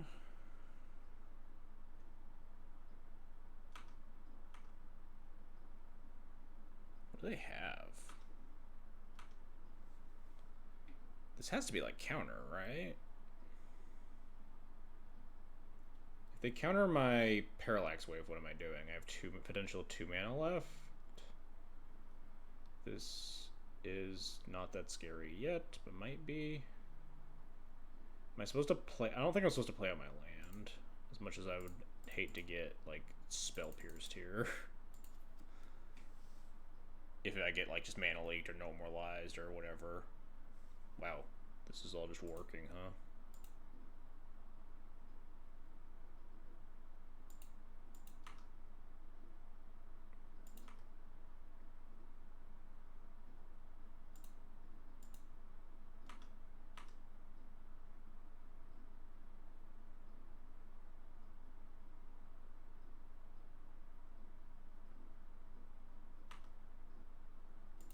Yeah, I'll take that one too.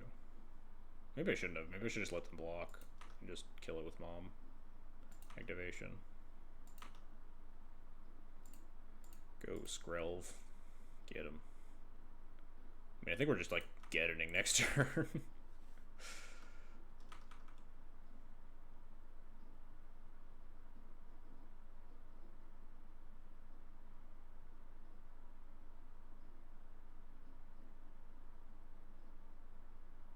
Cast your Aragorn. You know you want to. Plussing, huh?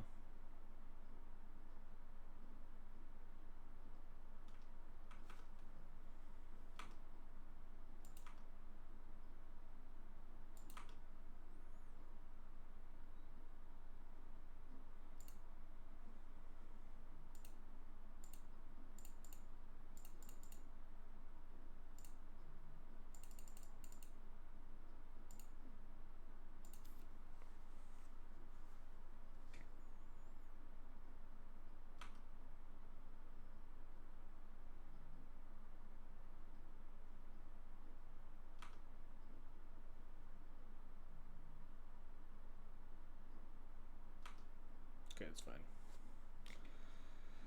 I think I'm casting Sash. Kind of just want to start hitting land drops. Get the Clamp online eventually.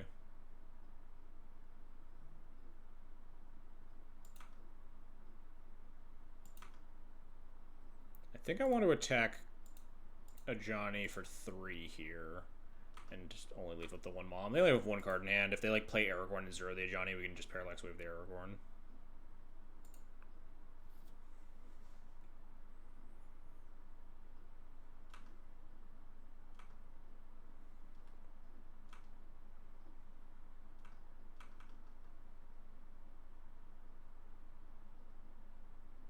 guess plusing last turn didn't make sense, right? Because I just had this active Parallax Wave, which would just have let me kill it. I can just kill it this turn, though.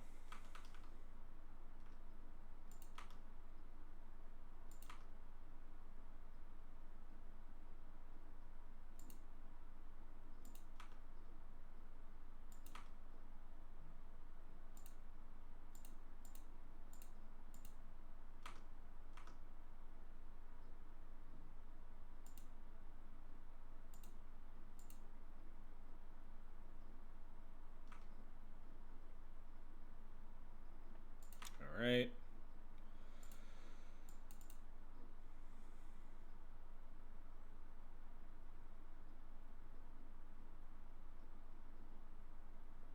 Counterspell? Yeah, sure, whatever.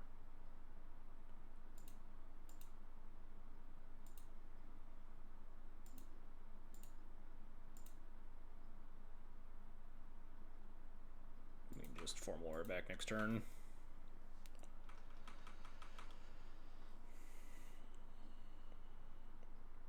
Yeah, I think this game's kind of over.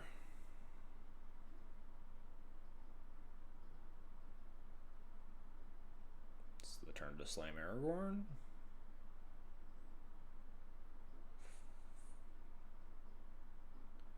Form Laura back Stoneforge. We can't like equip it because we haven't put the Forge Anew in play ever.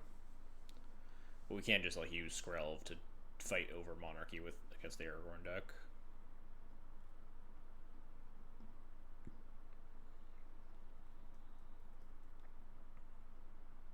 Yeah.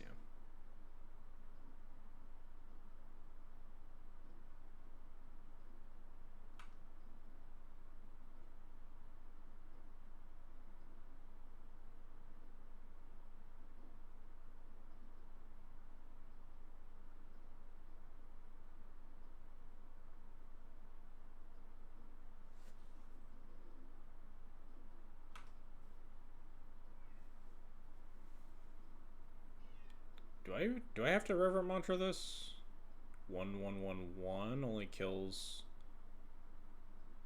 I could just like lose the Skrelv, right? I could just like give Hexproof from red, like Mother Runes protect itself, and just keep the Reverent Mantra, and then eat a thing with the Lion Sash, and then this it kills exactly Skrelv and nothing else.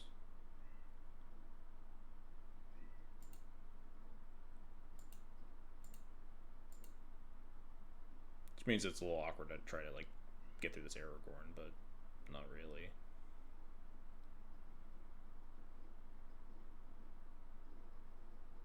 I could lose the Cloud if I wanted. Probably not.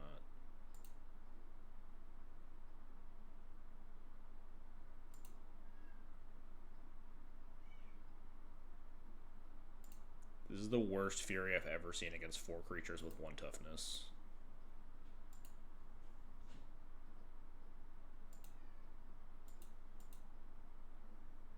I guess I was gonna just use Parallax Wave if I wanted to. Like, save everything and, like, flicker the Cloud. I guess no, because they have Archivist. They'd get Archivist back too.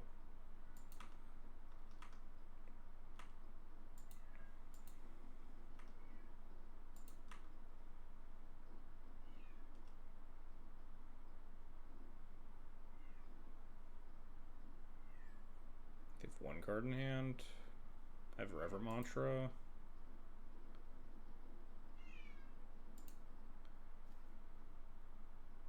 Debating whether or not I want to just get. I think I just want to get aggressive. Doesn't mean that they can attack back with the Aragorn, though. I guess maybe this is stupid.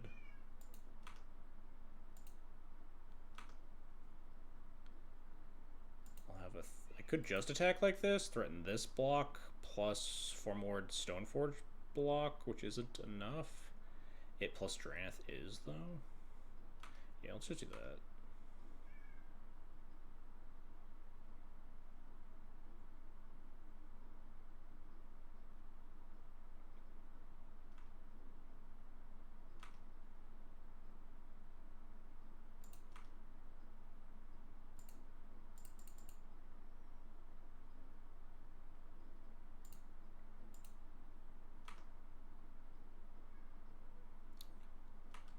Gets like sort of Fire and Ice here. That on Cloud kills Aragorn. And lets me attack through it without activating the Mom. We have Reverent Mantra and white card. Oh shit, never mind. They're getting a 2/2 back. Fuck.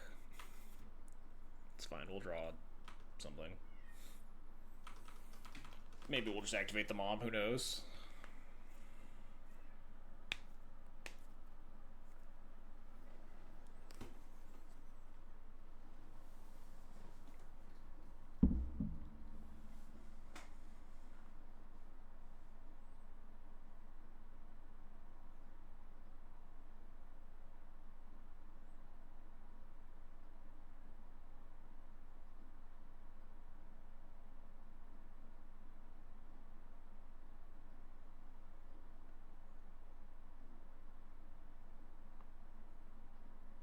What's happening?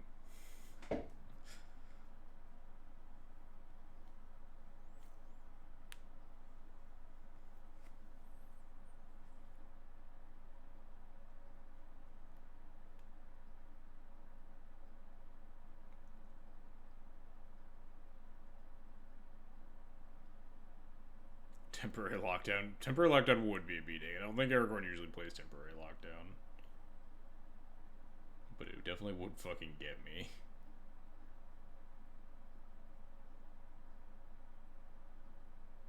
Okay, that's decidedly not a beating. I was hoping for not Parallax Wave, a card that they definitely could have played that would have been a beating. I could just like pro-red all my creatures here. Yeah, that seems fine.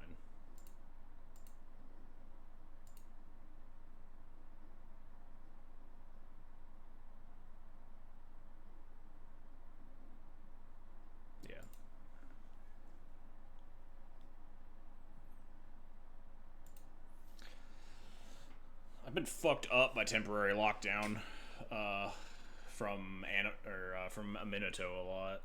Makes a lot of sense there.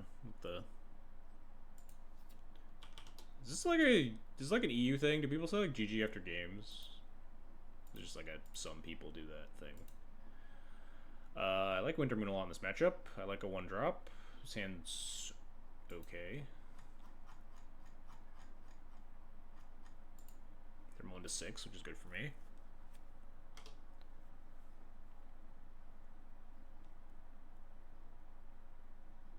Yeah, end of match makes sense. That's why I usually see it. But I feel like I've seen this more in the Duel Commander queues. Wasn't sure if it was like a EU thing or something.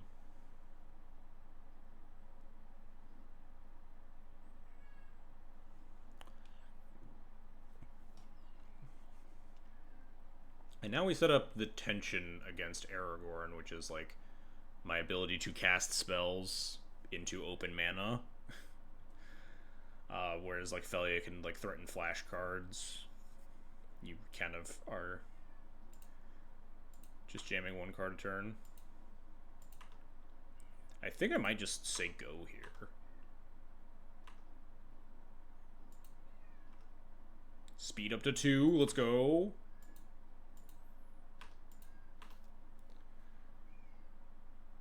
Like, if you're not under any pressure, and you don't need to, like, develop for the Aragorn turn, I think it's kind of okay, but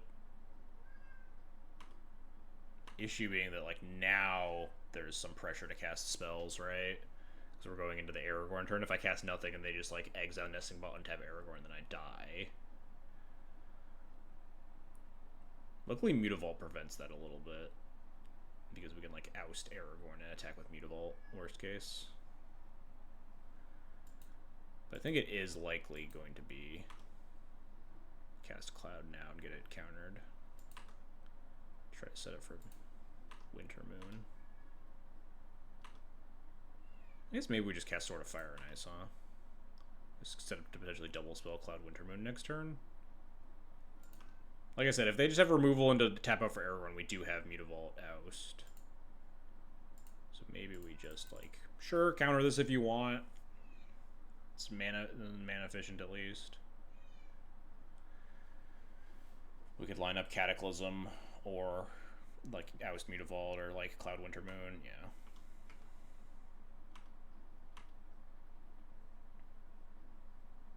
Notably, they also do need exile removal to like fully take Nesting Bot off the board. They would need like a plow or something similar.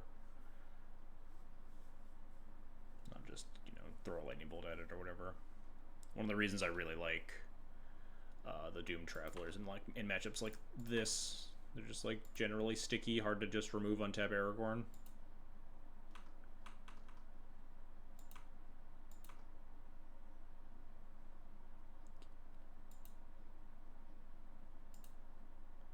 A little awkward here, my double non-basic with my Winter Moon strategy, but I think we're gonna go for it. Max speed, let's go, 2-1. Broken.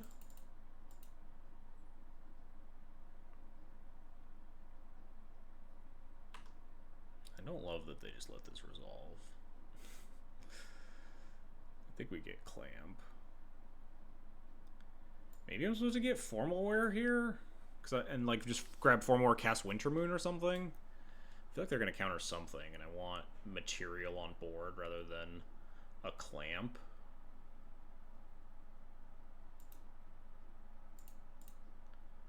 I'm going to cast this, and it's probably not going to resolve.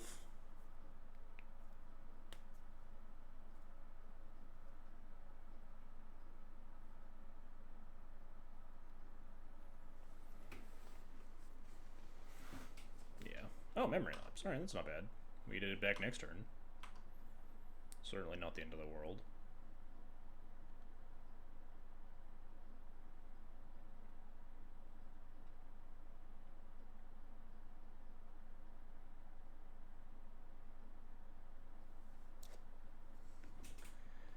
We do have to do the Formal Wear versus Counterspell on Cloud versus Counterspell deck dance, which is a little awkward if they just like cast Lightning Bolt on Cloud, right? I can't just let it go to the graveyard necessarily, because if they counter the Formal Wear, Cloud gets stranded there, stuff like that.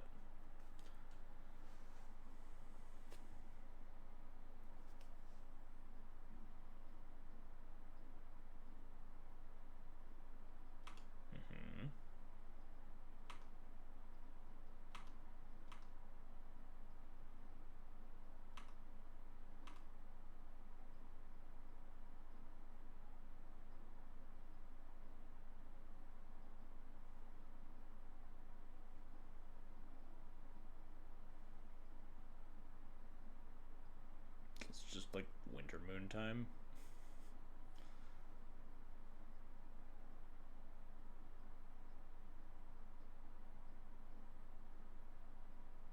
First 3 cards in hand. Obviously they tapped knowing I have Winter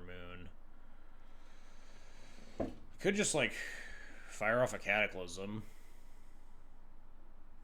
Johnny flips to 3, 2? 3 loyalty. I can keep both my creatures. They sack this and flip the Ajani and set 3. If they have a removal spell, I still attack the Ajani down to 1 and I have like Oust. And I kind of want to just Cataclysm. I could also like, you know, Oust Ajani then cast Cataclysm, but I don't think this Cataclysm is resolving.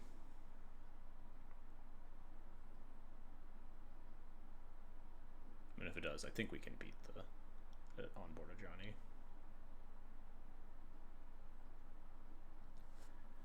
Might even keep Mutavault to make sure we can threaten it. Bolts and Razor. It's obviously better at the Winter Orb, but hopefully them blowing up a bunch of their lands means that the Winter Orb won't matter as much.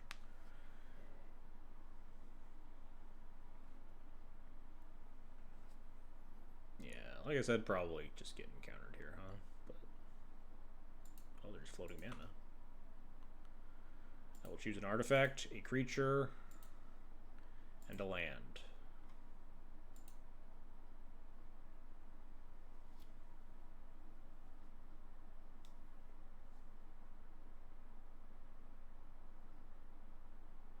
Keeping the Ajani itself, yeah.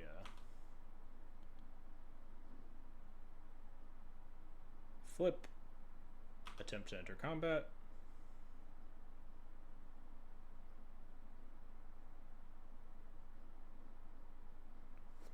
Okay, that's fine. We just recast that one. wonder if they thought that like I wasn't gonna be able to keep the nesting bot too.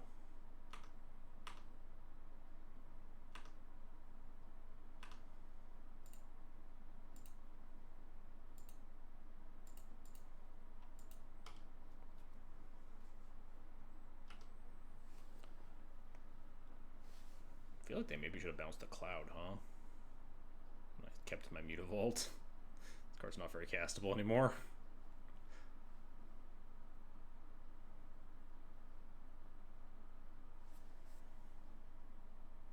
Oh, never mind, everything's fine.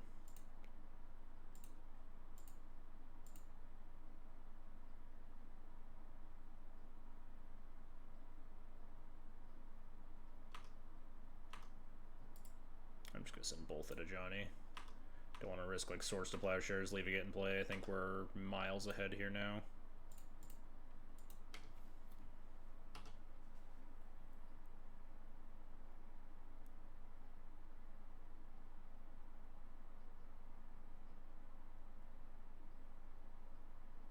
Yeah, alright, another 4-1. Lost to our classic miss my 4th land drop on 8 draw steps or something after I added 3 get-ins, you know, blah blah, complained equity. None of these cards really showed up at all, right? I think Recruiter was good a few times. Hand of Vecna didn't show up at all. The get-ins were kind of whatever. Jackrabbit showed up once and died. Ethersworn Canonist showed up once in a matchup that didn't matter. It was just a lot of like slogs, mid-rangey, control-y slogs tonight, which is, you know, a decent chunk of the format, but pretty solid showing. Post midnight end time is Evron. I might actually finally be ending after Evron, huh? Luckily tomorrow I have like a half day at work because I'm taking a half day off. And then taking Thursday off and just having like a little mini vacation for 4th of July. How is he still online? This man never stops. Man, everyone's built fucking different, dog. I also never updated my deck list, I just realized. So, I mean, it is like 6 cards different. People can figure it out. Bro, streams till 2 a.m. sometimes. Unreal.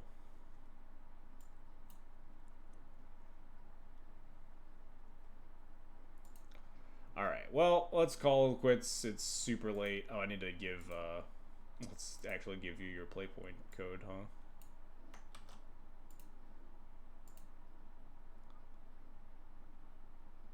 Whisper. You're getting infinite leagues off of just watching these streams. Anyway, thanks for watching, everybody. Thanks for commiserating with me and complaining about Legacy, and apologies to anyone in that is looking forward to Legacy content. That probably just won't be happening for a while. Apologies to anyone who is continuing to play Legacy despite the lack of bans. We'll hope for the best.